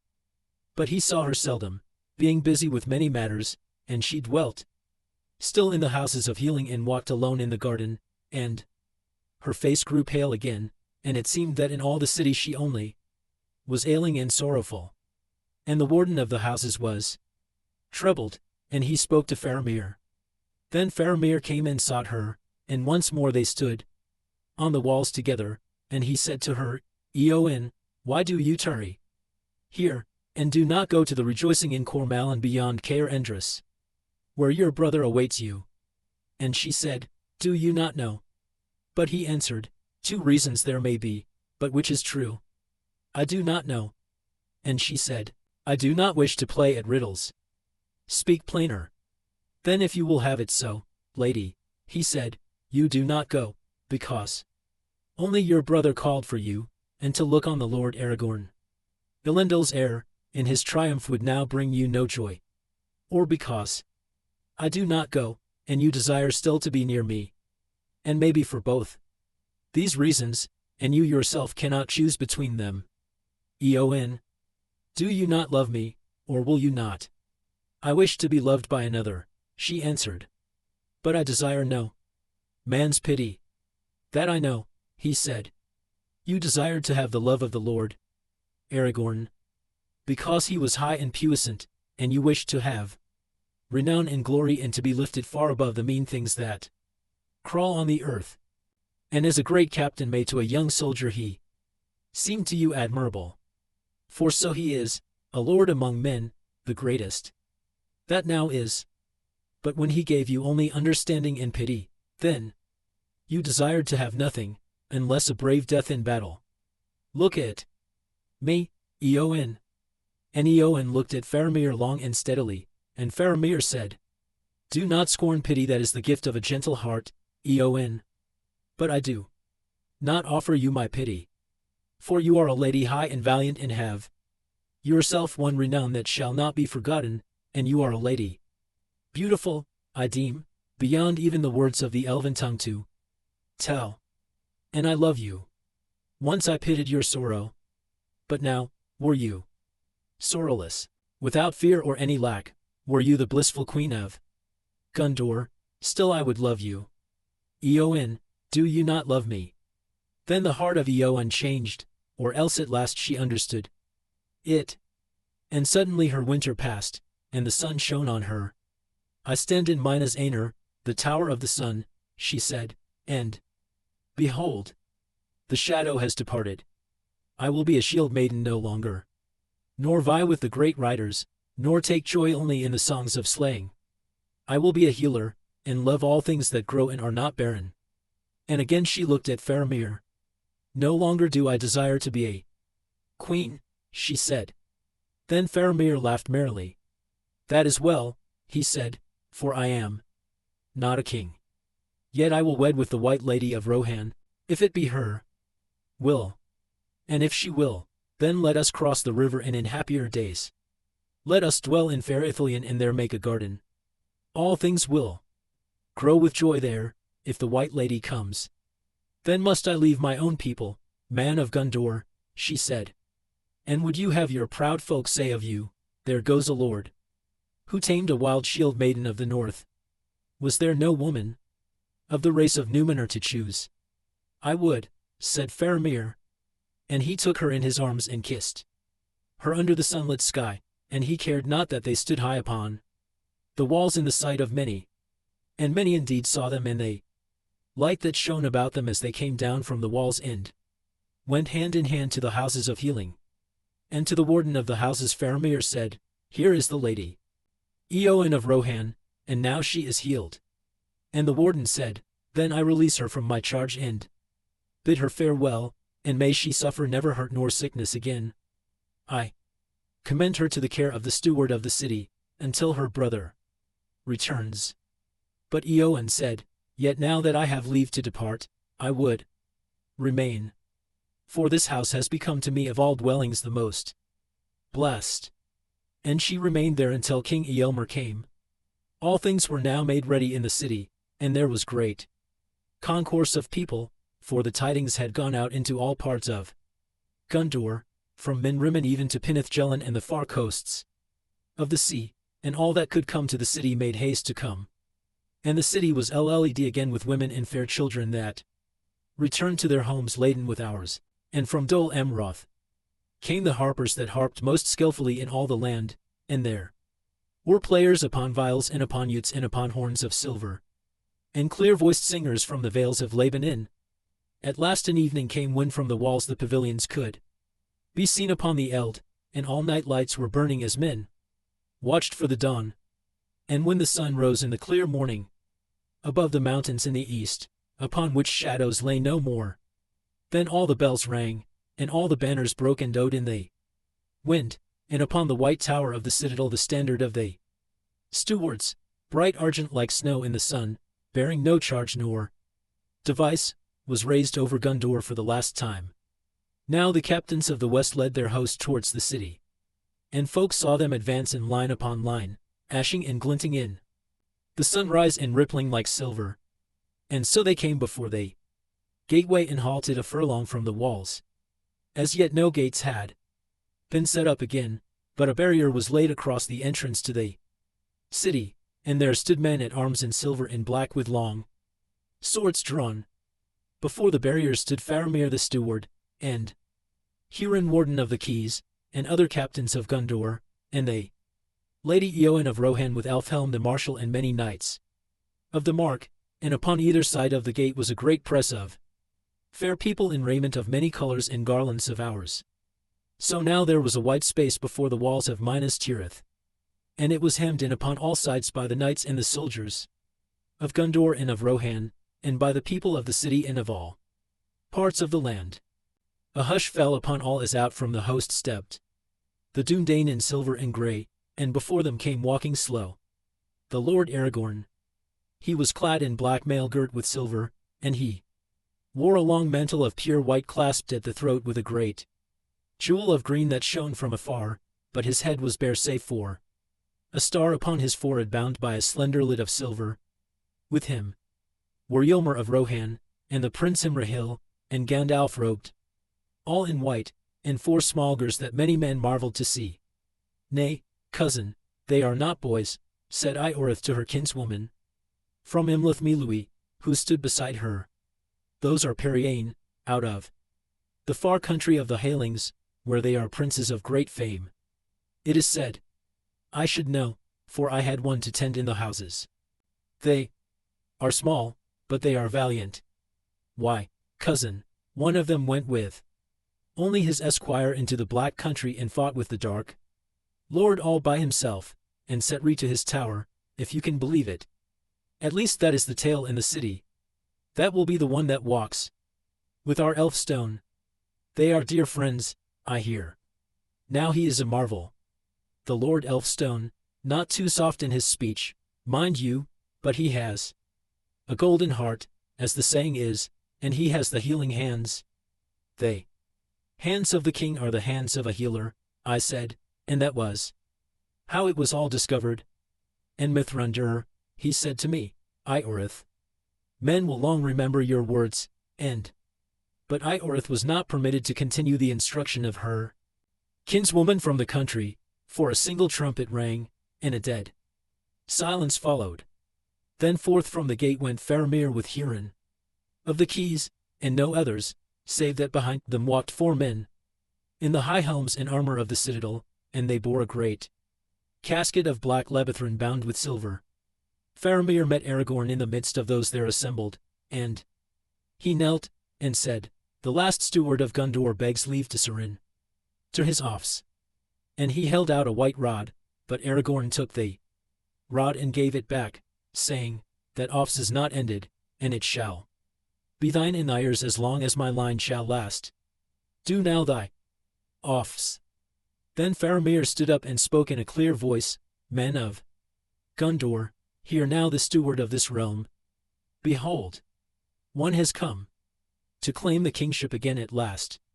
Here is Aragorn son of Arathorn, chieftain of the Dúnedain of Arnir, captain of the host of the west, bearer of the star of the north, wielder of the sword reforged, victorious in battle, whose hands bring healing, the elf-stone, Elisar, of the line of Valendil, Isildur's son, Elendil's son of Numenor, shall he be king and enter into the city and dwell there. And all the host and all the people cried yea with one voice. And Ioreth said to her kinswoman, This is just a ceremony such as we have in the city, cousin, for he has already entered, as I was telling you. And he said to me, and then again she was obliged to silence, for Faramir spoke again. Men of Gondor, the lore masters tell that it was the custom of old, that the king should receive the crown from his father ere he died. Or if that might not be, that he should go alone and take it from the hands of his father in the tomb where he was laid. But since things must now be done otherwise, using the authority of the steward, I have today brought hither from Rathdin the crown of Urnur the last king, whose days passed in the time of our long fathers of old. Then the guards stepped forward, and Faramir opened the casket. And he held up an ancient crown. It was shaped like the helms of the guards of the citadel, save that it was loftier, and it was all white.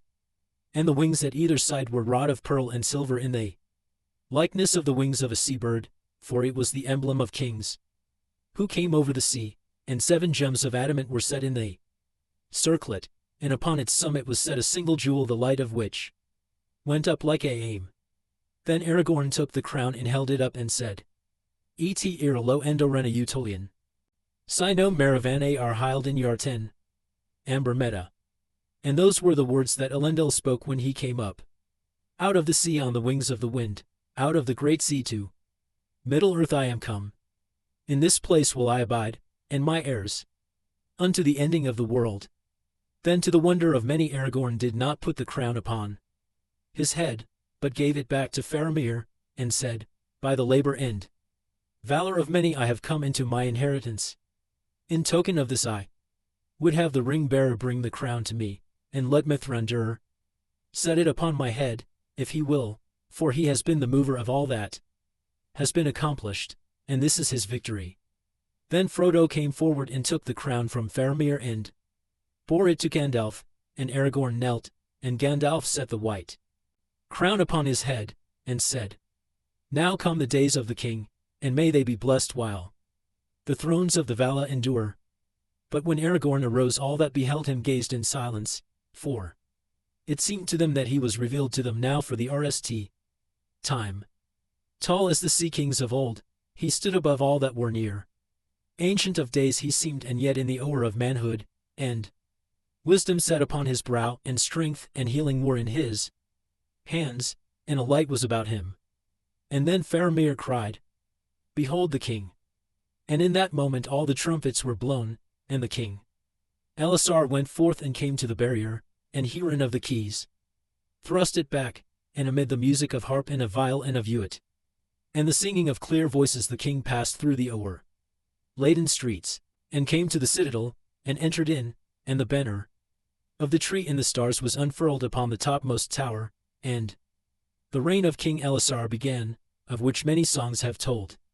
In his time the city was made more fair than it had ever been, even in the days of its rst glory, and it was led with trees and with fountains, and its gates were wrought of mithril and steel, and its streets were paved with white marble, and the folk of the mountain labored in it, and the folk of the wood rejoiced to come there, and all was healed and made good, and the houses were led with men and women in the laughter of children, and no window was blind, nor any courtyard empty, and after the ending of the third age of the world into the new age it preserved the memory and the glory of the years that were gone.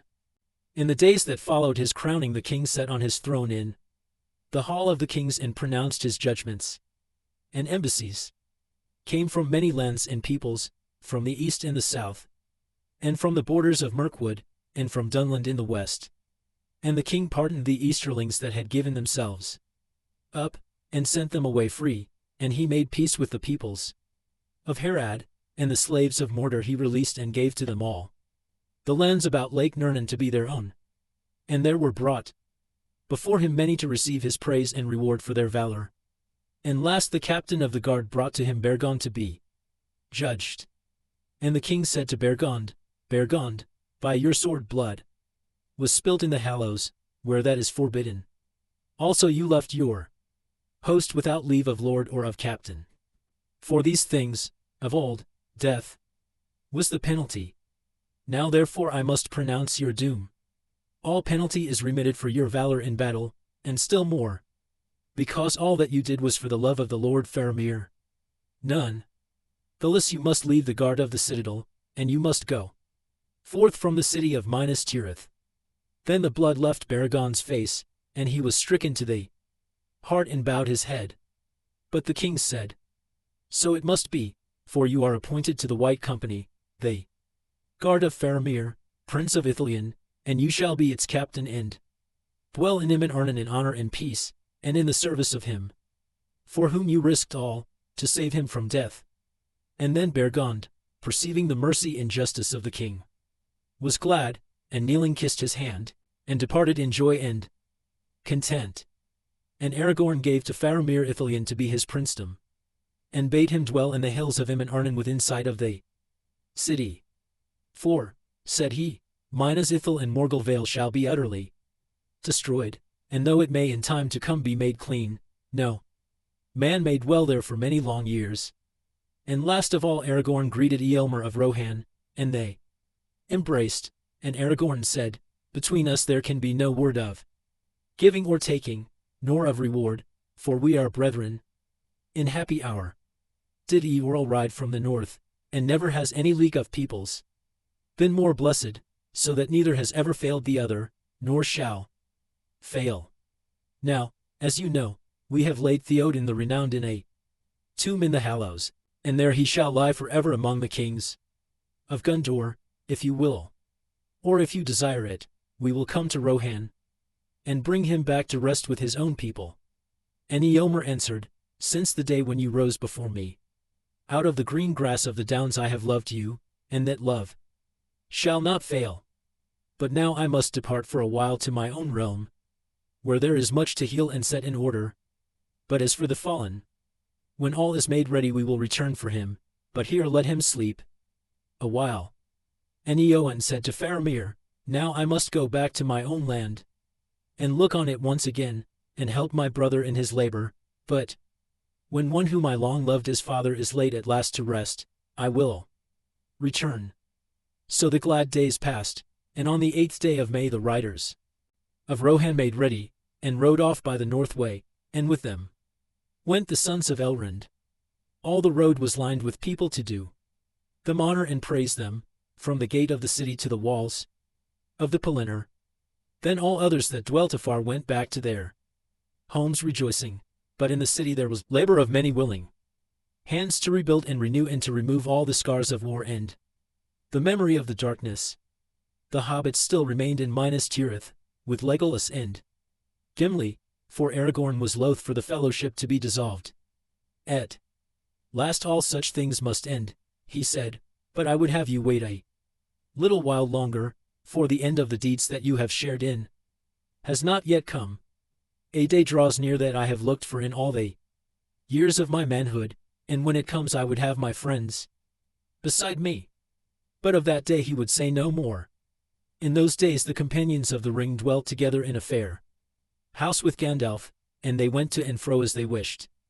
And Frodo said to Gandalf, Do you know what this day is that Aragorn speaks of? For we are happy here, and I don't wish to go, but the days are running away, and Bilbo is waiting, and the Shire is my home. As for Bilbo, said Gandalf, he is waiting for the same day, and he knows what keeps you. And as for the passing of the days, it is now only May, and high summer is not yet in, and though all things may seem changed, as if an age of the world had gone by, yet to the trees and the grass it is less than a year since you set out. Pippin, said Frodo, didn't you say that Gandalf was less close than of old?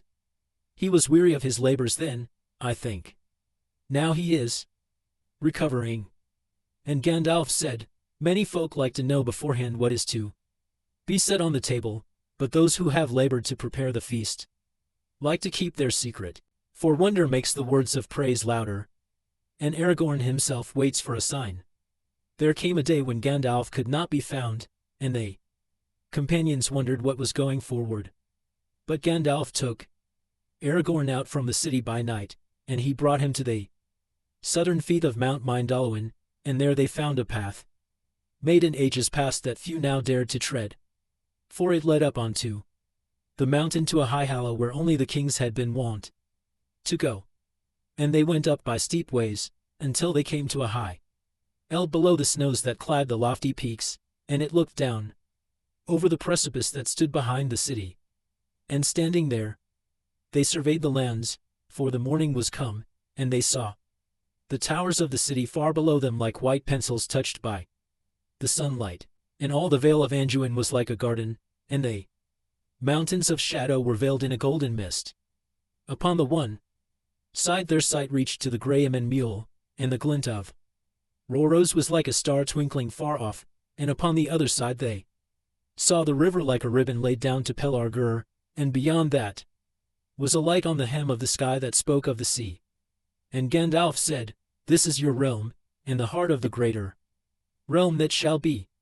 The third age of the world is ended, and the new age is begun, and it is your task to order its beginning and to preserve what may be preserved. For though much has been saved, much must now pass away, and the power of the three rings also is ended. And all the lands that you see, and those that lie round about them, shall be dwellings of men. For the time comes of the dominion of men, and the elder kindred shall fade or depart." "I know it well, dear friend," said Aragorn, "but I would still have your counsel." "Not for long now," said Gandalf. "The third age was my age. I was the enemy of Sauron, and my work is nished. I shall go soon. The burden must lie now upon you and your kindred." "But I shall die," said Aragorn, "for I am a mortal man, and though, being what I am and of the race of the West unmingled, I shall have life far longer than other men, yet that is but a little while, and when those who are now in the wombs of women are born and have grown old, I too shall grow old. And who then shall govern Gondor and those who look to the city as to their queen, if my desire be not granted? The tree in the court of the fountain is still withered and barren. When shall I see a sign that it will ever be otherwise? Turn your face from the green world, and look where all seems barren and cold," said Gandalf. Then Aragorn turned, and there was a stony slope behind him, running down from the skirts of the snow, and as he looked he was aware that alone there in the waste a growing thing stood. And he climbed to it, and saw that out of the very edge of the snow there sprang a sapling tree no more than 3 foot high. Already it had put forth young leaves long and shapely, dark above and silver beneath, and upon its slender crown it bore one small cluster of flowers, whose white petals shone like the sunlit snow. Then Aragorn cried, "Yet, Utovianize, I have found it. Lo, here is a scion of the eldest of trees. But how comes it here? For it is not itself yet 7 years old." And Gandalf coming looked at it, and said, "Verily this is a sapling of the line of Nimlith the Fair, and that was a seedling of Galathalion, and that a fruit of Telperion of many names, eldest of trees. Who shall say how it comes here in the appointed hour? But this is an ancient hallow, and ere the kings failed or the tree withered in the court, a fruit must have been set here. For it is said that, though the fruit of the tree comes seldom to ripeness, yet the life within may then lie sleeping through many long years, and none can foretell the time in which it will awake. Remember this. For if ever a fruit ripens, it should be planted, lest the line die out of the world. Here it has lain hidden on the mountain, even as the race of Elendil lay hidden in the wastes of the north. Yet the line of Nimlith is older far than your line, King Elisar." Then Aragorn laid his hand gently to the sapling, and lo, it seemed to hold only lightly to the earth, and it was removed without hurt. And Aragorn bore it back to the citadel. Then the withered tree was uprooted, but with reverence and they did not burn it, but laid it to rest in the silence of Rathdenan. And Aragorn planted the new tree in the court by the fountain, and swiftly and gladly it began to grow. And when the month of June entered in, it was laden with blossom. "The sign has been given," said Aragorn, "and the day is not far off." And he set watchmen upon the walls. It was the day before midsummer when messengers came from Amandian to the city, and they said that there was a riding of fair folk out of the north, and they drew near now to the walls of the Pelennor. And the king said, "At last they have come. Let all the city be made ready." Upon the very eve of midsummer, when the sky was blue as sapphire and white stars opened in the east, but the west was still golden, and the air was cool and fragrant, the riders came down the north way to the gates of Minas Tirith. First rode Elroder and Elladan, with a banner of silver, and then came Glorindel and Arister and all the household of Rivendell, and after them came the Lady Galad, Riel and Sealborn, lord of Lothlorien, riding upon white steeds, and with them many fair folk of their land, grey-cloaked with white gems in their hair. And last came Master Elrond, mighty among elves and men, bearing the scepter of Anaminas, and beside him upon a grey palfrey rode Arwen his daughter, even star of her people. And Frodo, when he saw her come glimmering in the evening, with stars on her brow and a sweet fragrance about her, was moved with great wonder, and he said to Gandalf, "At last I understand why we have waited. This is the ending. Now not day only shall be beloved, but night too shall be beautiful and blessed, and all its fear pass away." Then the king welcomed his guests, and they alighted, and Elrond surrendered the scepter, and laid the hand of his daughter in the hand of the king, and together they went up into the high city, and all the stars lowered in the sky. And Aragorn the king Elisar wedded Arwen Undumil in the city of the kings upon the day of mid-summer, and the tale of their long waiting and labors was come to fulfillment. Chapter 6. Many partings. When the days of rejoicing were over, at last the companions thought of returning to their own homes, and Frodo went to the king as he was sitting with the Queen Arwen by the fountain, and she sang a song of Valinor, while the tree grew and blossomed. They welcomed Frodo and rose to greet him, and Aragorn said, "I know what you have come to say, Frodo. You wish to return to your own home. Well, dearest friend, the tree grows best in the land of its sires, but for you in all the lands of the west there will ever be a welcome. And though your people have had little fame in the legends of the great, they will now have more renown than many wide realms that are no more." "It is true that I wish to go back to the Shire," said Frodo. "But I must go to Rivendell. For if there could be anything wanting in a time so blessed, I missed Bilbo, and I was grieved when among all the household of Elrond I saw that he was not come." "Do you wonder at that, ring-bearer?" said Arwen. "For you know the power of that thing which is now destroyed, and all that was done by that power is now passing away. But your kinsman possessed this thing longer than you. He is ancient in years now, according to his kind, and he awaits you, for he will not again make any long journey, save one." "Then I beg leave to depart soon," said Frodo. "In 7 days we will go," said Aragorn, "for we shall ride with you far on the road, even as far as the country of Rohan. In 3 days now Eomer will return hither to bear Theoden back to rest in the Mark, and we shall ride with him to honor the fallen. But now, before you go, I will conream the words that Faramir spoke to you, and you are made free forever of the realm of Gondor, and all your companions likewise.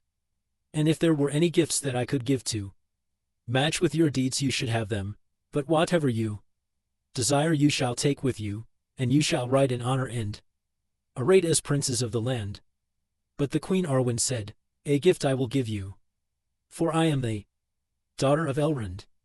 I shall not go with him now when he departs to the havens, for mine is the choice of Luthien, and as she so have I chosen both the sweet and the bitter. But in my stead you shall go, ring-bearer, when the time comes, and if you then desire it, If your herds grieve you still and the memory of your burden is heavy, then you may pass into the west, until all your wounds and weariness are healed. But wear this now in memory of Elfstone and Evenstar with whom your life has been woven. And she took a white gem like a star that lay upon her breast, hanging upon a silver chain, and she set the chain about Frodo's neck. When the memory of the fear and the darkness troubles you, she said, this will bring you aid to the city, and with him came an Eord of the fairest knights of the Mark. He was welcomed, and when they set all at table in Mer Ethrond, the great hall of feasts, he beheld the beauty of the ladies that he saw and was led with great wonder. And before he went to his rest he sent for Gimli the dwarf, and he said to him, Gimli, Gloin's son, have you your axe ready? Nay, lord, said Gimli, but I can speedily fetch it, if there be need. You shall judge, said Eomer, for there are certain rash words. In 3 days, as the king had said, Eomer of Rohan came riding, concerning the lady in the golden wood that lies still between us. And now I have seen her with my eyes. Well, lord, said Gimli, and what say you now? Alas, said Eomer, I will not say that she is the fairest lady that lives. Then I must go for my axe, said Gimli. But RST I will plead this excuse, said Eomer. Had I seen her in other company, I would have said all that you could wish. But now I will put Queen Arwen Evenstar RST, and I am ready to do battle on my own part with any who deny me. Shall I call for my sword? Then Gimli bowed low. Nay, you are excused for my part, lord. He said, you have chosen the evening, but my love is given to the morning, and my heart forebodes that soon it will pass away for ever. At last the day of departure came, and a great and fair company made ready to ride north from the city. Then the kings of Gondor and Rohan went to the Hallows, and they came to the tombs in Rath Dinan, and they bore away King Theoden upon a golden bier, and passed through the city in silence. Then they laid the bier upon a great wain with riders of Rohan all about it, and his banner borne before, and Merry being Theoden's esquire rode upon the wain and kept the arms of the king. For the other companion steeds were furnished according to their stature, and Frodo and Samwise rode at Aragorn's side, and Gandalf rode upon Shadowfax, and Pippin rode with the knights of 976 Thel Ord of the Rings, Gondor, and Legolas and Gimli as ever rode together upon a rod. In that riding went also Queen Arwen and Ceolborn and Galadriel, with their folk, and Elrond and his sons, and the princes of Dol, Amroth and of Ithilien, and many captains and knights. Never had any king of the Mark such company upon the road as went with Theoden the Jewel's son to the land of his home. Without haste and at peace they passed into An Oren, and they came to the grey wood under Amandian, and there they heard a sound as of drums beating in the hills, though no living thing could be seen. Then Aragorn let the trumpets be blown, and heralds cried, Behold, the King Elisar is come. The forest of Druadan he gives to Gon-Burigon and to his folk, to be their own forever, and hereafter let no man enter it without their leave. Then the drums rolled loudly, and were silent. At length after 15 days of journey the wain of King Theoden passed through the green elts of Rohan and came to Adoras, and there they all rested. The golden hall was arrayed with fair hangings, and it was led with light, and there was held the highest feast that it had known since the days of its building. For after 3 days they men of the Mark prepared the funeral of Theoden, and he was laid in a house of stone with his arms and many other fair things that he had possessed, and over him was raised a great mound, covered with green turfs of grass and of white evermind. And now there were 8 mounds on the east side of the Barrow-eld. Then the riders of the king's house upon white horses rode round about the barrow and sang together a song of Theoden the Jewel's son, that Gleowine his minstrel made, and he made no other song after. The slow voices of the riders stirred the hearts even of those who did not know the speech of that people, but the words of the song brought a light to the eyes of the folk of the Mark as they heard again Afar the thunder of the hosts of the north and the voice of Eorl, crying above the battle upon the field of Celebrant, and the tale of the kings rolled on, and the horn of Helm was loud in the mountains, until the darkness came and King Theoden arose and rode through the shadow to the Ree, and died in splendor, even as the sun, returning beyond hope, gleamed upon Mindallowan in the morning. Out of doubt, out of dark, to the day's rising, he rode singing in the sun, sword unsheathing. Hope he rekindled, and in hope ended. Over death, over dread, over doom lifted. Out of loss, out of life, unto long glory. But Mary stood at the foot of the green mound, and he wept. And when the song was ended he arose and cried, Theoden King, farewell. As a father you were to me, for a little while. Farewell. When the burial was over and the weeping of women was stilled, and Theoden was left at last alone in his barrow, then folk gathered to the golden hall for the great feast and put away sorrow, for Theoden had lived to full years and ended in honor no less than the greatest of his sires. And when the time came that in the custom of the mark they should drink to the memory of the kings, Eowyn, Lady of Rohan, came forth, golden as the sun and white as snow, and she bore a LLED cup to Eomer. Then a minstrel and lore-master stood up and named all the names of the lords of the mark in their order, Eorl the young, and Brego, builder of the hall, and elder brother of Balder the hapless, and Freya, and Freon, and Goldwine, and and Gram, and Helm, who lay hid in Helm's Deep when the mark was overrun, and so ended the 9 mounds of the west side, for in that time the line was broken, and after came the mounds of the east side, Freelof, Helm's sister son, and Leofa, and Valda, and Falka, and Falkwine, and Fengel, and Thigel, and Theoden the latest. And when Theoden was named, Eomer drained the cup. Then Eowyn bade those that served to LL the cups, and all their assembled rose and drank to the new king, crying, Hail, Eomer, king of the mark. At the last when the feast drew to an end, Eomer arose and said, Now, this is the funeral feast of Theoden the king, but I will speak ere we go of tidings of joy, for he would not grudge that I should do so, since he was ever a father to Eowyn my sister. Hear then all my guests, fair folk, of many realms, such as have never before been gathered in this hall. Faramir, steward of Gondor, and prince of Ithilien, asks that Eowyn, Lady of Rohan, should be his wife, and she grants it full willing. Therefore they shall be troth plighted before you all. And Faramir and Eowyn stood forth and set hand in hand, and all there drank to them and were glad. Thus, said Eomer, is the friendship of the Markin of Gondor bound with a new bond, and the more do I rejoice. No niggard are you, Eomer, said Aragorn, to give thus to Gondor the fairest thing in your realm. Then Eowyn looked in the eyes of Aragorn, and she said, Wish me joy, my liege lord and healer. And he answered, I have wished thee joy ever since I saw thee. It heals my heart to see thee now in bliss.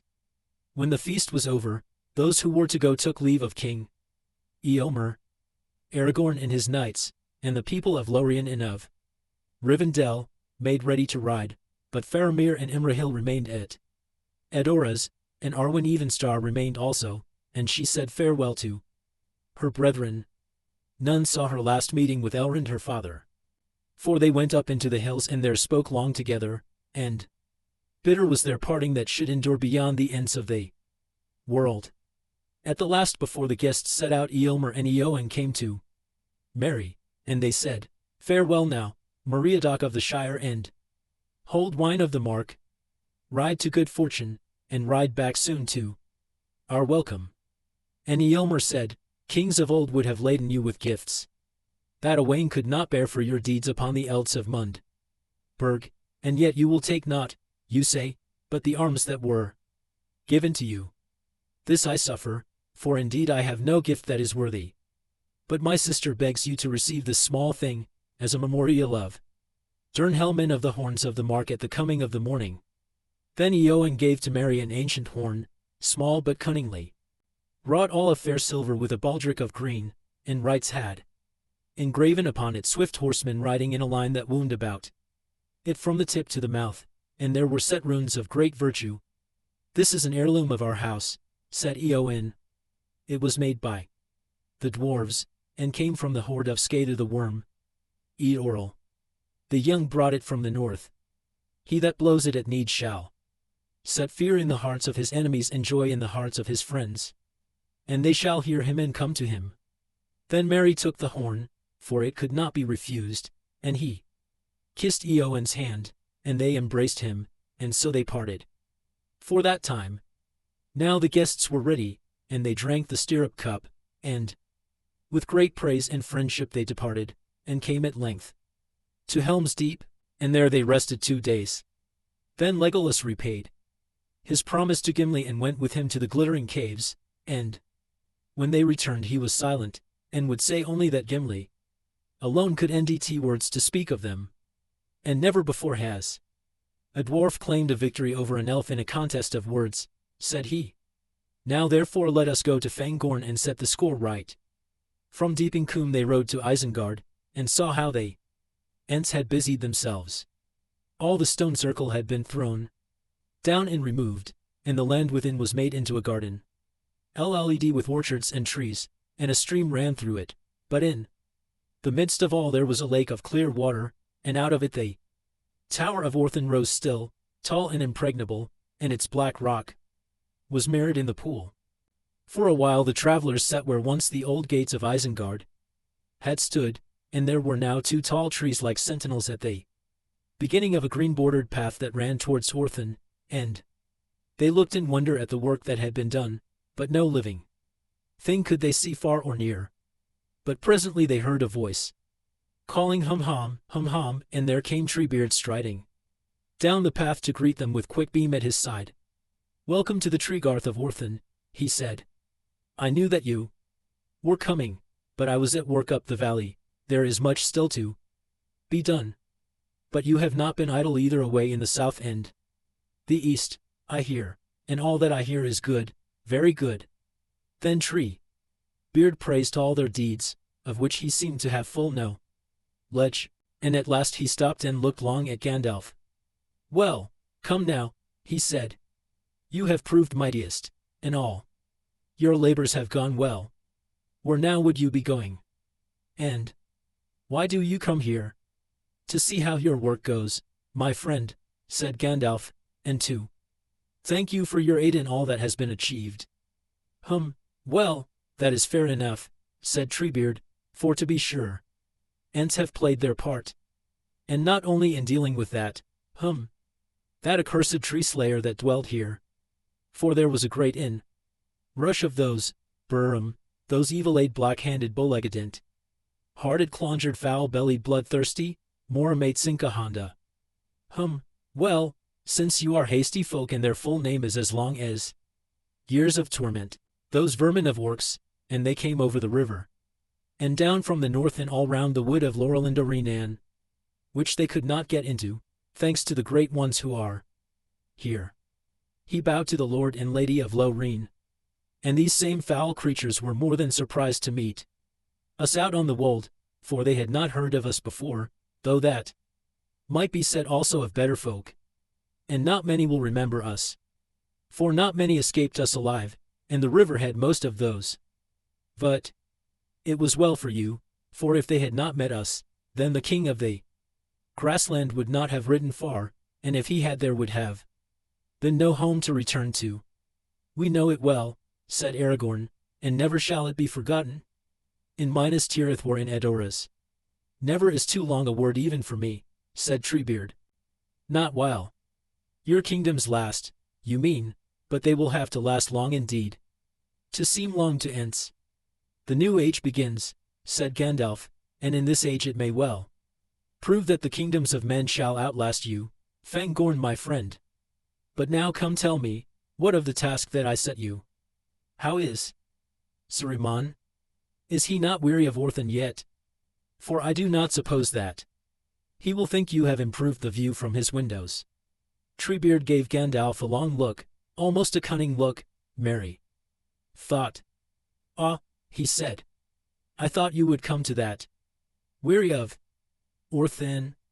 Very weary at last, but not so weary of his tower as he was. Weary of my voice.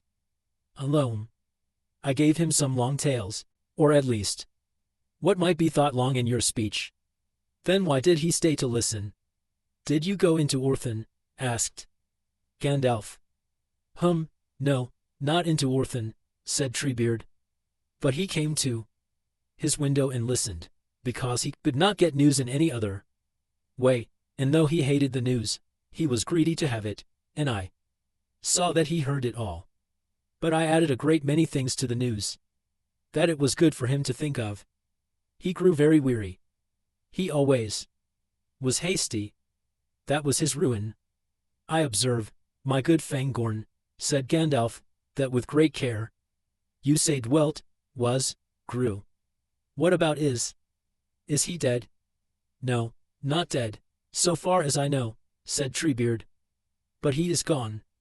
Yes, he is gone 7 days. I let him go. There was little left of him when he crawled out, and as for that worm creature of his, he was like a pale shadow. Now do not tell me, Gandalf, that I promised to keep him safe, for I know it.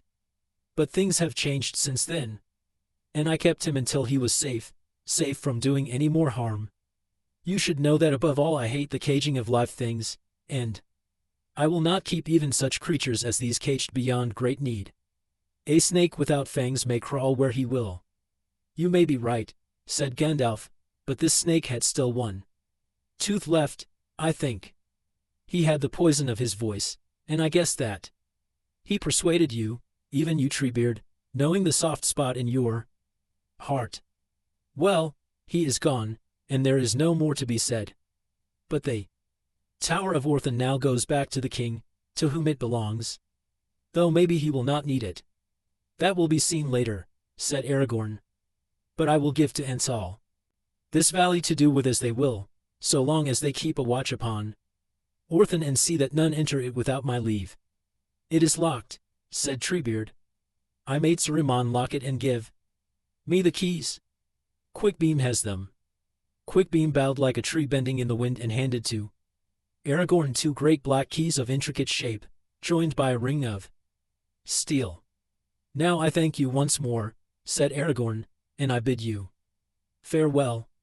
May your forest grow again in peace. When this valley is led, there is room and to spare west of the mountains, where once you walked long ago. Treebeard's face became sad. Forests may grow, he said.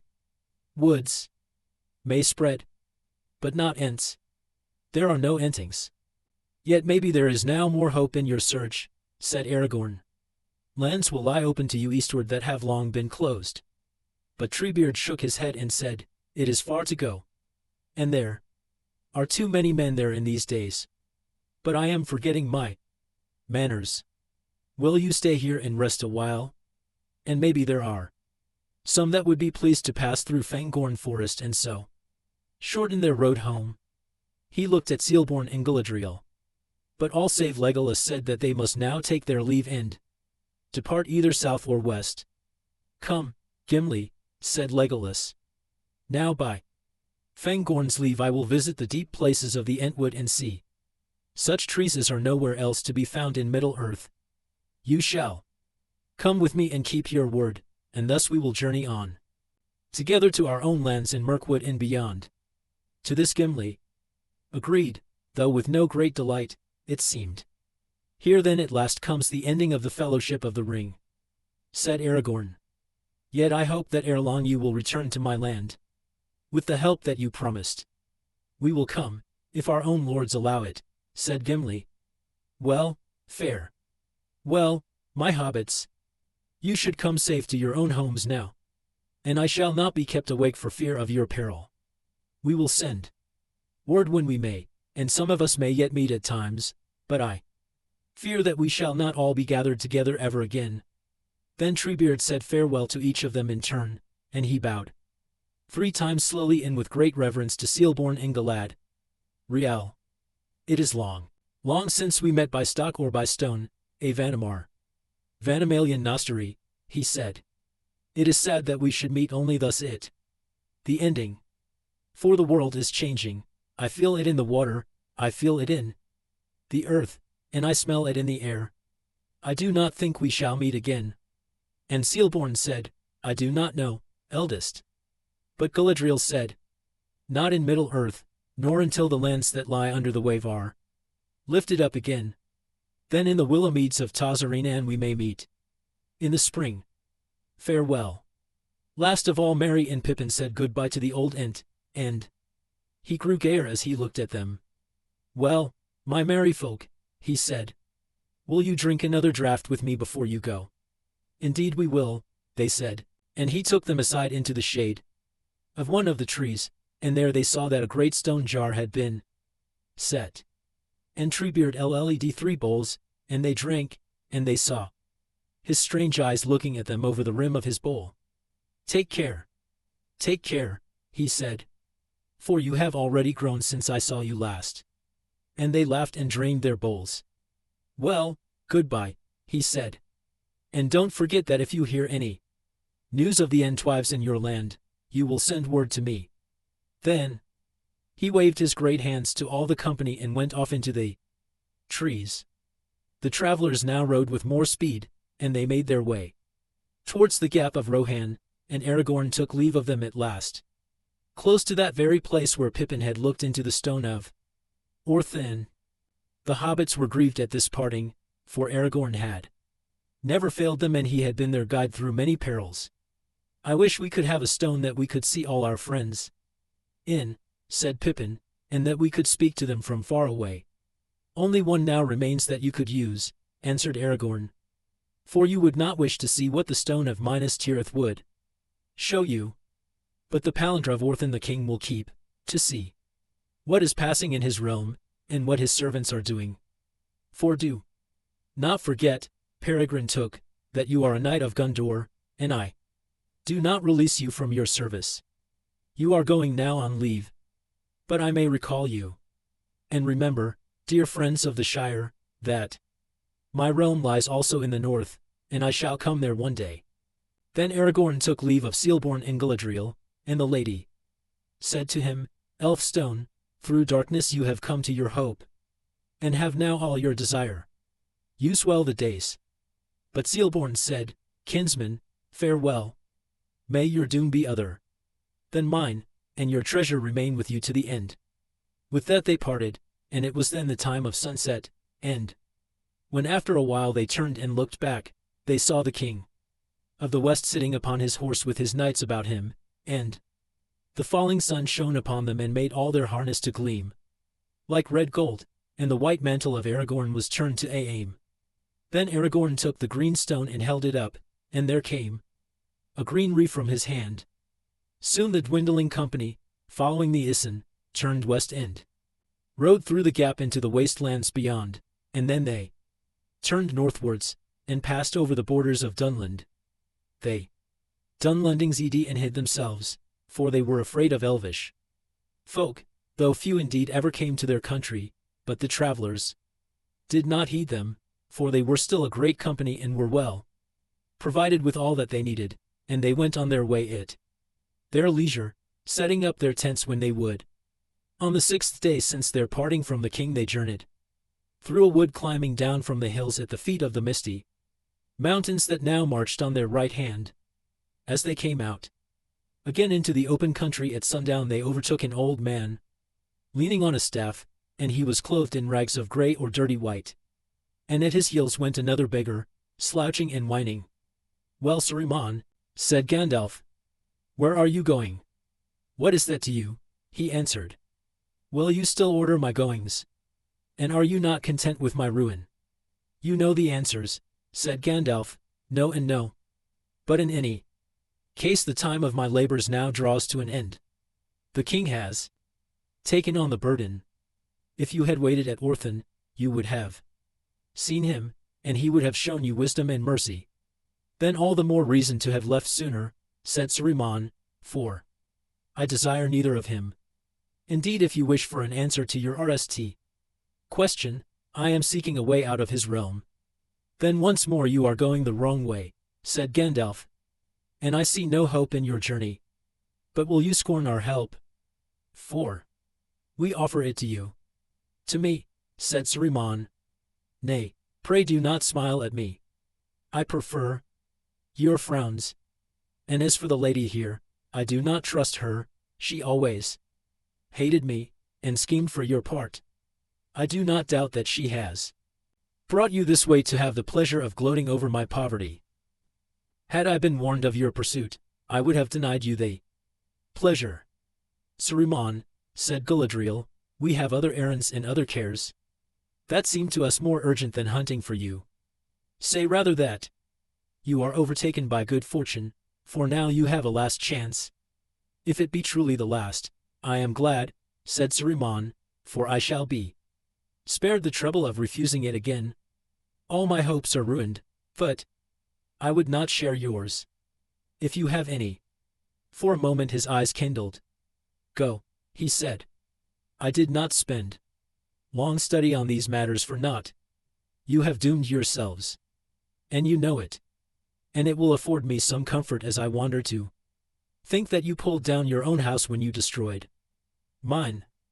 And now, what ship will bear you back across so wide a sea? He mocked. It will be a gray ship, and full of ghosts. He laughed, but his voice was cracked and hideous. Get up, you idiot, he shouted to the other beggar, who had sat down on the ground, and he struck him with his staff. Turn about. If these any folk are going our way, then we will take another. Get on, or I'll give you no crust for your supper. The beggar turned and slouched past whimpering, Poor old Grimley. Poor old Grimley. Always beaten and cursed. How I hate him. I wish I could leave him. Then leave him, said Gandalf. But Wormtongue only shot a glance of his bleared eyes full of terror at Gandalf, and then Shafed quickly passed behind Saruman. As the wretched pair passed by the company they came to the hobbits, and Saruman stopped and stared at them, but they looked at him with pity. So you have come to gloat too, have you, my urchins, he said. You don't care what a beggar lacks, do you? For you have all you want, food and any clothes, and the best weed for your pipes. Oh, yes, I know. I know where it comes from. You would not give a pipe full to a beggar, would you? I would, if I had any, said Frodo. You can have what I have got left, said Merry, if you will wait a moment. He got down and searched in the bag at his saddle. Then he handed to Saruman a leather pouch. Take what there is, he said. You are welcome to it. It came from the Itzim of Isengard. Mine, mine, yes, and dearly bought, cried Saruman, clutching it. The pouch. This is only a repayment in token, for you took more. I'll be bound. Still, a beggar must be grateful, if a thief returns him even a morsel of his own. Well, it will serve you right when you come home, if you endy things less good in the South Farthing than you would like. Long may your land be short of leaf. Thank you, said Merry. In that case I will have my pouch back, which is not yours and has journeyed far with me. Wrap the weed in a rag of your own. One thief deserves another, said Saruman, and turned his back on Merry, and kicked Wormtongue, and went away towards the wood. Well, I like that, said Pippin. Thief indeed. What of our claim? For waylaying, wounding, and orc dragging us through Rohan. Ah, said Sam. And bought, he said. How, I wonder. And I didn't like the sound of what he said about the South Farthing. It's time we got back. I'm sure it is, said Frodo. But we can't go any quicker, if we are to see Bilbo. I am going to Rivendell RST, whatever happens. Yes, I think you had better do that, said Gandalf. But alas for Saruman. I fear nothing more can be made of him. He has withered altogether. All the same, I am not sure that Treebeard is right. I fancy he could do some mischief still in a small mean way. Next day they went on into northern Dunland, where no men now dwelt, though it was a green and pleasant country. September. came in with golden days and silver nights, and they rode at ease, until they reached the Swaneat River, and found the old ford, east of the falls where it went down suddenly into the lowlands. Far to the west, in a haze lay the meres and eyots through which it wound its way to the Grioed, their countless swans housed in a land of reeds. So they passed into Eregion, and at last a fair morning dawned, shimmering above gleaming mists, and looking from their camp on a low hill the travelers saw away in the east the sun catching 3 peaks that thrust up into the sky through oating clouds. Caradres, Celebdile, and Fanuidal. They were near to the gates of Moria. Here now for 7 days they tarried, for the time was at hand for another parting which they were loath to make. Soon Sealborn and Galadriel and their folk would turn eastward, and so pass by the Rathorn Gate and down the Dimrill stair to the Silver Lode into their own country. They had journeyed thus far by the west ways, for they had much to speak of with Elrond and with Gandalf, and here they lingered still in converse with their friends. Often long after the hobbits were wrapped in sleep they would sit together under the stars, recalling the ages that were gone and all their joys and labors in the world, or holding counsel concerning the days to come. If any wanderer had chanced to pass, little would he have seen or heard, and it would have seemed to him only that he saw gregors, carved in stone, memorials of forgotten things now lost in unpeopled lands. For they did not move or speak with mouth, looking from mind to mind, and only their shining eyes stirred and kindled as their thoughts went to and fro. But at length all was said, and they parted again for a while, until it was time for the 3 rings to pass away. Quickly fading into the stones and the shadows, the grey-cloaked people of Lorien rode towards the mountains, and those who were going to Rivendell sat on the hill and watched, until there came out of the gathering mist Ash, and then they saw no more. Frodo knew that Galadriel had held aloft her ring in token of farewell. Sam turned away and sighed, "I wish I was going back to Lorien." At last one evening they came over the high moors, suddenly as to travelers it always seemed, to the brink of the deep valley of Rivendell, and saw far below the lamps shining in Elrond's house. And they went down and crossed the bridge and came to the doors. And all the house was LED with light and song for joy at Elrond's homecoming. First of all, before they had eaten or washed or even shed their cloaks, the hobbits went in search of Bilbo. They found him all alone in his little room. It was littered with papers and pens and pencils. But Bilbo was sitting in a chair before a small bright re. He looked very old, but peaceful and sleepy. He opened his eyes and looked up as they came in. "Hello, hello," he said. "So you've come back. And tomorrow's my birthday, too. How clever of you. Do you know, I shall be 129? And in 1 year more, if I am spared, I shall equal the old Took. I should like to beat him, but we shall see." After the celebration of Bilbo's birthday the 4 hobbits stayed in Rivendell for some days, and they sat much with their old friend, who spent most of his time now in his room, except at meals. For these he was still very punctual as a rule, and he seldom failed to wake up in time for them. Sitting round the re they told him in turn all that they could remember of their journeys and adventures. At Rst he pretended to take some notes, but he often fell asleep. And when he woke he would say, "How splendid! How wonderful! But where were we?" Then they went on with the story from the point where he had begun to nod. The only part that seemed really to rouse him and hold his attention was the account of the crowning and marriage of Aragorn. "I was invited to the wedding, of course," he said, "and I have waited for it long enough. But somehow, when it came to it, I found I had so much to do here, and packing is such a bother." When nearly a fortnight had passed Frodo looked out of his window and saw that there had been a frost in the night, and the cobwebs were like white nets. Then suddenly he knew that he must go and say good-bye to Bilbo. The weather was still calm and fair, after one of the most lovely summers that people could remember. But October had come, and it must break soon and begin to rain and blow again. and there was still a very long way to go. Yet it was not really the thought of the weather that stirred him. He had a feeling that it was time he went back to the Shire. Sam shared it. Only the night before he had said, "Well, Mr. Frodo, we've been far and seen a deal, and yet I don't think we've found a better place than this. There's something of everything here, if you understand me, the Shire and the Golden Wood in Gondor and King's houses in inns and meadows and mountains all mixed. And yet, somehow, I feel we ought to be going soon. I'm worried about my gaffer, to tell you the truth."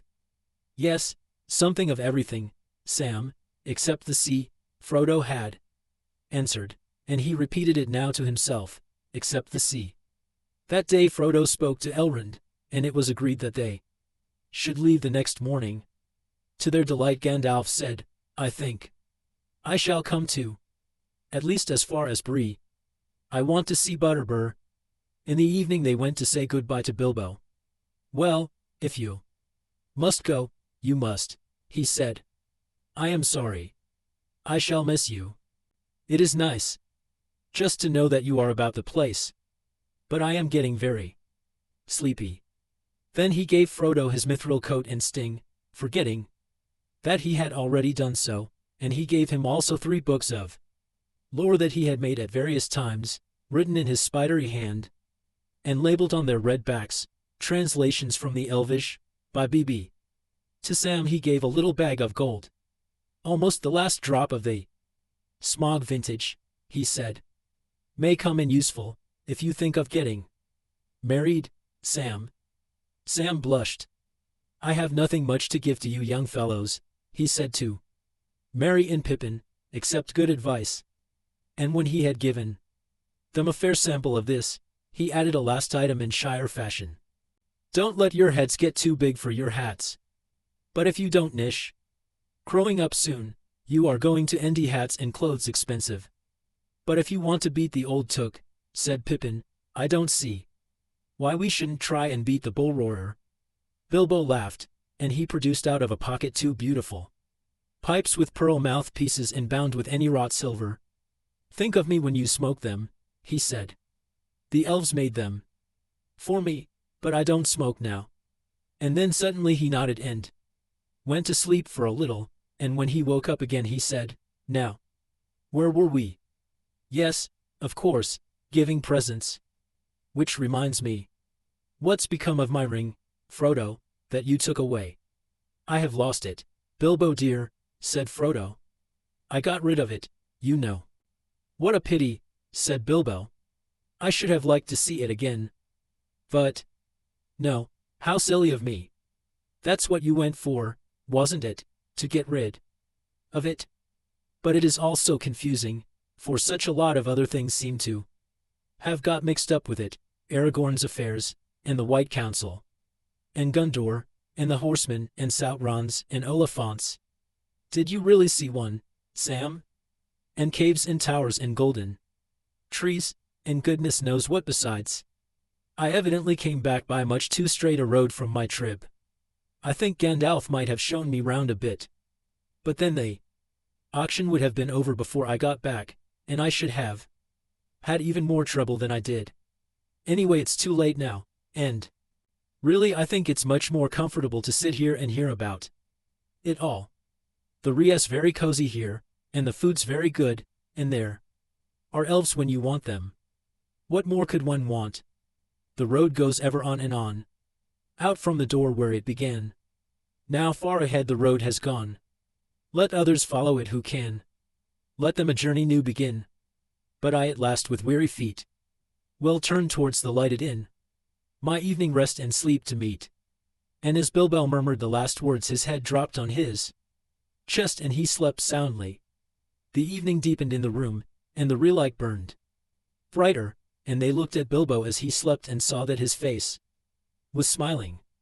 For some time they sat in silence, and then Sam, looking round at the room and the shadows ickering on the walls, said softly, "I don't think, Mr. Frodo, that he's done much writing while we've been away.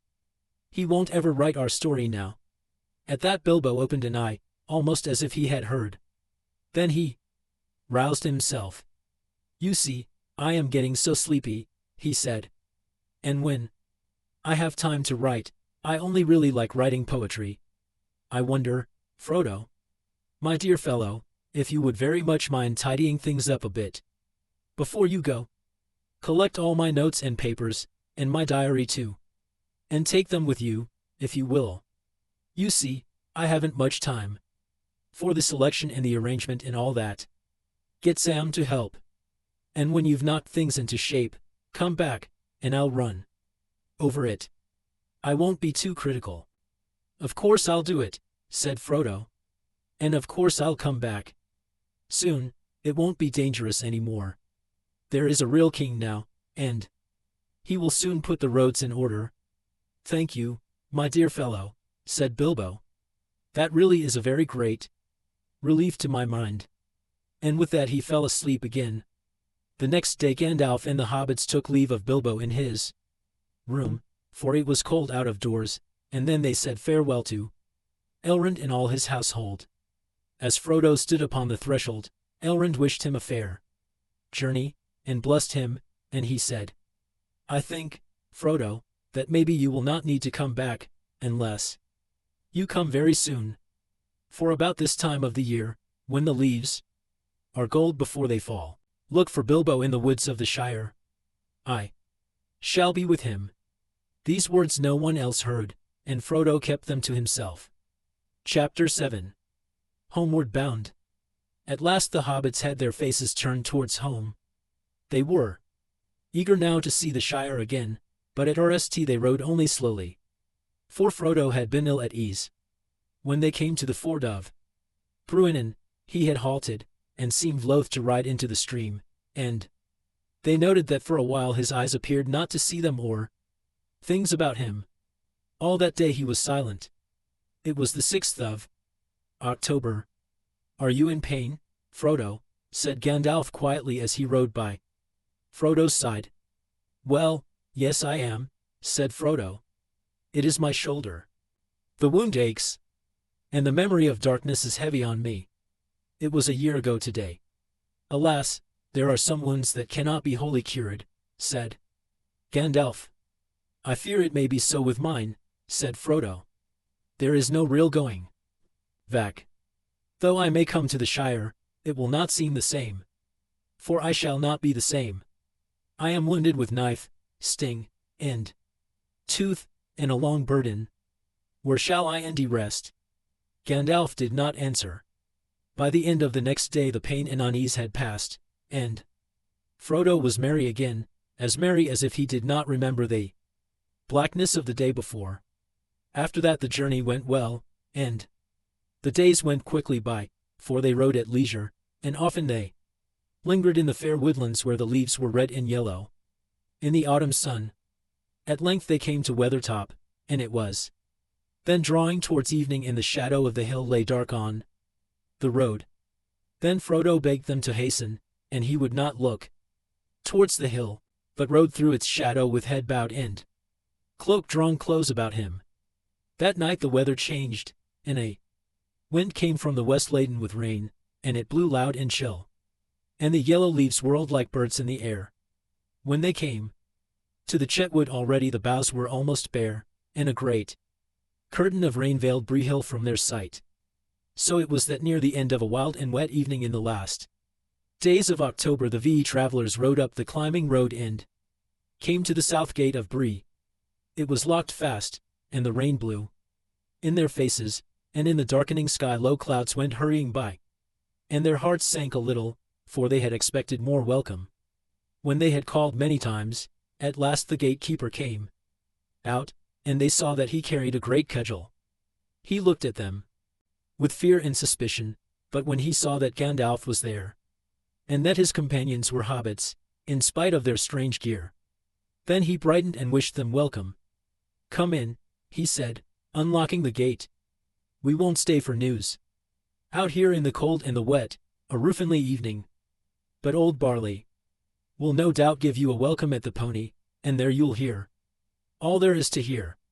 And there you'll hear later all that we say, and more," laughed Gandalf. How is Harry? The gatekeeper scowled. Gone, he said. But you'd best ask. Barlimon. Good evening.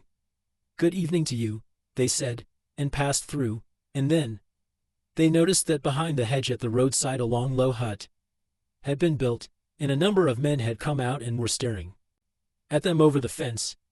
When they came to Bill Ferny's house they saw that the hedge there was tattered and unkempt, and the windows were all boarded up. Do you think you killed him with that apple, Sam? Said Pippin. I'm not so hopeful, Mr. Pippin, said Sam.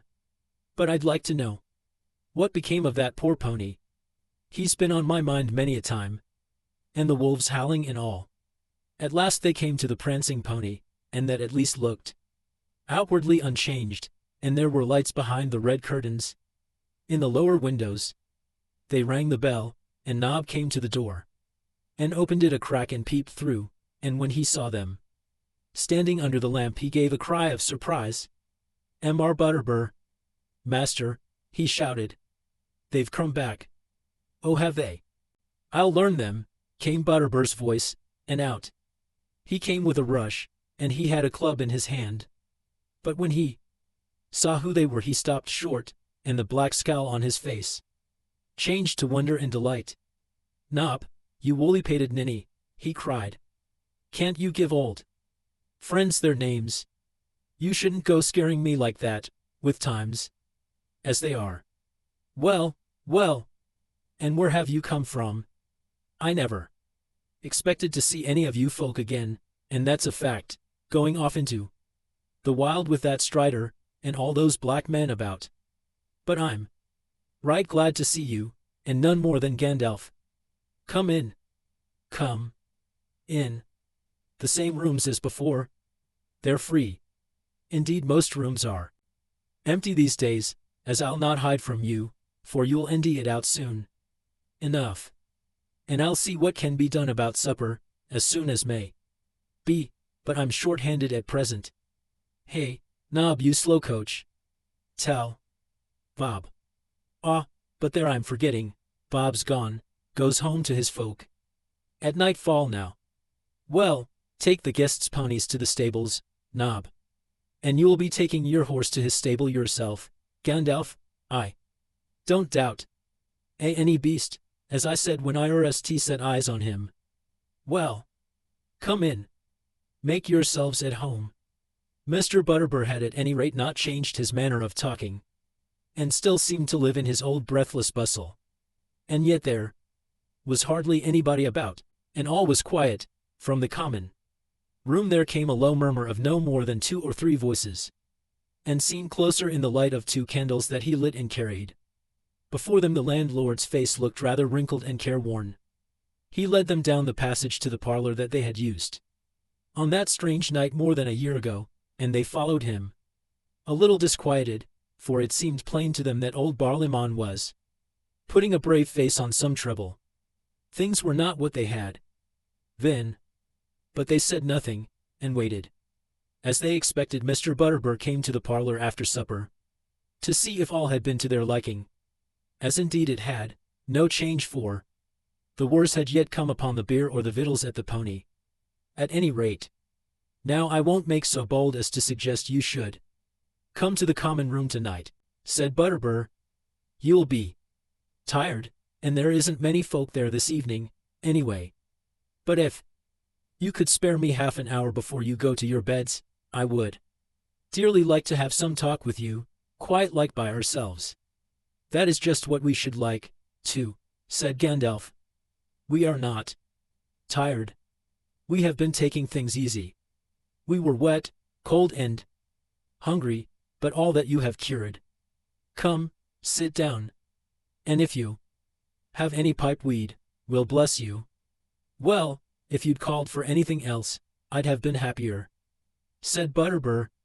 That's just a thing that we're short of, seeing how we've only got what we grow ourselves, and that's not enough. There's none to be had from the Shire these days. But I'll do what I can. When he came back he brought them enough to last them for a day or two, a wad of uncut leaf. South Lynch, he said, and the best we have, but not the match of South Farthing, as I've always said. Though I'm all for Bree in most matters, begging your pardon. They put him in a large chair by the woodree, and Gandalf sat on the other side of the hearth, and the hobbits in low chairs between them, and then they talked for many times half an hour, and exchanged all such news as Mr. Butterbur wished to hear or give. Most of the things which they had to tell were a mere wonder and bewilderment to their host, and far beyond his vision, and they brought forth few comments other than, "You don't say," often repeated in defiance of the evidence of Mr. Butterbur's own ears. "You don't say, Mr. Baggins, or is it Mr. Underhill? I'm getting so mixed up. You don't say, Master Gandalf. Well, I never could have thought it in our times. But he did say much on his own account. Things were far from well, he would say. Business was not even fair, it was downright bad. No one comes nigh Bree now from outside, he said. And the inside folks, they stay at home mostly and keep their doors barred. It all comes of those newcomers and gangrels that began coming up the Greenway last year, as you may remember, but more came later. Some were just poor bodies running away from trouble, but most were bad men, full o' thievery and mischief. And there was trouble right here in Bree. Bad trouble.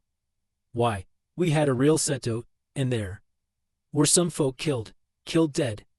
If you'll believe me. I will indeed, said Gandalf. How many? 3 and 2, said Butterbur, referring to the big folk and they little. There was poor Matt Heathertoes, and Rolly Appledore, and little Tom Pickthorn from over the hill, and Willie Banks from up away, and one of the Underhills from Staddle, all good fellows, and there missed and Harry Goatleaf that used to be on the west gate, and that Bill Fernie. They came in on the stranger's side, and they've gone off with them, and it's my belief they let them in on the night of the GHT, I mean. And that was after we showed them the gates and pushed them out, before the year's end, that was, and the GHT was early in the new year, after the heavy snow we had. And now they're gone for robbers and live outside, hiding in the woods beyond Arquette, and out in the wilds north away. It's like a bit of the bad old times tales tell of, I say. It isn't safe on the road. And nobody goes far, and folk lock up early. We have to keep watchers all round the fence and put a lot of men on the gates at nights. Well, no one troubled us, said Pippin, and we came along slowly and kept no watch. We thought we'd left all trouble behind us. Ah, that you haven't, master, more's the pity, said Butterbur. But it's no wonder they left you alone. They wouldn't go for armed folk with swords and helmets and shields and all. Make them think twice, that would. And I must say it put me aback a bit when I saw you. Then the hobbits suddenly realized that people had looked at them with amazement, not out of surprise at their return so much as in wonder at their gear. They themselves had become so used to warfare and to riding in well-arrayed companies that they had quite forgotten that the bright mail peeping from under their cloaks, and the helms of Gondor and the Mark, and the fair devices on their shields, would seem outlandish in their own country. And Gandalf, too, was now riding on his tall grey horse, all clad in white with a great mantle of blue and silver over all, and the long sword glamouring at his side. Gandalf laughed. Well, well, he said, if they are afraid of just of us, then we have met worse enemies on our travels. But at any rate they will give you peace at night while we stay. How long will that be? Said Butterbur. I'll not deny we should be glad to have you about for a bit. You see, we're not used to such troubles, and the rangers have all gone away, folk tell me. I don't think we've rightly understood till now what they did for us. 4. There's been worse than robbers about. Wolves were howling round the fences last winter. And there's dark shapes in the woods, dreadful things that it makes the blood run cold to think of. It's been very disturbing, if you understand me. I expect it has, said Gandalf. Nearly all lands have been disturbed. These days, very disturbed. But cheer up, Barlaymon. You have been on the edge of very great troubles, and I am only glad to hear that. You have not been deeper in. But better times are coming. Maybe. Better than any you remember. The Rangers have returned. We came back with them. And there is a king again, Barlaymon. He will soon be turning his mind this way. Then the Greenway will be opened again, and his messengers will come north, and there will be comings and goings, and the evil things will be driven out of the waste lands. Indeed, the waste in time will be waste no longer, and there will be people and elves where once there was wilderness. Mr. Butterbur shook his head. If there's a few decent respectable folk on the roads, that won't do no harm, he said. But we don't want no more rabble and ruffians. And we don't want no outsiders at Bree, nor near Bree at all. We want to be let alone. I don't want a whole crowd o' strangers camping here and settling there and tearing up the wild country. You will be let alone, Barlaymon, said Gandalf. There is room enough for roams between Isen and Grioed, or along the shore lands south of the Brandywine, without anyone living within many days' ride of Bree. And many folk used to dwell away north, 100 miles or more from here, at the far end of the Greenway, on the North Downs or by Lake Even Dim. Up away by Dead Men's Dyke, said Butterbur, looking even more dubious. That's haunted land, they say. None but a robber would go there. The Rangers go there, said Gandalf. Dead Men's Dyke, you say. So it has been called for long years, but its right name, Barlaymon, is for Nastia Rain, Norbury of the Kings. And the king will come there again one day, and then you'll have some fair folk riding through. Well, that sounds more hopeful, I'll allow, said Butterbur. And it will be good for business, no doubt. So long as he lets Bree alone. He will, said Gandalf. He knows it and loves it. Does he now? Said Butterbur, looking puzzled. Though I'm sure I don't know why he should, sitting in his big chair up in his great castle, hundreds of miles away, and drinking wine out of a golden cup. I shouldn't wonder. What's the pony to him, or mugs o' beer? Not but what my beer's good, Gandalf. It's been uncommon good since you came in the autumn of last year and put a good word on it. And that's been a comfort in trouble, I will say. Ah, said Sam. But he says your beer is always good. He says. Of course he does. He's Strider, the chief of the Rangers. Haven't you got that into your head yet? It went in at last, and Butterbur's face was a study in wonder. The eyes in his broad face grew round, and his mouth opened wide, and he gasped. Strider, he exclaimed when he got back his breath. Him. With a crown and all in a golden cup. Well, what are we coming to? Better times, for Bree at any rate, said Gandalf. I hope so, I'm sure, said Butterbur. Well, this has been the nicest chat I've had in a month of Mondays. And I'll not deny that I'll sleep easier tonight and with a lighter heart. You've given me a powerful lot to think over, but I'll put that off until tomorrow. I'm for bed. And I've no doubt you'll be glad of your beds too. Hey, Nob, he called, going to the door. Nob, you slow coach. Nob, he said to himself, slapping his forehead. Now what does that remind me of? Not another letter you've forgotten, I hope, Mr. Butterbur, said Mary. Now, Mr. Brandybuck, don't go reminding me of that. But there, you've broken my thought. Now where was I? Nob, stables. Ah, that was it. I've something that belongs to you. If you recollect. Bill Fernie and the horse thieving, his pony as you bought, well, it's here. Come back all of itself, it did. But where it had been to you. No better than me. It was as shaggy as an old dog and as lean as a clothes rail, but it was alive. Nobbs looked after it. "What? My bill," cried Sam. "Well, I was born lucky, whatever my gaffer may say. There's another wish come true." "Where is he?" Sam would not go to bed until he had visited Bill in his stable. The travelers stayed in Bree all the next day, and Mr. Butterbur could not complain of his business next evening at any rate. Curiosity overcame all fears, and his house was crowded. For a while, out of politeness, the hobbits visited the common room in the evening and answered a good many questions, Bree memories being retentive. Frodo was asked many times if he had written his book. "Not yet," he answered. "I am going home now to put my notes in order."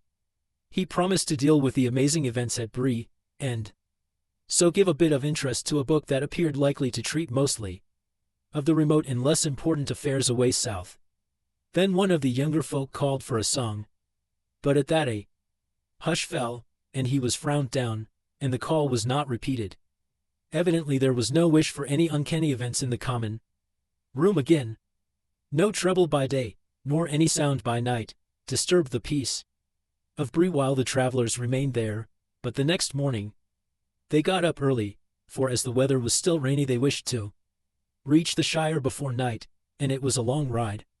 The Bree folk were all out to see them off, and were in merrier mood than they had been for a year, and those who had not seen the strangers in all their gear before gaped with wonder at them, at Gandalf with his white beard, and the light that seemed to gleam from him, as if his blue mantle was only a cloud over sunshine, and at the four hobbits, like riders upon errantry out of almost forgotten tales. Even those who had laughed at all the talk about the king began to think there might be some truth in it.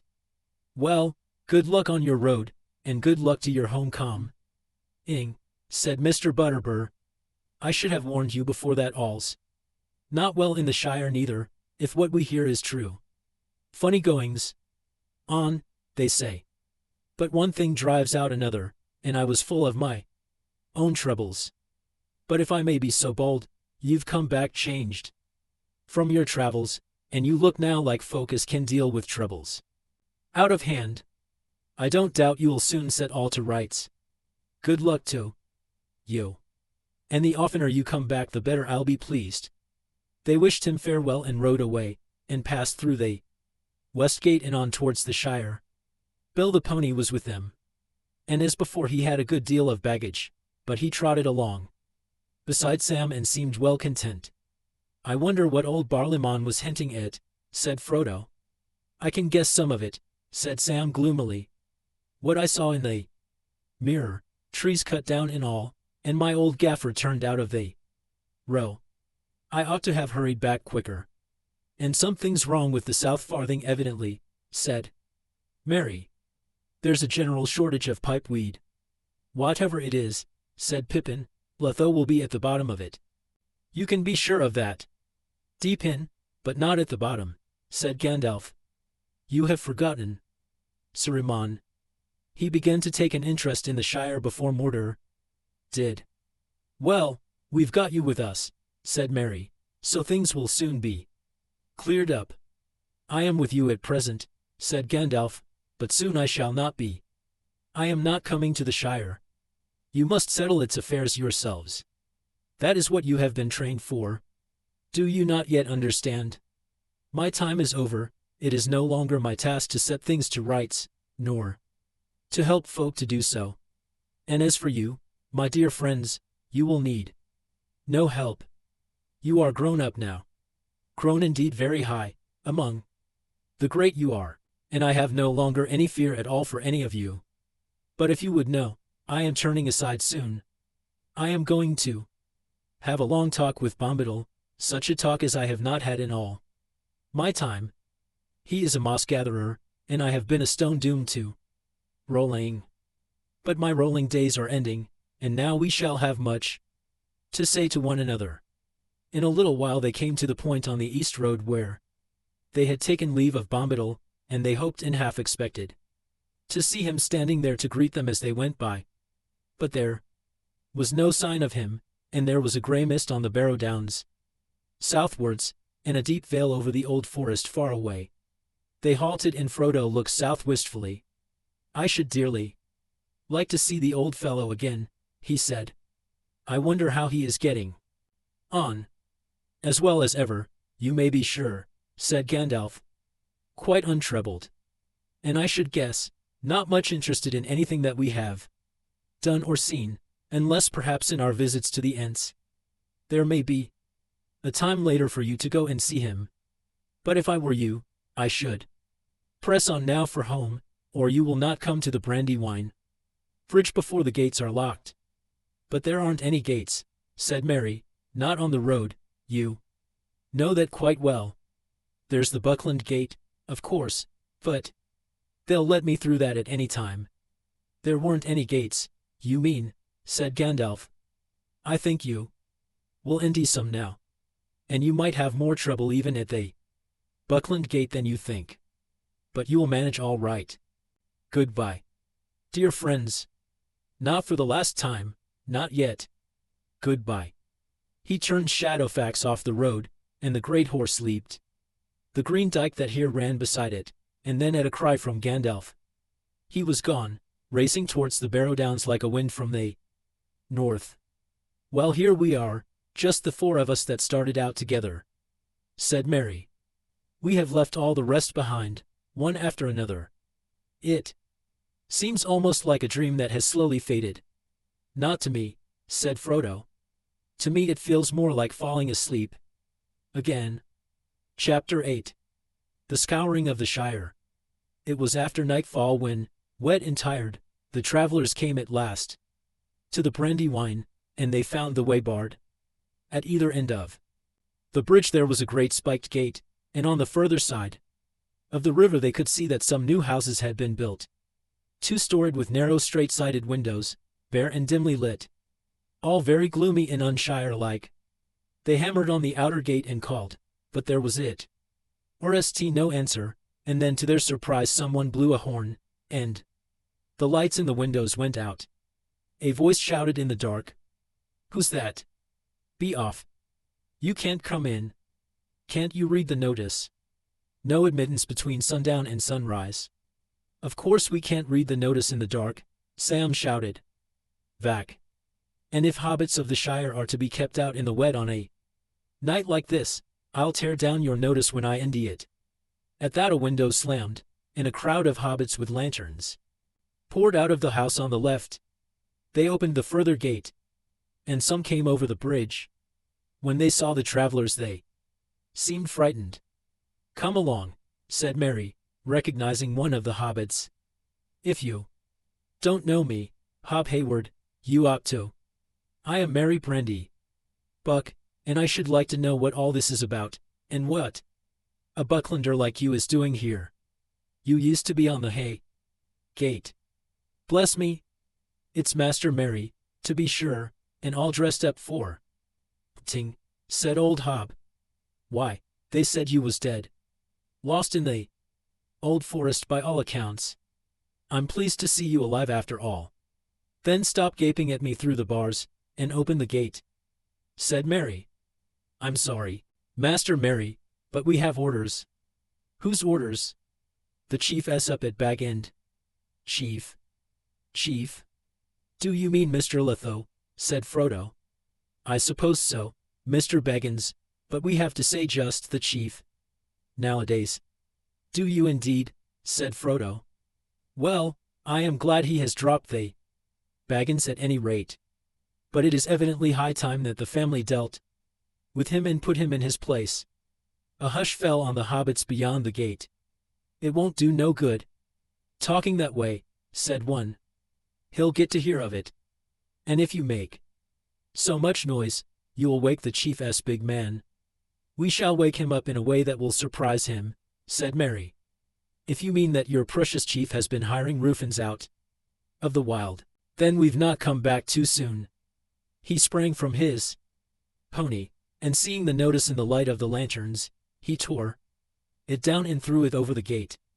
The hobbits backed away and made no move to open it. "Come on, Pippin," said Merry. 2 is enough. Merry and Pippin climbed the gate, and the hobbit CD.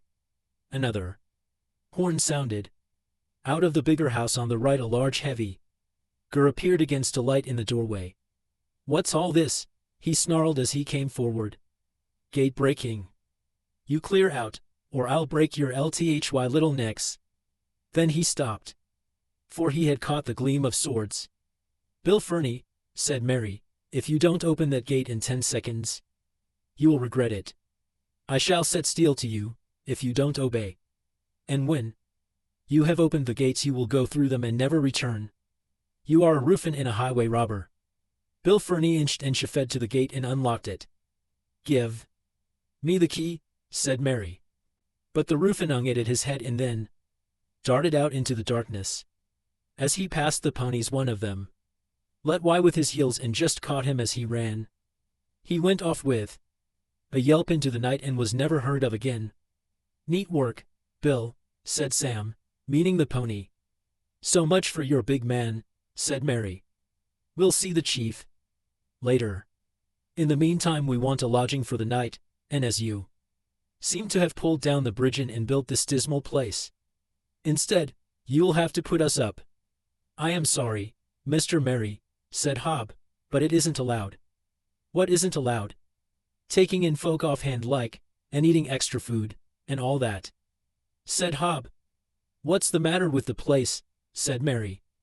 "Has it been a bad year, or what? I thought it had been any summer and harvest."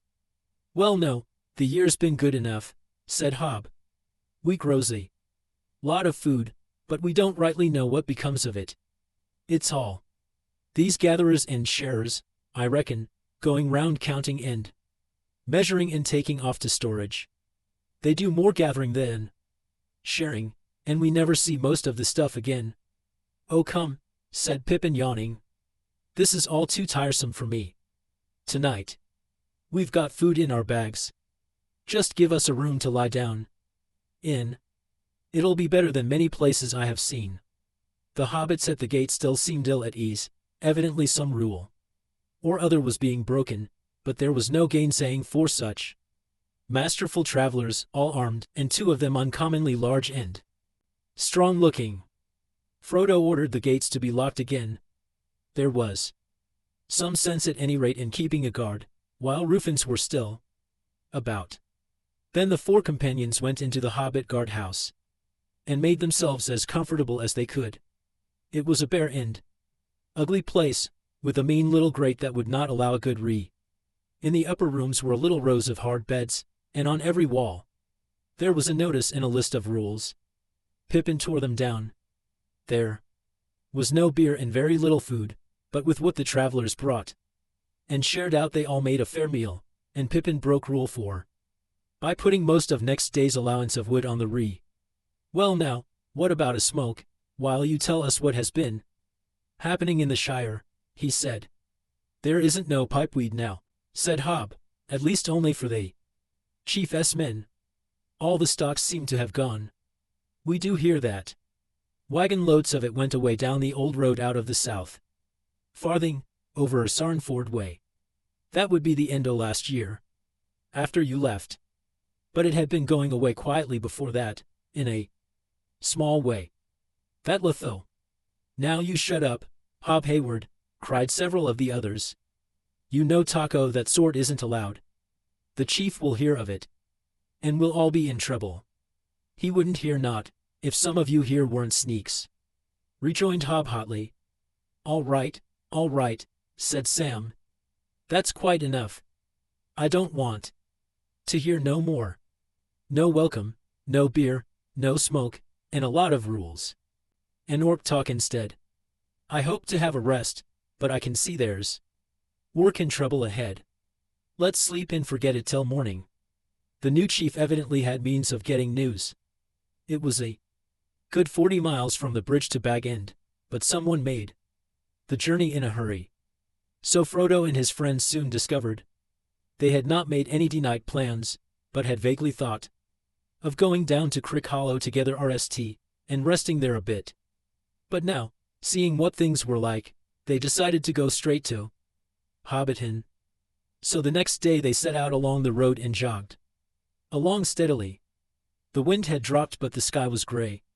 The land looked rather sad and forlorn, but it was after all the RST of November and the fag end of autumn. Still there seemed an unusual amount of burning going on, and smoke rose from many points round about. A great cloud of it was going up far away in the direction of the woody end. As evening fell they were drawing near to Frogmorton, a village right on the road, about 22 miles from the bridge. There they meant to stay the night. The floating log at Frogmorton was a good inn. But as they came to the east end of the village they met a barrier with a large board saying "No Road," and behind it stood a large band of sheriffs with staves in their hands and feathers in their caps, looking both important and rather scared. "What's all this?" said Frodo, feeling inclined to laugh. "This is what it is, Mr. Baggins," said the leader of the sheriffs, a two-feather hobbit. "You're arrested for gate-breaking and tearing up of rules, and assaulting gatekeepers, and trespassing, and sleeping in shire buildings without leave, and bribing guards with food." "And what else?" said Frodo. "That'll do to go on with," said the sheriff leader. "I can add some more, if you'd like it," said Sam, calling your chief names, wishing to punch his pimply face, and thinking you sheriffs look a lot of tomfools. "There now, mister, that'll do. It's the chief's orders that you're to come along quiet. We're going to take you to Bywater and hand you over to the chief's men, and when he deals with your case you can have your say. But if you don't want to stay in the lockholes any longer than you need, I should cut the say short, if I was you." To the discomfiture of the sheriffs, Frodo and his companions all roared with laughter. "Don't be absurd," said Frodo. "I am going where I please, and in my own time. I happen to be going to Bag End on business, but if you insist on going to, well, that is your affair." "Very well, Mr. Baggins," said the leader, pushing the barrier aside. "But don't forget I've arrested you." "I won't," said Frodo. "Never. But I may forgive you. Now I am not going any further today, so if you will kindly escort me to the floating log, I'll be obliged." "I can't do that, Mr. Baggins. The inn's closed. There's a sheriff house at the far end of the village. I'll take you there." "All right," said Frodo. "Go on and we'll follow." Sam had been looking the sheriffs up and down and had spotted one that he knew. "Hey, come here, Robin Smallburrow," he called. "I want a word with you." With a sheepish glance at his leader, who looked wrathful but did not dare to interfere, Sheriff Smallburrow fell back and walked beside Sam, who got down off his pony. "Look here, Cock Robin," said Sam. "You're Hobbiton bred and ought to have more sense, coming a waylaying Mr. Frodo and all. And what's all this about the inn being closed?" "They're all closed," said Robin. "The chief doesn't hold with beer. Leastways that is how it started. But now I reckon it's his men that has it all. And he doesn't hold with folk moving about, so if they will, or they must, then they has to go to the sheriff house and explain their business. You ought to be ashamed of yourself having anything to do with such nonsense," said Sam. "You used to like the inside of an inn better than the outside yourself. You were always popping in, on duty or off. And so I would be still, Sam, if I could. But don't be hard on me. What can I do? You know how I went for a sheriff 7 years ago, before any of this began. Gave me a chance of walking round the country and seeing folk, and hearing the news, and knowing where the good beer was. But now it's different. But you can give it up, stop sheriffing, if it has stopped being a respectable job," said Sam. "We're not allowed to," said Robin.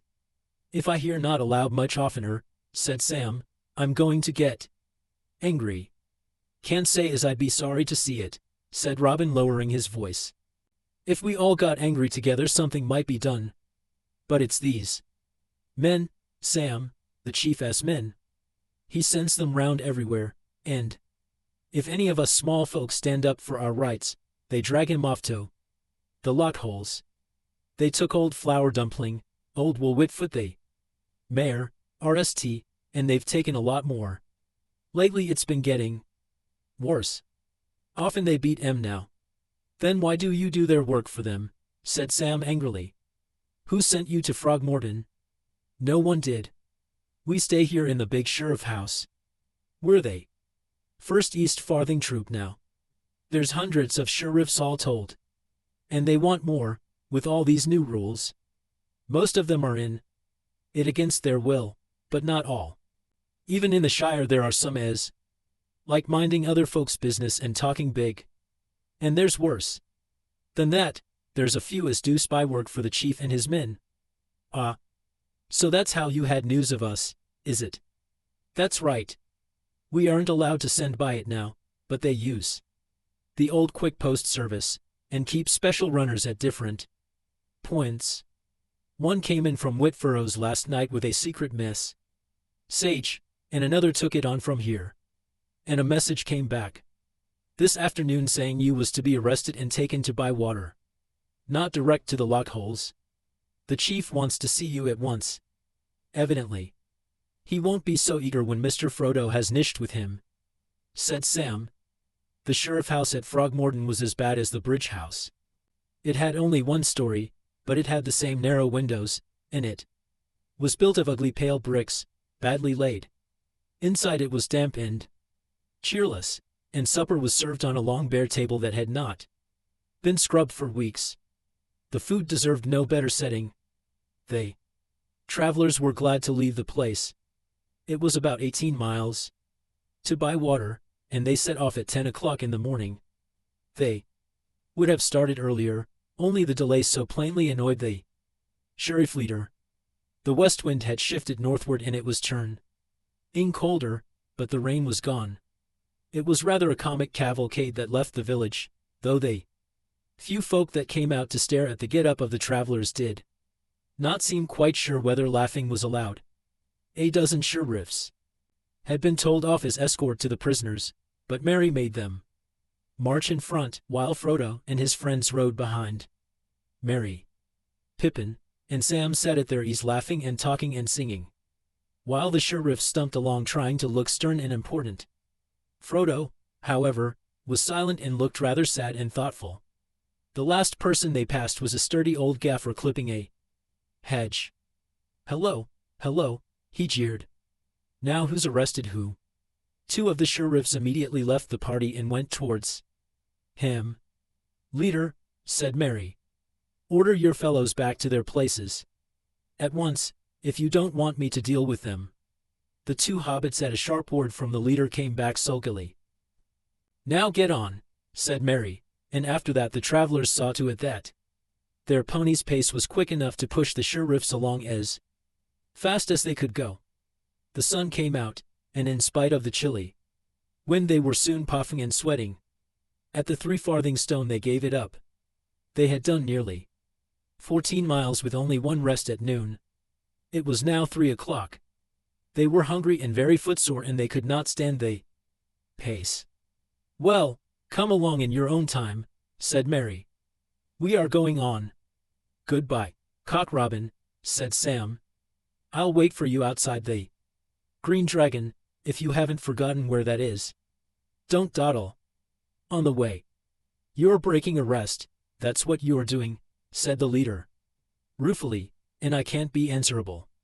We shall break a good many things yet, and not ask you to answer, said Pippin. Good luck to you. The travelers trotted on, and as the sun began to sink towards the white downs far away on the western horizon they came to Bywater by its wide pool, and there they had their really painful shock. This was Frodo and Sam's own country, and they found out now that they cared about it more than any other place in the world. Many of the houses that they had known were missing. Some seemed to have been burnt down. The pleasant row of old hobbit holes in the bank on the north side of the pool were deserted, and their little gardens that used to run down bright to the water's edge were rank with weeds. Worse, there was a whole line of the ugly new houses, all along poolside, where the Hobbiton road ran close to the bank. An avenue of trees had stood there. They were all gone.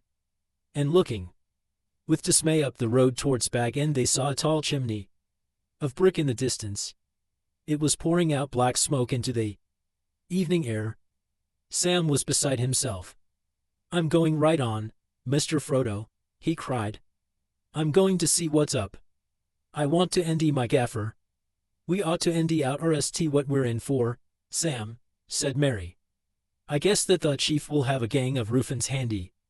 We had better ND someone who will tell us how things are round here." But in the village of Bywater all the houses and holes were shut, and no one greeted them. They wondered at this, but they soon discovered the reason of it.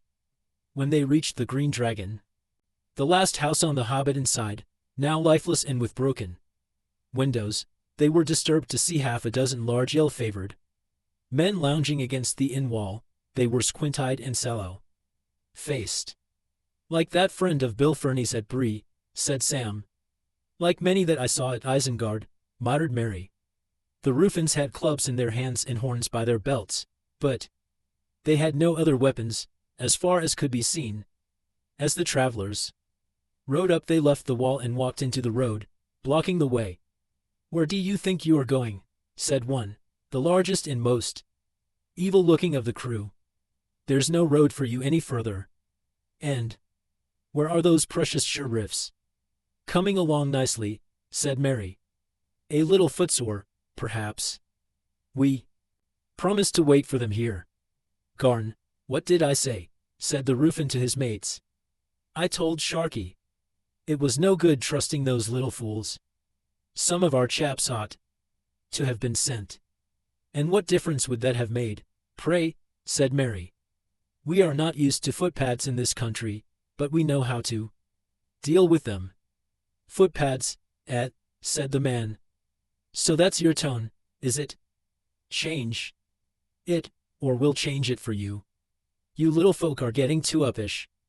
Don't you trust too much in the boss's kind heart. Sharky's come now, and he'll do what Sharky says." "And what may that be?" said Frodo quietly. "This country wants waking up and setting to rights," said the Rufin, "and Sharky's going to do it, and make it hard, if you drive him to it. You need a bigger boss, and you'll get one before the year is out. If there's any more trouble, then you'll learn a thing or two. You little rat folk." "Indeed. I am glad to hear of your plans," said Frodo. "I am on my way to call on Mr. Letho, and he may be interested to hear of them too." The Rufin laughed. "Letho? He knows all right. Don't you worry. He'll do what Sharky says. Because if a boss gives trouble, we can change him. See? And if little folks try to push in where they're not wanted, we can put them out of mischief. See?" "Yes, I see," said Frodo. "For one thing, I see that you are behind the times in the news here. Much has happened since you left the South. Your day is over, and all other Rufins. The Dark Tower has fallen, and there is a king in Gondor. And Isengard has been destroyed, and your precious master is a beggar in the wilderness. I passed him on the road. The king's messengers will ride up the Greenway now, not bullies from Isengard." The man stared at him and smiled. "A beggar in the wilderness," he mocked. "Oh, is he indeed? Swagger it, my little cockay. Whoop. But that won't stop us living in this fat little country where you have lazed long enough." And he snapped his fingers in Frodo's face. "King's messengers. That for them. When I see one, I'll take notice, perhaps." This was too much for Pippin. His thoughts went back to the field of Cormallen, and here was a squint-eyed rascal calling the ring-bearer a little cock-a-hoop. He cast back his cloak, ashed out his sword, and the silver and sable of Gondor gleamed on him as he rode forward. "I am a messenger of the king," he said. "You are speaking to the king's friend, and one of the most renowned in all the lands of the West. You are a ruffian and a fool. Down on your knees in the road, and ask pardon, or I will set this troll's bane in you."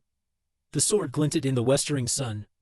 Merry and Sam drew their swords also and rode up to support Pippin, but Frodo did not move. The ruffians gave back, scaring Breland peasants and bullying bewildered hobbits had been their work. Fearless hobbits with bright swords and grim faces were a great surprise, and there was a note in the voices of these newcomers that they had not heard before. It chilled them with fear. "Go," said Merry. "If you trouble this village again, you will regret it." The three hobbits came on, and then the ruffians turned NDD, running away up the Hobbiton road, but they blew their horns as they ran. "Well, we've come back none too soon," said Merry. "Not a day too soon. Perhaps too late, at any rate to save Letho," said Frodo. "Miserable fool, but I am sorry for him." "Save Letho? Whatever do you mean?" said Pippin. "Destroy him, I should say." "I don't think you quite understand things, Pippin," said Frodo. "Letho never meant things to come to this pass.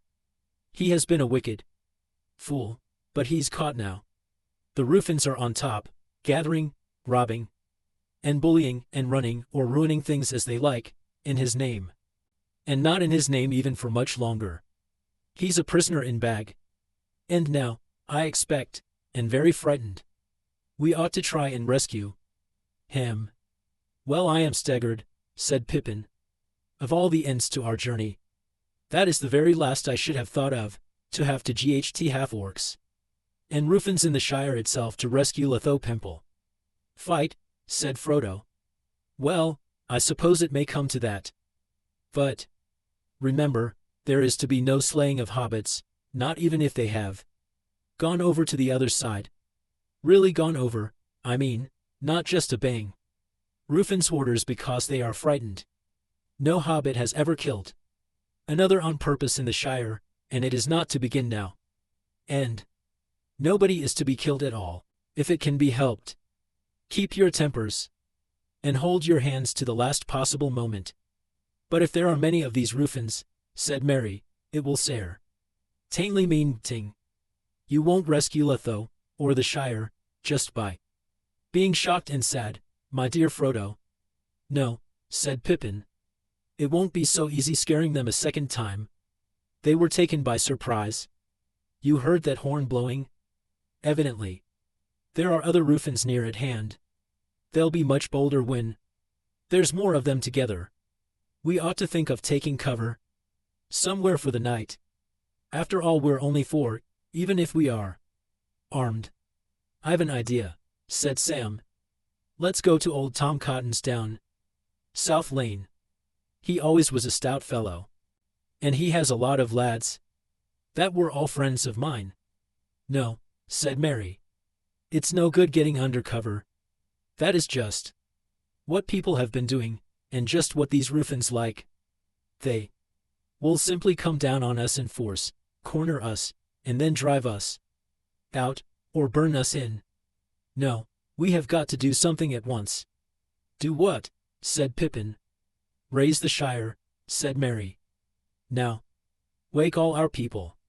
They hate all this, you can see, all of them except perhaps one or two rascals, and a few fools that want to be important, but don't it all understand what is really going on. But Shire folk have been so comfortable so long they don't know what to do. They just want a match, though, and they'll go up and The chief's men must know that. They'll try to stamp on us and put us out quick. We've only got a very short time. Sam, you can make a dash for Cotton's farm, if you like. He's the chief person round here, and the sturdiest. Come on. I am going to blow the horn of Rohan, and give them all some music they have never heard before." They rode back to the middle of the village. There Sam turned aside and galloped off down the lane that led south to Cotton's. He had not gone far when he heard a sudden clear horn call go up ringing into the sky. Far over hill and dell it echoed, and so compelling was that call that Sam himself almost turned and dashed back. His pony reared and neighed. "On, lad! On!" he cried. "We'll be going back soon." Then he heard Mary change the note, and up went the horn cry of Buckland, shaking the air. "Awake! Awake! Fear, fire, foes! Awake! Fire, foes! Awake!" Behind him Sam heard a hubbub of voices in a great din and slamming of doors. In front of him lights sprang out in the gloaming. Dogs barked, feet came running. Before he got to the lane's end there was Farmer Cotton with 3 of his lads, young Tom, Jolly, and Nick, hurrying towards him. They had axes in their hands, and barred the way. "Nay, it's not one of them Rufins," Sam heard the farmer say. "It's a hobbit by the size of it, but all dressed up queer." "Hey," he cried. "Who are you, and what's all this to do?" "It's Sam Gamgee. I've come back." Farmer Cotton came up close and stared at him in the twilight. "Well," he exclaimed, "the voice is right, and your face is no worse than it was, Sam. But I should a passed you in the street in that gear. You've been in foreign parts, seemingly. We feared you were dead." "That I ain't," said Sam. "Nor Mr. Frodo. He's here and his friends. And that's the to-do. They're raising the Shire. We're going to clear out these Rufins, and their chief too. We're starting now." "Good, good," cried Farmer Cotton. "So it's begun at last. I've been itching for trouble all this year, but folks wouldn't help. And I've had the wife and Rosie to think of. These Rufins don't stick it. Nothing. But come on now, lads. Bywater is up. We must be in it." "What about Mrs. Cotton and Rosie?" said Sam. "It isn't safe yet for them to be left all alone. My Nibs is with them. But you can go and help him, if you have a mind," said Farmer Cotton with a grin. Then he and his sons ran off towards the village. Sam hurried to the house. By the large round door at the top of the steps from the wide yard stood Mrs. Cotton and Rosie, and Nibs, in front of them grasping a hay fork. "It's me," shouted Sam as he trotted up. "Sam Gamgee. So don't try prodding me, Nibs. Anyway, I've a mail shirt on me." He jumped down from his pony and went up the steps. They stared at him in silence. "Good evening, Mrs. Cotton," he said. "Hello, Rosie." "Hello, Sam," said Rosie. "Where've you been? They said you were dead, but I've been expecting you since the spring. You haven't hurried, have you?" "Perhaps not," said Sam abashed. "But I'm hurrying now. We're setting about the Rufins, and I've got to get back to Mr. Frodo. But I thought I'd have a look and see how Mrs. Cotton was keeping, and you, Rosie." "We're keeping nicely, thank you," said Mrs. Cotton. "Or should be, if it weren't for these thieving Rufins." "Well, be off with you," said Rosie. "If you've been looking after Mr. Frodo all this while, what do you want to leave him for, as soon as things look dangerous?" This was too much for Sam. It needed a week's answer, or none. He turned away and mounted his pony. But as he started off, Rosie ran down the steps. "I think you look any, Sam," she said. "Go on now. But take care of yourself, and come straight back as soon as you have settled the Rufins." When Sam got back he found the whole village roused already. Apart from many younger lads, more than 100 sturdy hobbits were assembled with axes, and heavy hammers, and long knives, and stout staves, and a few had hunting bows.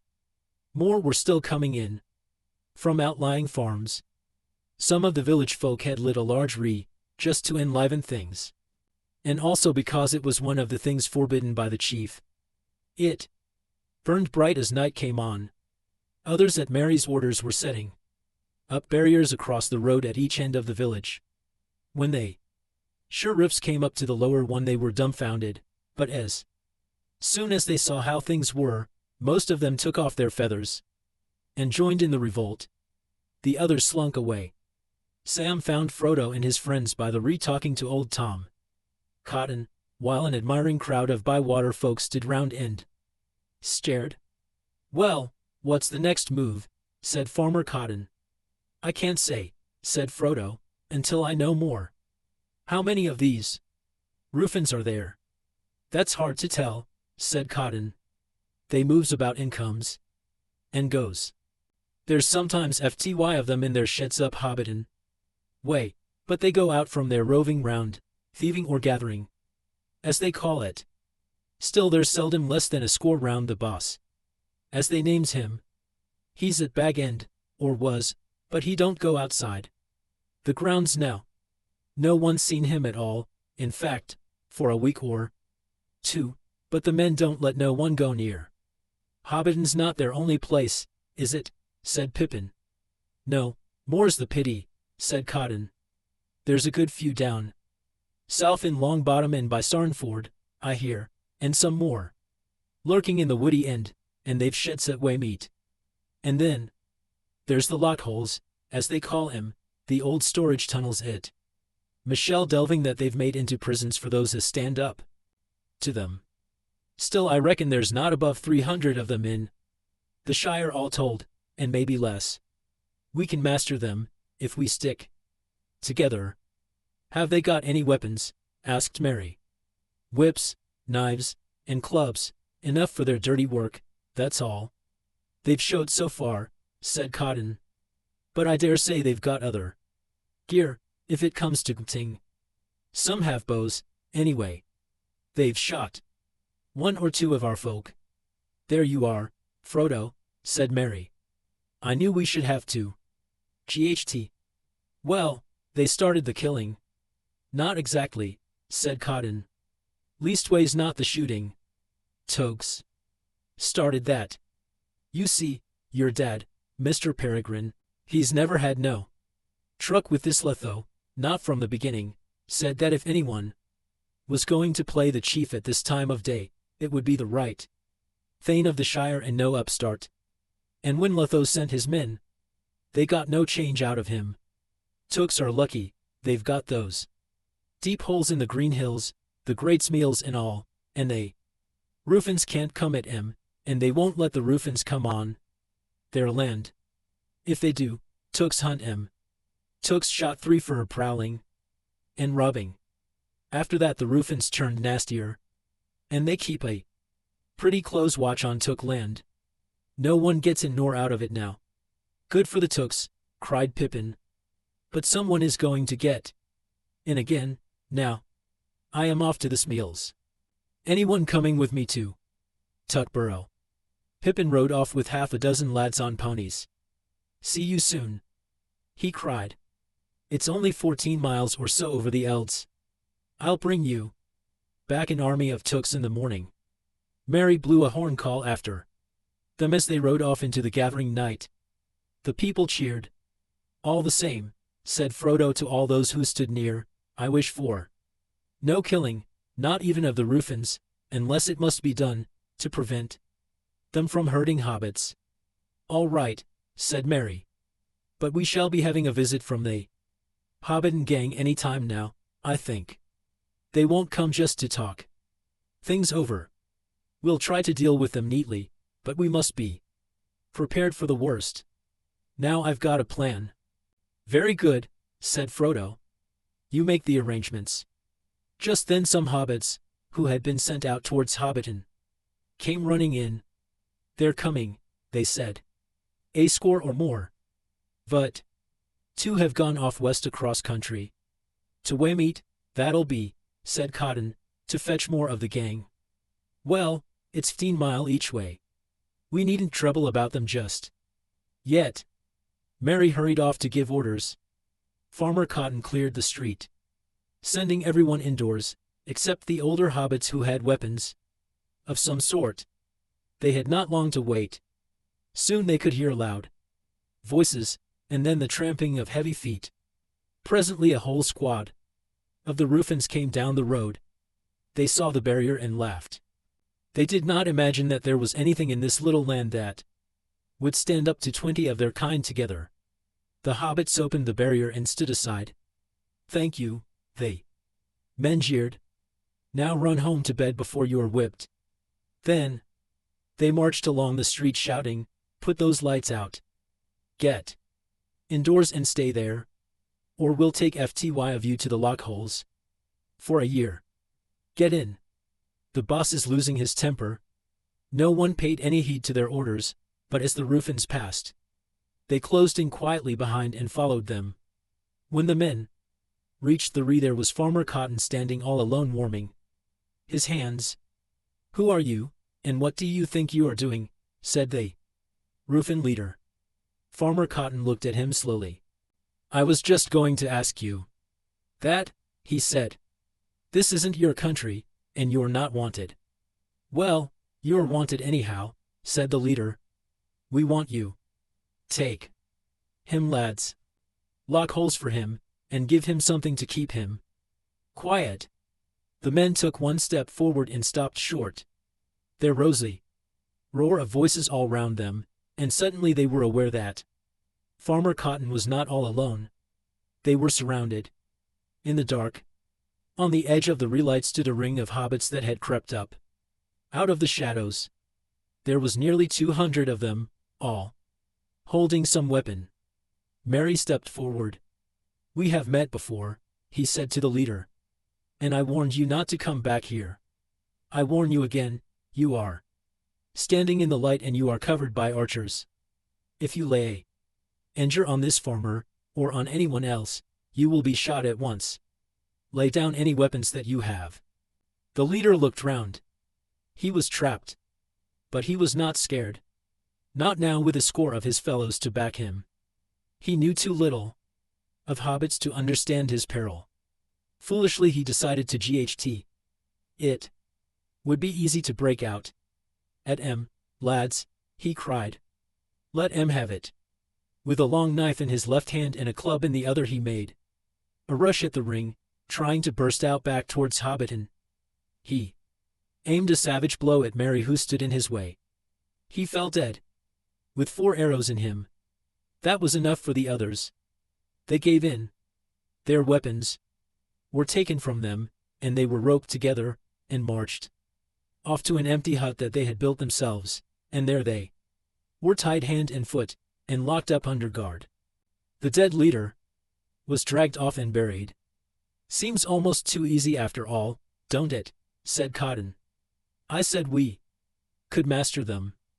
But we needed a call. You came back in the nick o' time, Mr. Merry."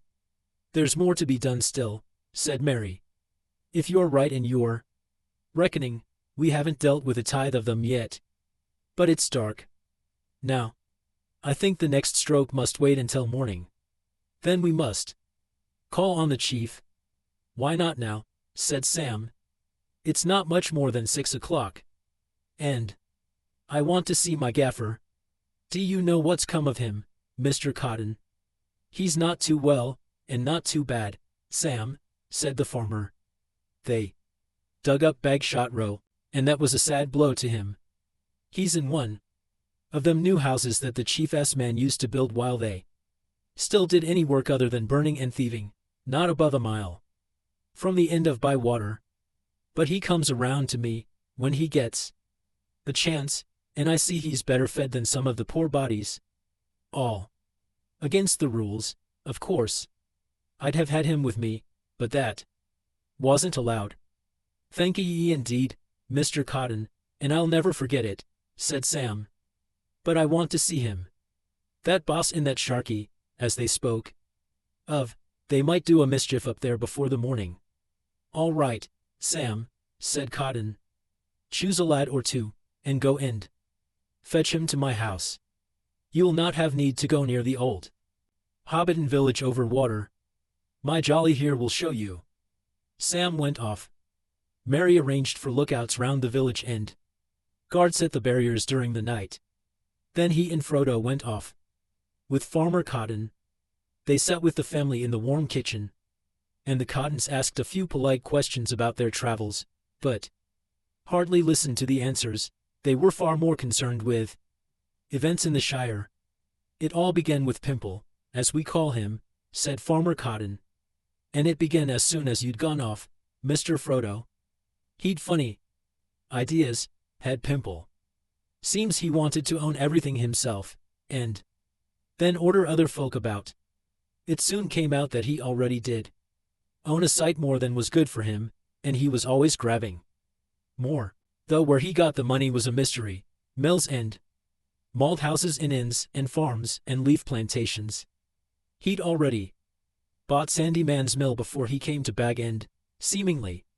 Of course he started with a lot of property in the South Farthing, which he had from his dad, and it seems he'd been selling a lot o' the best leaf, and sending it away quietly for a year or two. But at the end o' last year he began sending away loads of stuff, not only leaf. Things began to get short, and winter coming on, too. Folk got angry, but he had his answer. A lot of men, Rufins mostly, came with great wagons, some to carry off the goods south away, and others to stay. And more came. And before we knew where we were, they were planted here and there all over the Shire, and were felling trees and digging and building themselves sheds and houses just as they liked. At RST goods and damage was paid for by Pimple, but soon they began lording it around and taking what they wanted. Then there was a bit of trouble, but not enough. Old Will the mayor set off for Bag End to protest, but he never got there. Rufins laid hands on him and took and locked him up in a hole in Michelle delving, and there he is now. And after that, it would be soon after New Year, there wasn't no more mayor, and Pimple called himself Chief Sheriff, or just Chief, and did as he liked, and if anyone got uppish as they called it, they followed Will. So things went from bad to worse. There wasn't no smoke left, save for the men, and they Chief didn't hold with beer, save for his men, and closed all the inns. And everything except rules got shorter and shorter, unless one could hide a bit of one's own when the Rufins went round gathering stuff up for fair distribution, which meant they got it and we didn't. Except for the leavings which you could have at the sheriff houses, if you could stomach them. All very bad. But since Sharkey came, it's been plain ruination. "Who is this Sharkey?" said Mary. "I heard one of the Rufins speak of him." "The biggest Rufin o' the lot, seemingly," answered Cotton. "It was about last harvest, and September maybe, that we RST heard of him. We've never seen him, but he's up at Bag End, and he's the real chief now, I guess. All the Rufins do what he says, and what he says is mostly hack, burn, and ruin, and now it's come to killing. There's no longer even any bad sense in it. They cut down trees and let 'em lie, they burn houses and build no more. Take Sandyman's mill now. Pimple knocked it down almost as soon as he came to Bag End. Then he brought in a lot o' dirty-looking men to build a bigger one and it full o' wheels and outlandish contraptions. Only that fool Ted was pleased by that, and he works there cleaning wheels for the men, where his dad was the miller and his own master. Pimple's idea was to grind more and faster, or so he said. He's got other mills like it. But you've got to have grist before you can grind, and there was no more for the new mill to do than for the old. But since Sharkey came they don't grind no more corn at all. They're always a hammering and a letting out a smoke and a stench, and there isn't no peace even at night in Hobbiton. And they pour out LTH a purpose.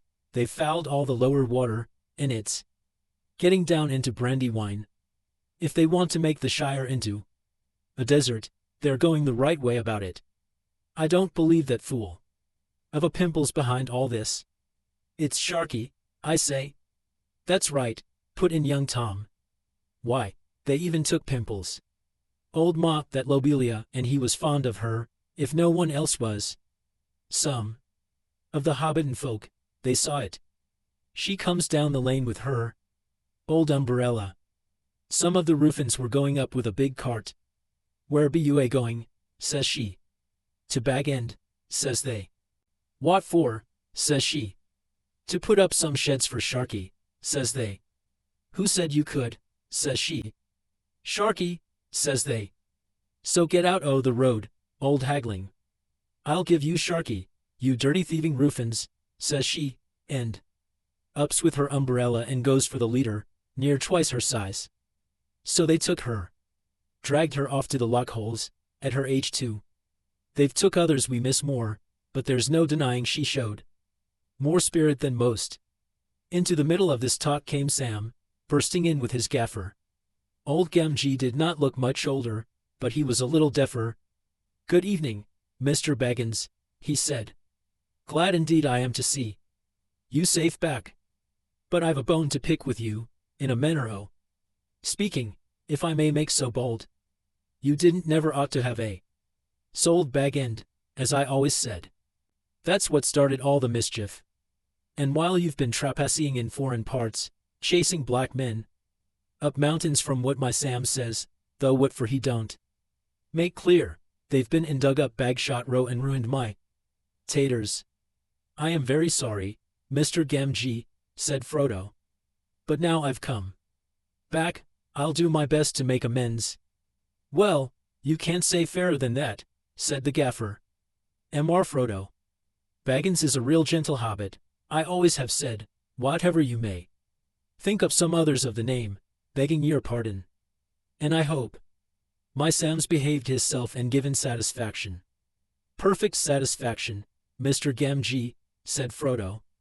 Indeed, if you will believe it, he's now one of the most famous people in all the lands, and they are making songs about his deeds from here to the sea end beyond the great river.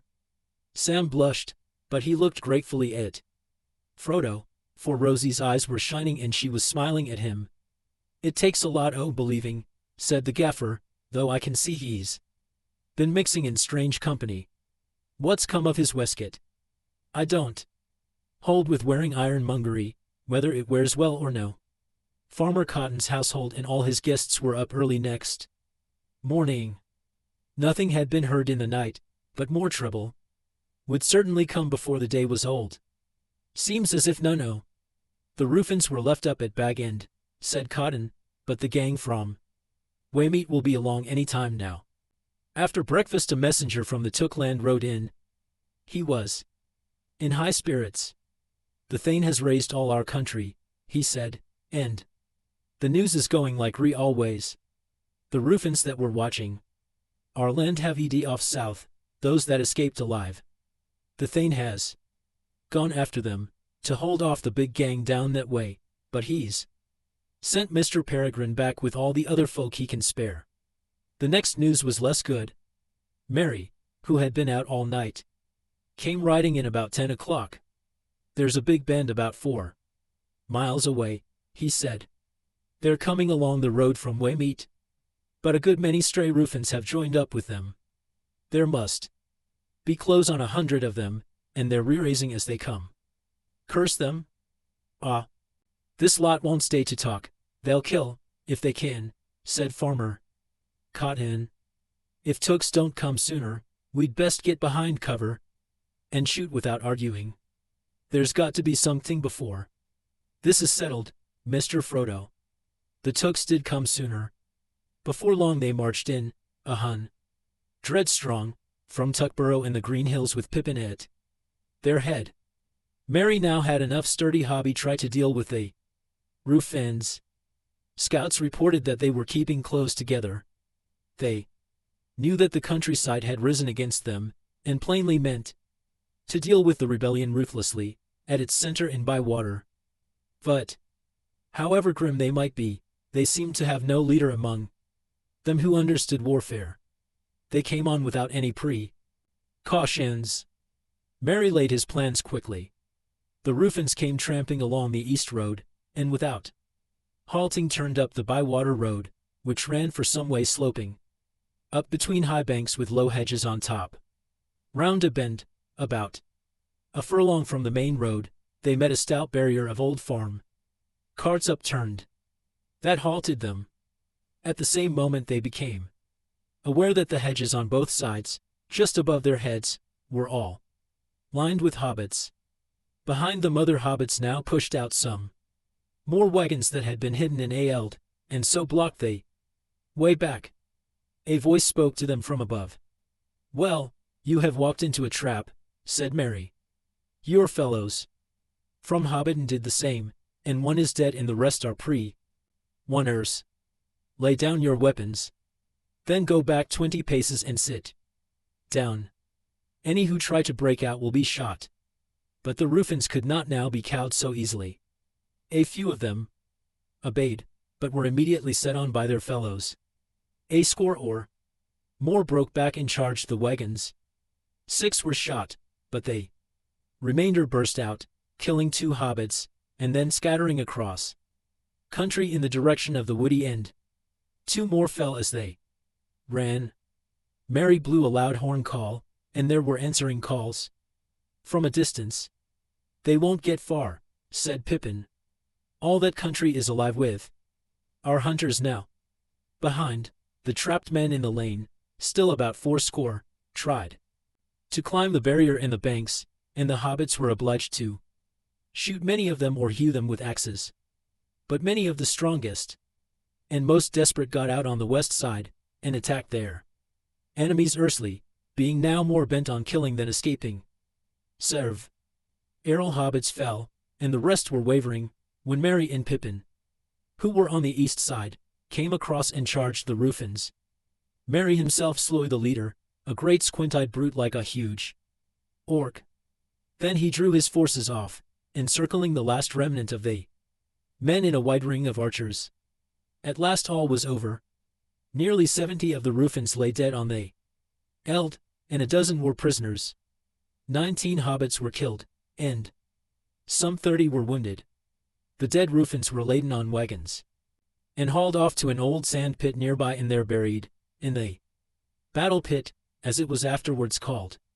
The fallen hobbits were laid together in a grave on the hillside, where later a great stone was set up with a garden about it. So ended the Battle of Bywater, 1419, the last battle fought in the Shire, and the only battle since the Green Elds, 1147, away up in the North Farthing. In consequence, though it happily cost very few lives, it has a chapter to itself in the Red Book, and the names of all those who took part were made into a roll, and learned by heart by Shire historians. The very considerable rise in the fame and fortune of the Cotton States from this time. But at the top of the roll in all accounts stand the names of captains Meriadoc and Peregrine. Frodo had been in the battle, but he had not drawn sword, and his chief part had been to prevent the hobbits in their wrath at their losses, from slaying those of their enemies who threw down their weapons. When the thing was over, and the later labors were ordered, Merry, Pippin, and Sam joined him, and they rode back with the Cottons. They ate a late midday meal, and then Frodo said, with a sigh, "Well, I suppose it is time now that we dealt with the chief. "Yes, indeed, the sooner the better," said Merry. "And don't be too gentle. He's responsible for bringing in these Rufins, and for all the evil they have done." Farmer Cotton collected an escort of some 24 sturdy hobbits. "For it's only a guess that there is no Rufins left at Bag End," he said. "We don't know." Then they set out on foot. Frodo, Sam, Merry, and Pippin led the way. It was one of the saddest hours in their lives. The great chimney rose up before them, and as they drew near the old village across the water, through rows of new mean houses along each side of the road, they saw the new mill in all its frowning and dirty ugliness, a great brick building straddling the stream, which it fouled with a steaming and stinking auto. All along the Bywater road every tree had been felled. As they crossed the bridge and looked up the hill they gasped. Even Sam's vision in the mirror had not prepared him for what they saw. The old grange on the west side had been knocked down, and its place taken by rows of tarred sheds. All the chestnuts were gone. The banks and hedgerows were broken. Great wagons were standing in disorder in a beaten bare of grass. Bagshot Row was a yawning sand and gravel quarry. Bag End up beyond could not be seen for a clutter of large huts. "They've cut it down," cried Sam. "They've cut down the party tree." He pointed to where the tree had stood under which Bilbo had made his farewell speech. It was lying lopped and dead in the eld. As if this was the last straw, Sam burst into tears. A laugh put an end to them. There was a surly hobbit lounging over the low wall of the mill yard. He was grimy-faced and black-handed. "Don't ye like it, Sam?" he sneered. "But you always was soft. I thought you'd gone off in one o' them ships you used to prattle about. Sailing. What do you want to come back for?" "We've work to do in the Shire now." "So I see," said Sam. "No time for washing, but time for wall propping. But see here, Master Sandyman, I've a score to pay in this village, and don't you make it any longer with your jeering, or you'll foot a bill too big for your purse." Ted Sandyman spat over the wall. "Garn," he said. "You can't touch me. I'm a friend o' the boss's. But he'll touch you all right, if I have any more of your mouth." "Don't waste any more words on the fool, Sam," said Frodo. "I hope there are not many more hobbits that have become like this. It would be a worse trouble than all the damage the men have done." "You are dirty and insolent, Sandyman," said Merry. "And also very much out of your reckoning.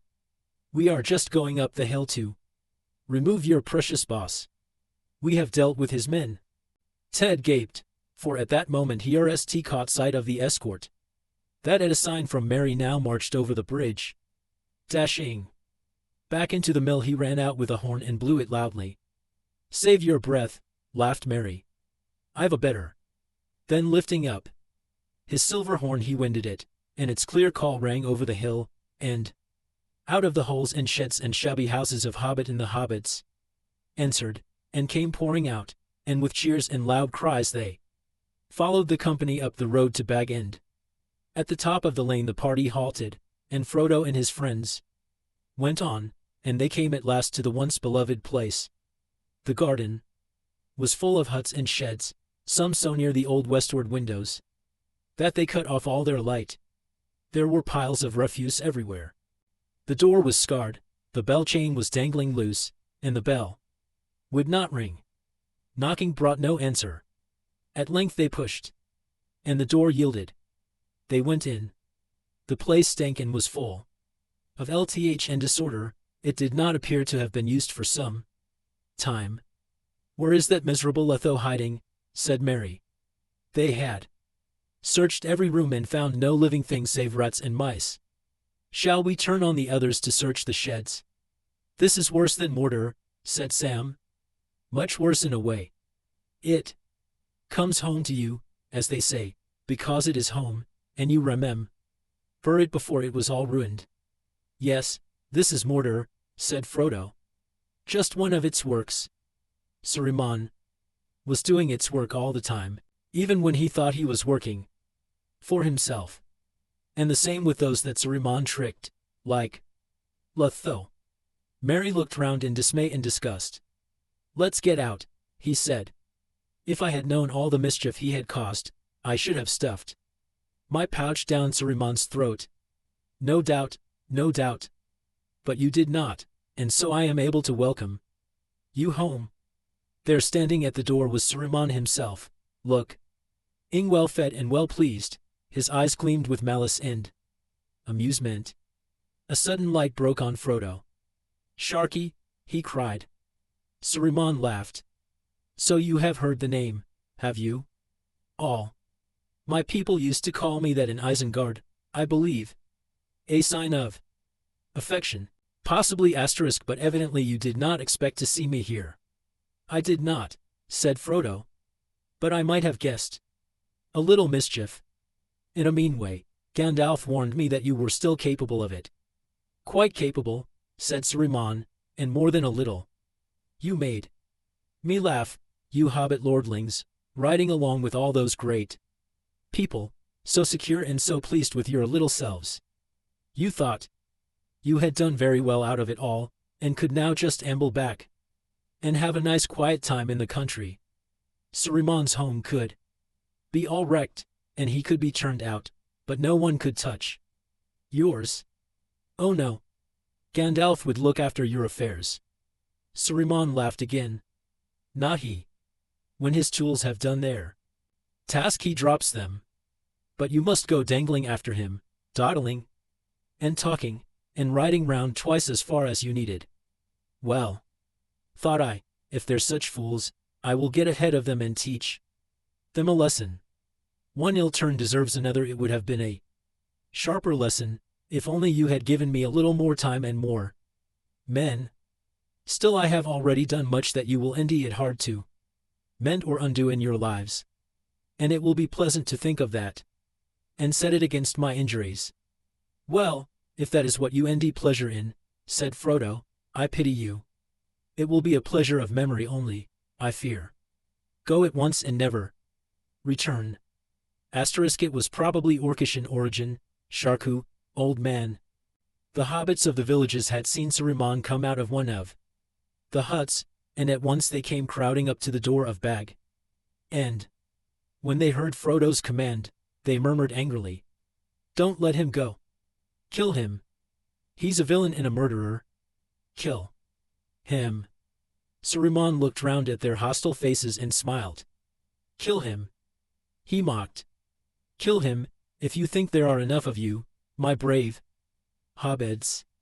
He drew himself up and stared at them darkly with his black eyes. But do not think that when I lost all my goods I lost all my power. Whoever strikes me shall be accursed. And if my blood stains the Shire, it shall wither and never again be healed. The hobbits recoiled. But Frodo said, Do not believe him. He has lost all power, save his voice that can still daunt you and deceive you, if you let it. But I will not have him slain. It is useless to meet revenge with revenge, it will heal nothing. Go, Saruman, by the speediest way. Worm. Worm. Saruman called, and out of a nearby hut came Worm-tongue, crawling, almost like a dog. To the road again, Worm, said Saruman. These any fellows and lordlings are turning us adrift. Again. Come along. Saruman turned to go, and Worm-tongue shuffled after him. But even as Saruman passed close to Frodo, a knife ashed in his hand, and he stabbed swiftly, the blade turned on the hidden mailcoat and snapped. A dozen hobbits, led by Sam, leaped forward with a cry and hung the villain to the ground. Sam drew his sword. No, Sam, said Frodo. Do not kill him even now. For he has not hurt me. And in any case I do not wish him to be slain in this evil mood. He was great once, of a noble kind that we should not dare to raise our hands against. He is fallen, and his cure is beyond us. But I would still spare him, in the hope that he may end it. Saruman rose to his feet, and stared at Frodo. There was a strange look in his eyes of mingled wonder and respect and hatred. You have grown, Hailing, he said. Yes, you have grown very much.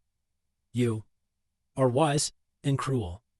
You have robbed my revenge of sweetness, and now I must go hence in bitterness, in debt to your mercy. I hate it. And you? Well, I go and I will trouble you no more. But do not expect me to wish you health and long life. You will have neither. But that is not my doing. I merely foretell. He walked away, and the hobbits made a lane for him to pass. But their knuckles whitened as they gripped on their weapons. Worm-tongue hesitated, and then followed his master. Worm-tongue, called Frodo. You need not follow him. I know of no evil you have done to me.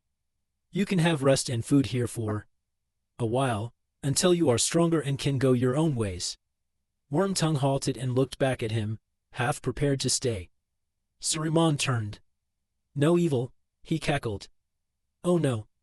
Even when he sneaks out at night, it is only to look at the stars. But did I hear someone ask where poor Letho is hiding? You know, don't you, Worm? Will you tell them? Wormtongue cowered down and whimpered, No, no. Then I will, said Saruman. Worm killed your chief, poor little fellow, your nice little boss. Didn't you, Worm? Stabbed him in his sleep, I believe. Buried him, I hope, though Worm has been very hungry lately. No, Worm is not really nice. You had better leave him to me. A look of wild hatred came into Wormtongue's red eyes. You told me to, you made me do it, he hissed. Saruman laughed. You do what Sharky says, always, don't you, Worm? Well, now he says, follow. He kicked Wormtongue in the face as he grovelled and turned and made off. But at that something snapped. Suddenly Wormtongue rose up, drawing a hidden knife.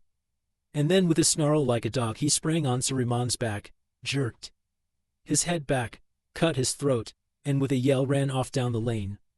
Before Frodo could recover or speak a word, 3 hobbit bows twanged and Wormtongue fell dead.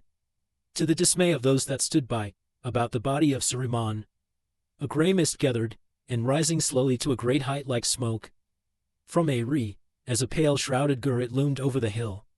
For a moment it wavered, looking to the west, but out of the west came a cold wind, and it bent away, and with a sigh dissolved into nothing. Frodo looked down at the body with pity and horror, for as he looked it seemed that long years of death were suddenly revealed in it, and it shrank, and the shriveled face became rags of skin upon a hideous skull. Lifting up the skirt of the dirty cloak that sprawled beside it, he covered it over, and turned away. And that's the end of that, said Sam.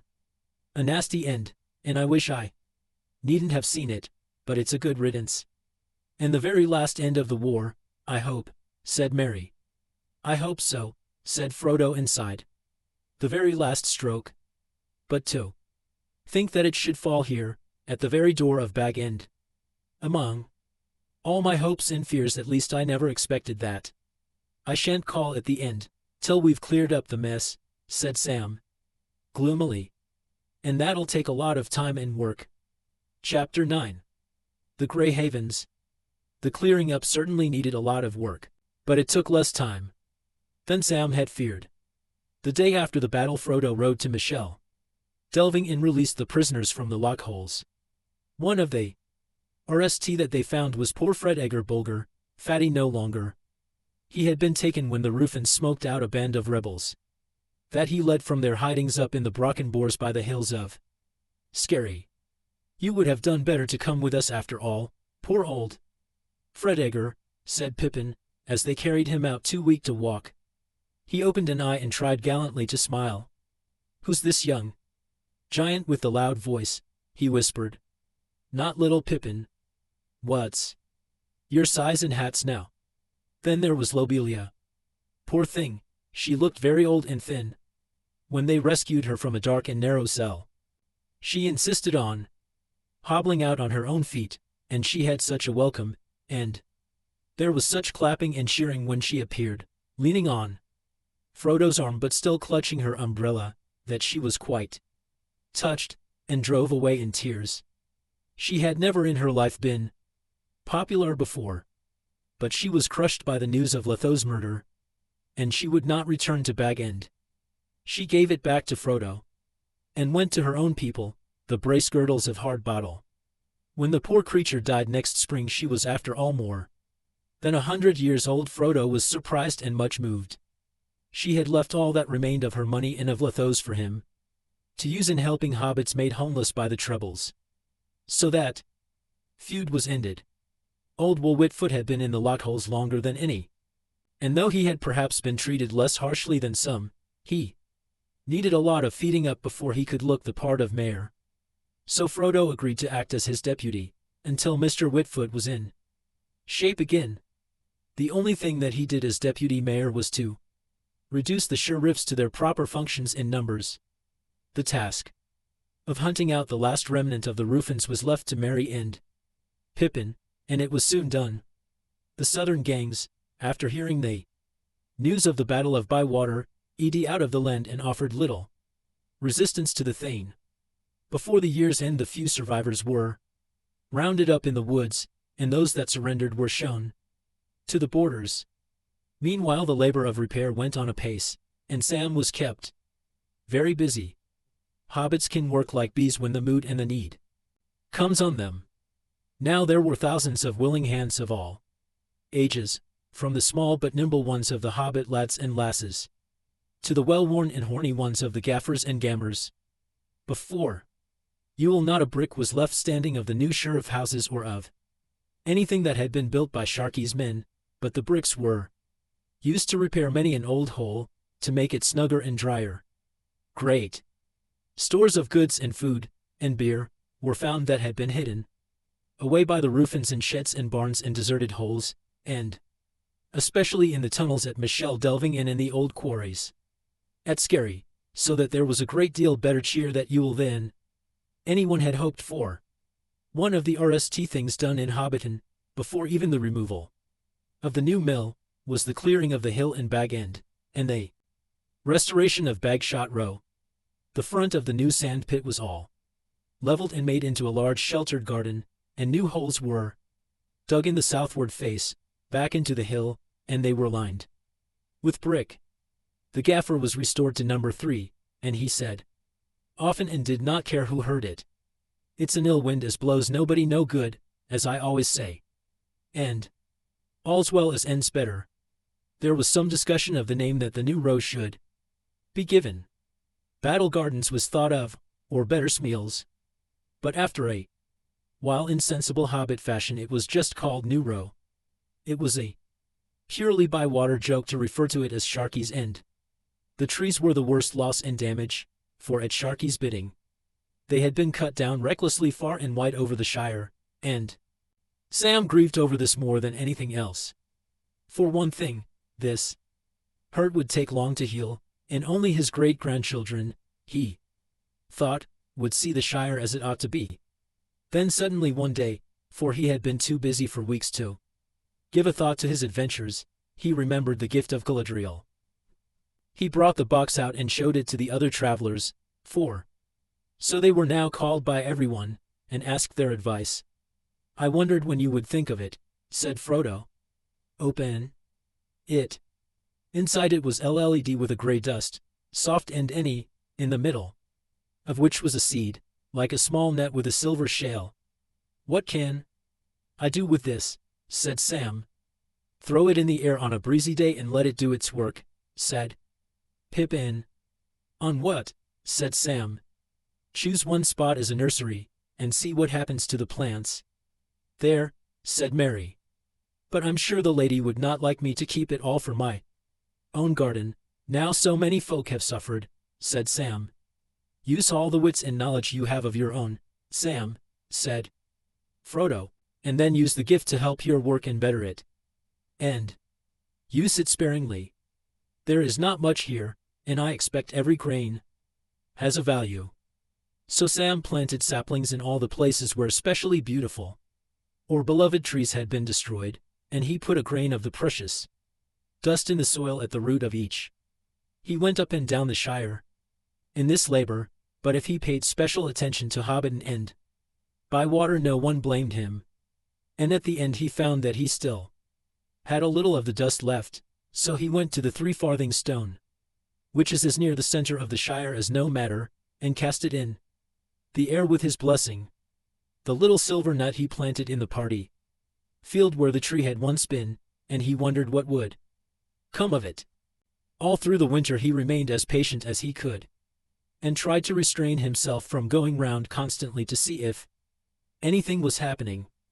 Spring surpassed his wildest hopes. His trees began to sprout and grow, as if time was in a hurry and wished to make 1 year do for 20. In the party field a beautiful young sapling leaped up. It had silver bark and long leaves and burst into golden hours in April.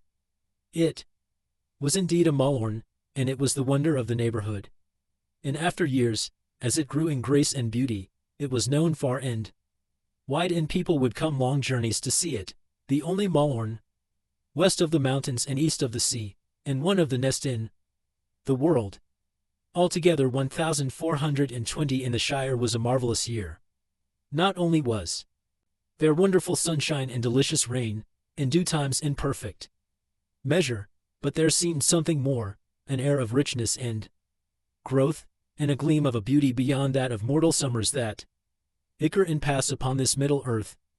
All the children born or begotten in that year, and there were many, were fair to see and strong, and most of them had a rich golden hair that had before been rare among hobbits.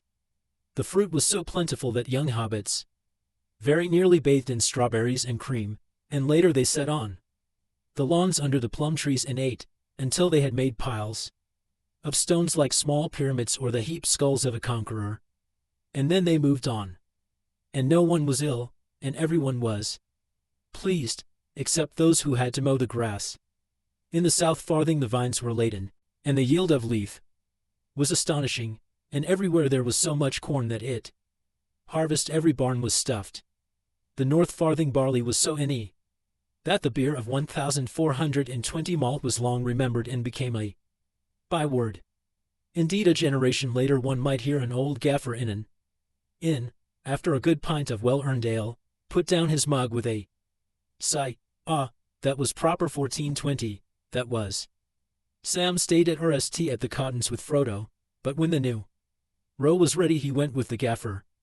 In addition to all his other labors he was busy directing the cleaning up and restoring of Bag End, but he was often away in the Shire on his forestry work. So he was not at home in early March and did not know that Frodo had been ill. On the 13th of that month Farmer Cotton found Frodo lying on his bed. He was clutching a white gem that hung on a chain about his neck, and he seemed half in a dream. "It is gone forever," he said, "and now all is dark and empty." But the tea passed, and when Sam got back on the 20th, Frodo had recovered, and he said nothing about himself.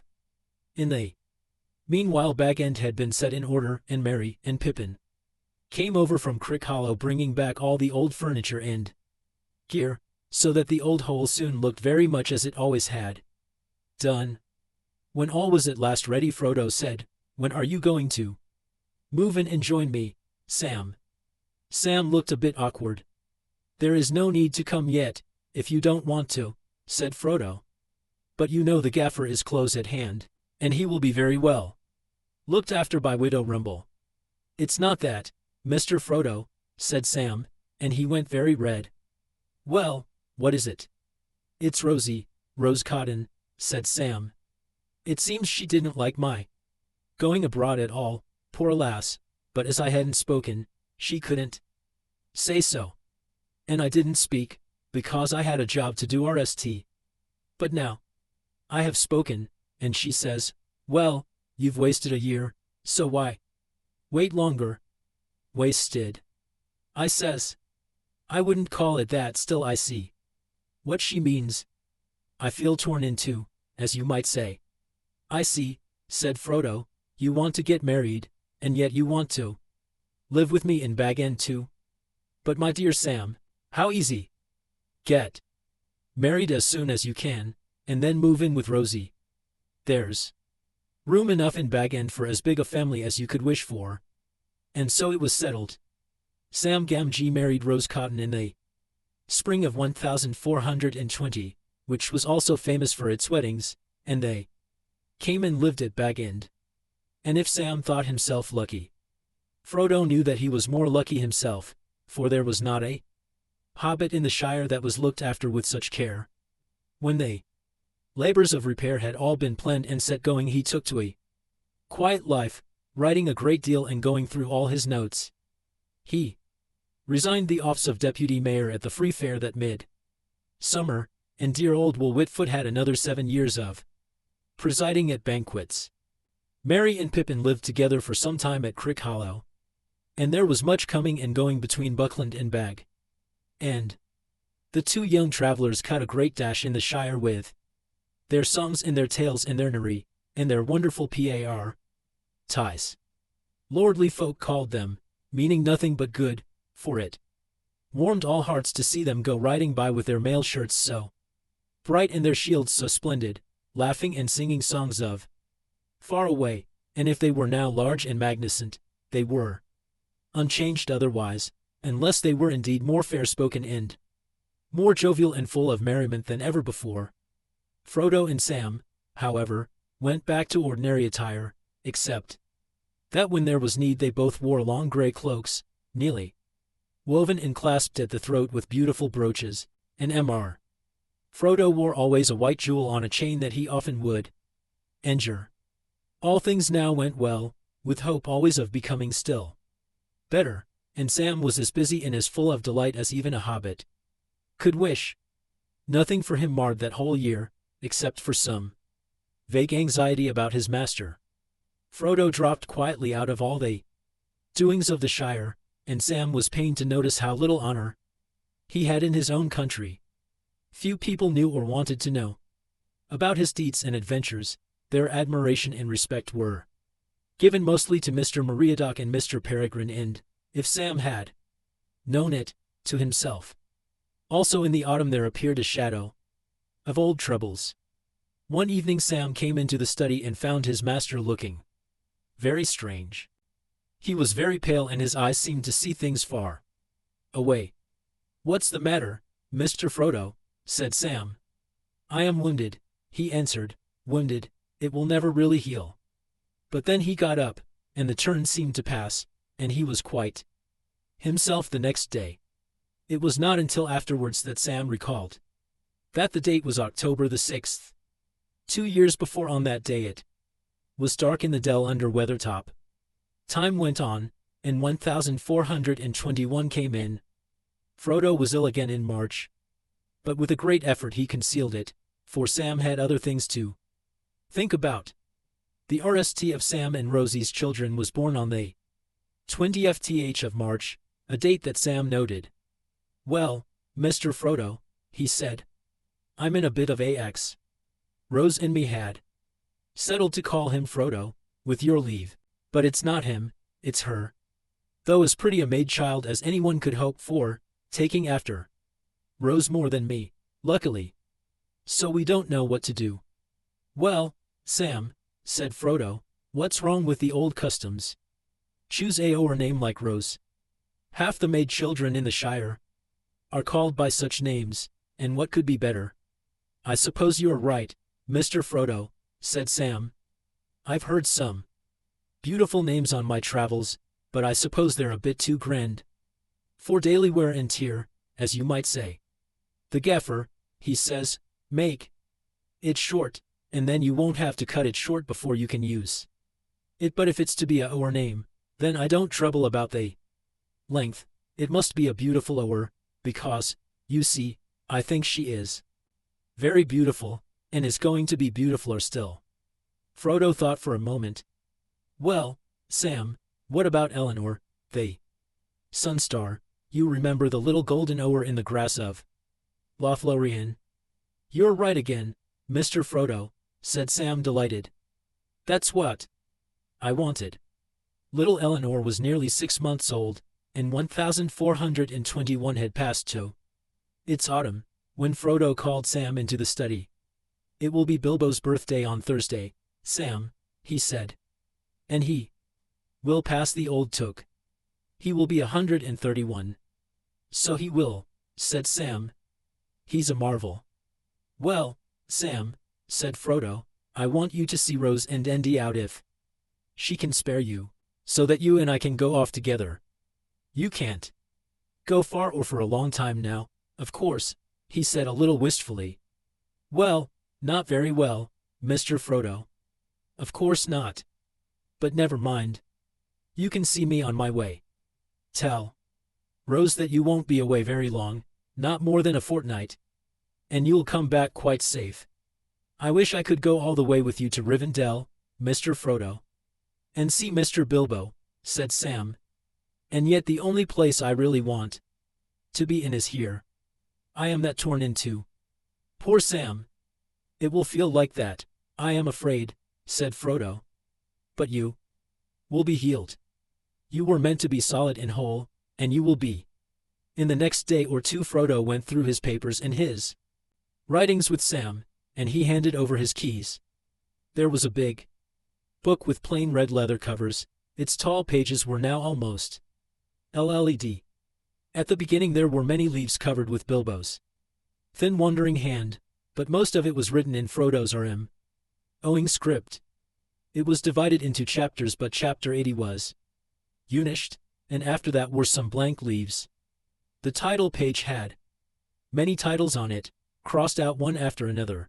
So, my diary, my unexpected journey, there and back again, and what happened after, Adventures of 5 Hobbits, the tale of the Great Ring, compiled by Bilbo Baggins from his own observations and the accounts of his friends. What we did in the War of the Ring. Here Bilbo's hand ended and Frodo had written The Downfall of the Lord of the Rings and the Return of the King, as seen by the little people, being the memoirs of Bilbo and Frodo of the Shire, supplemented by the accounts of their friends and the learning of the wise, together with extracts from books of lore translated by Bilbo.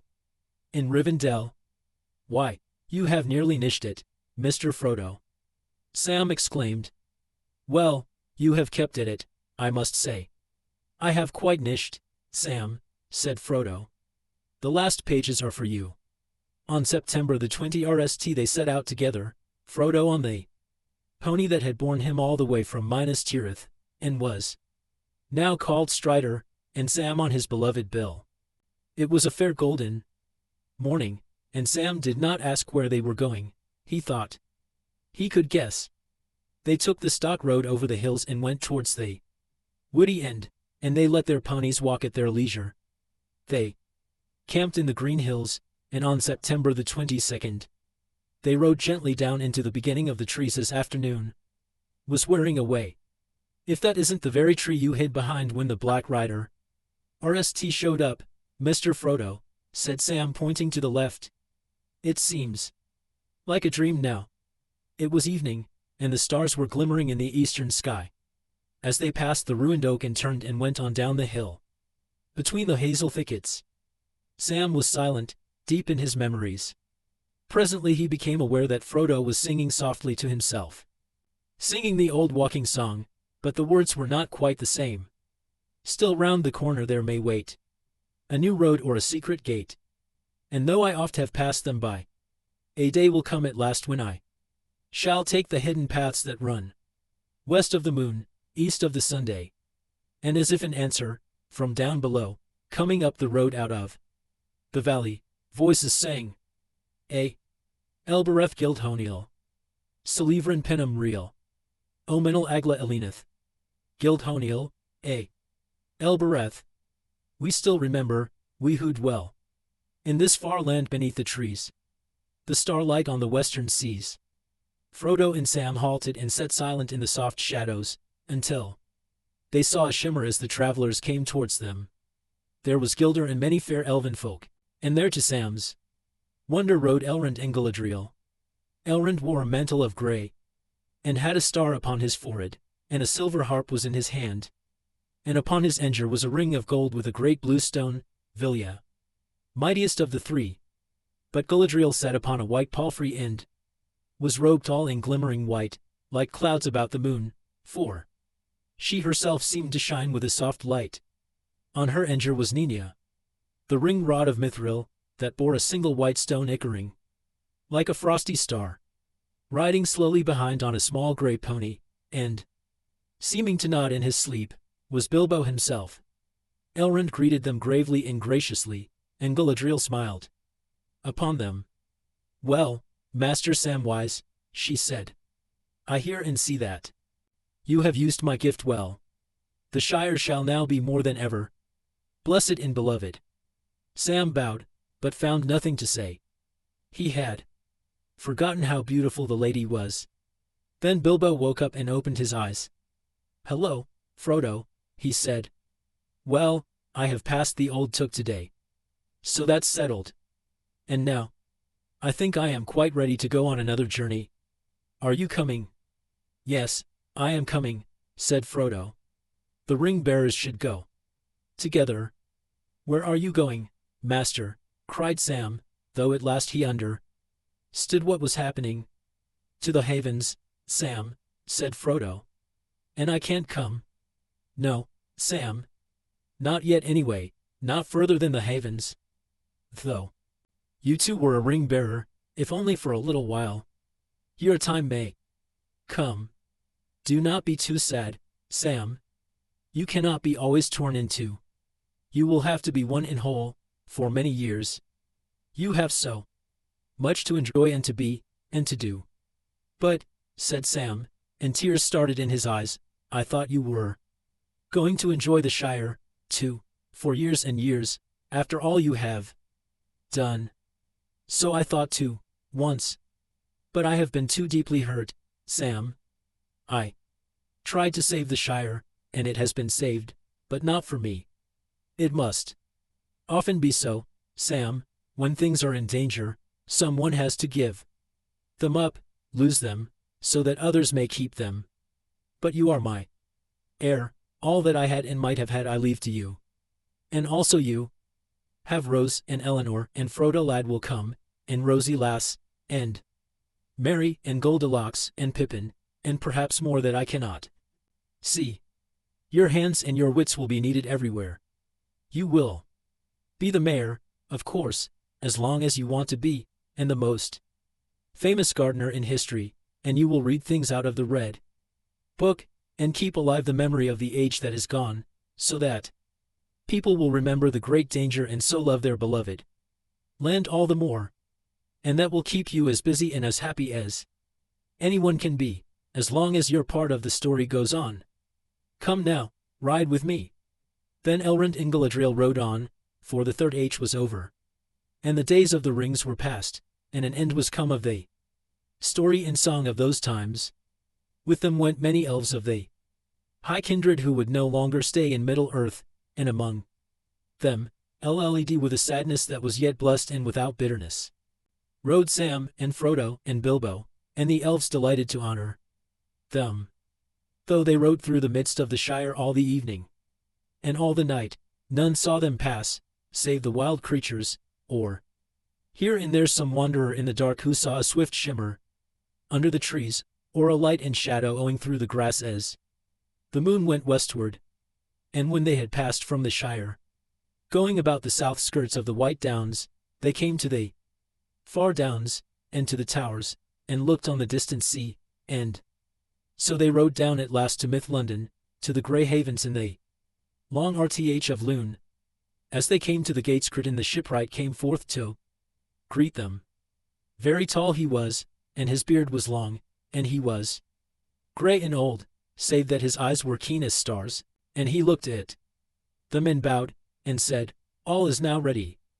Then Crichton led them to the havens, and there was a white ship lying, and upon the quay beside a great grey horse stood a Gur, robed all in white awaiting them. As he turned and came towards them, Frodo saw that Gandalf now wore openly on his hand the third ring, Narya the Great, and the stone upon it was red as Re. Then those who were to go were glad, for they knew that Gandalf also would take ship with them. But Sam was now sorrowful at heart, and it seemed to him that if the parting would be bitter, more grievous still would be the long road home alone. But even as they stood there, and the elves were going aboard, and all was being made ready to depart, up rode Merry and Pippin in great haste. And amid his tears Pippin laughed. You tried to give us the slip once before and failed, Frodo, he said. This time you have nearly succeeded, but you have failed again. It was not Sam, though, that gave you away this time, but Gandalf himself. Yes, said Gandalf, for it will be better to ride back three together than one alone. Well, here at last, dear friends, on the shores of the sea comes the end of our fellowship in Middle-earth. Go in peace. I will not say, do not weep, for not all tears are an evil. Then Frodo kissed Merry and Pippin, and last of all Sam, and went aboard, and the sails were drawn up, and the wind blew, and Slowly the ship slipped away down the long grey RTH, and the light of the glass of Galadriel that Frodo bore glimmered in was lost. And the ship went out into the high sea and passed on into the west, until at last on a night of rain Frodo smelled a sweet fragrance on the air and heard the sound of singing that came over the water. And then it seemed to him that as in his dream in the house of Bombadil, the grey rain curtain turned all to silver glass and was rolled back, and he beheld white shores and beyond them a far green country under a swift sunrise. But to Sam the evening deepened to darkness as he stood at the haven, and as he looked at the grey sea he saw only a shadow on the waters that was soon lost in the west. There still he stood far into the night, hearing only the sigh and murmur of the waves on the shores of Middle-earth, and the sound of them sank deep into his heart. Beside him stood Merry and Pippin, and they were silent. At last the three companions turned away, and never again looking back they rode slowly homewards, and they spoke no word to one another until they came back to the Shire, but each had great comfort in his friends on the long grey road. At last they rode over the downs and took the east road, and then Merry and Pippin rode on to Buckland, and already they were singing again as they went. But Sam turned to buy water, and so came back up the hill, as day was ending once more.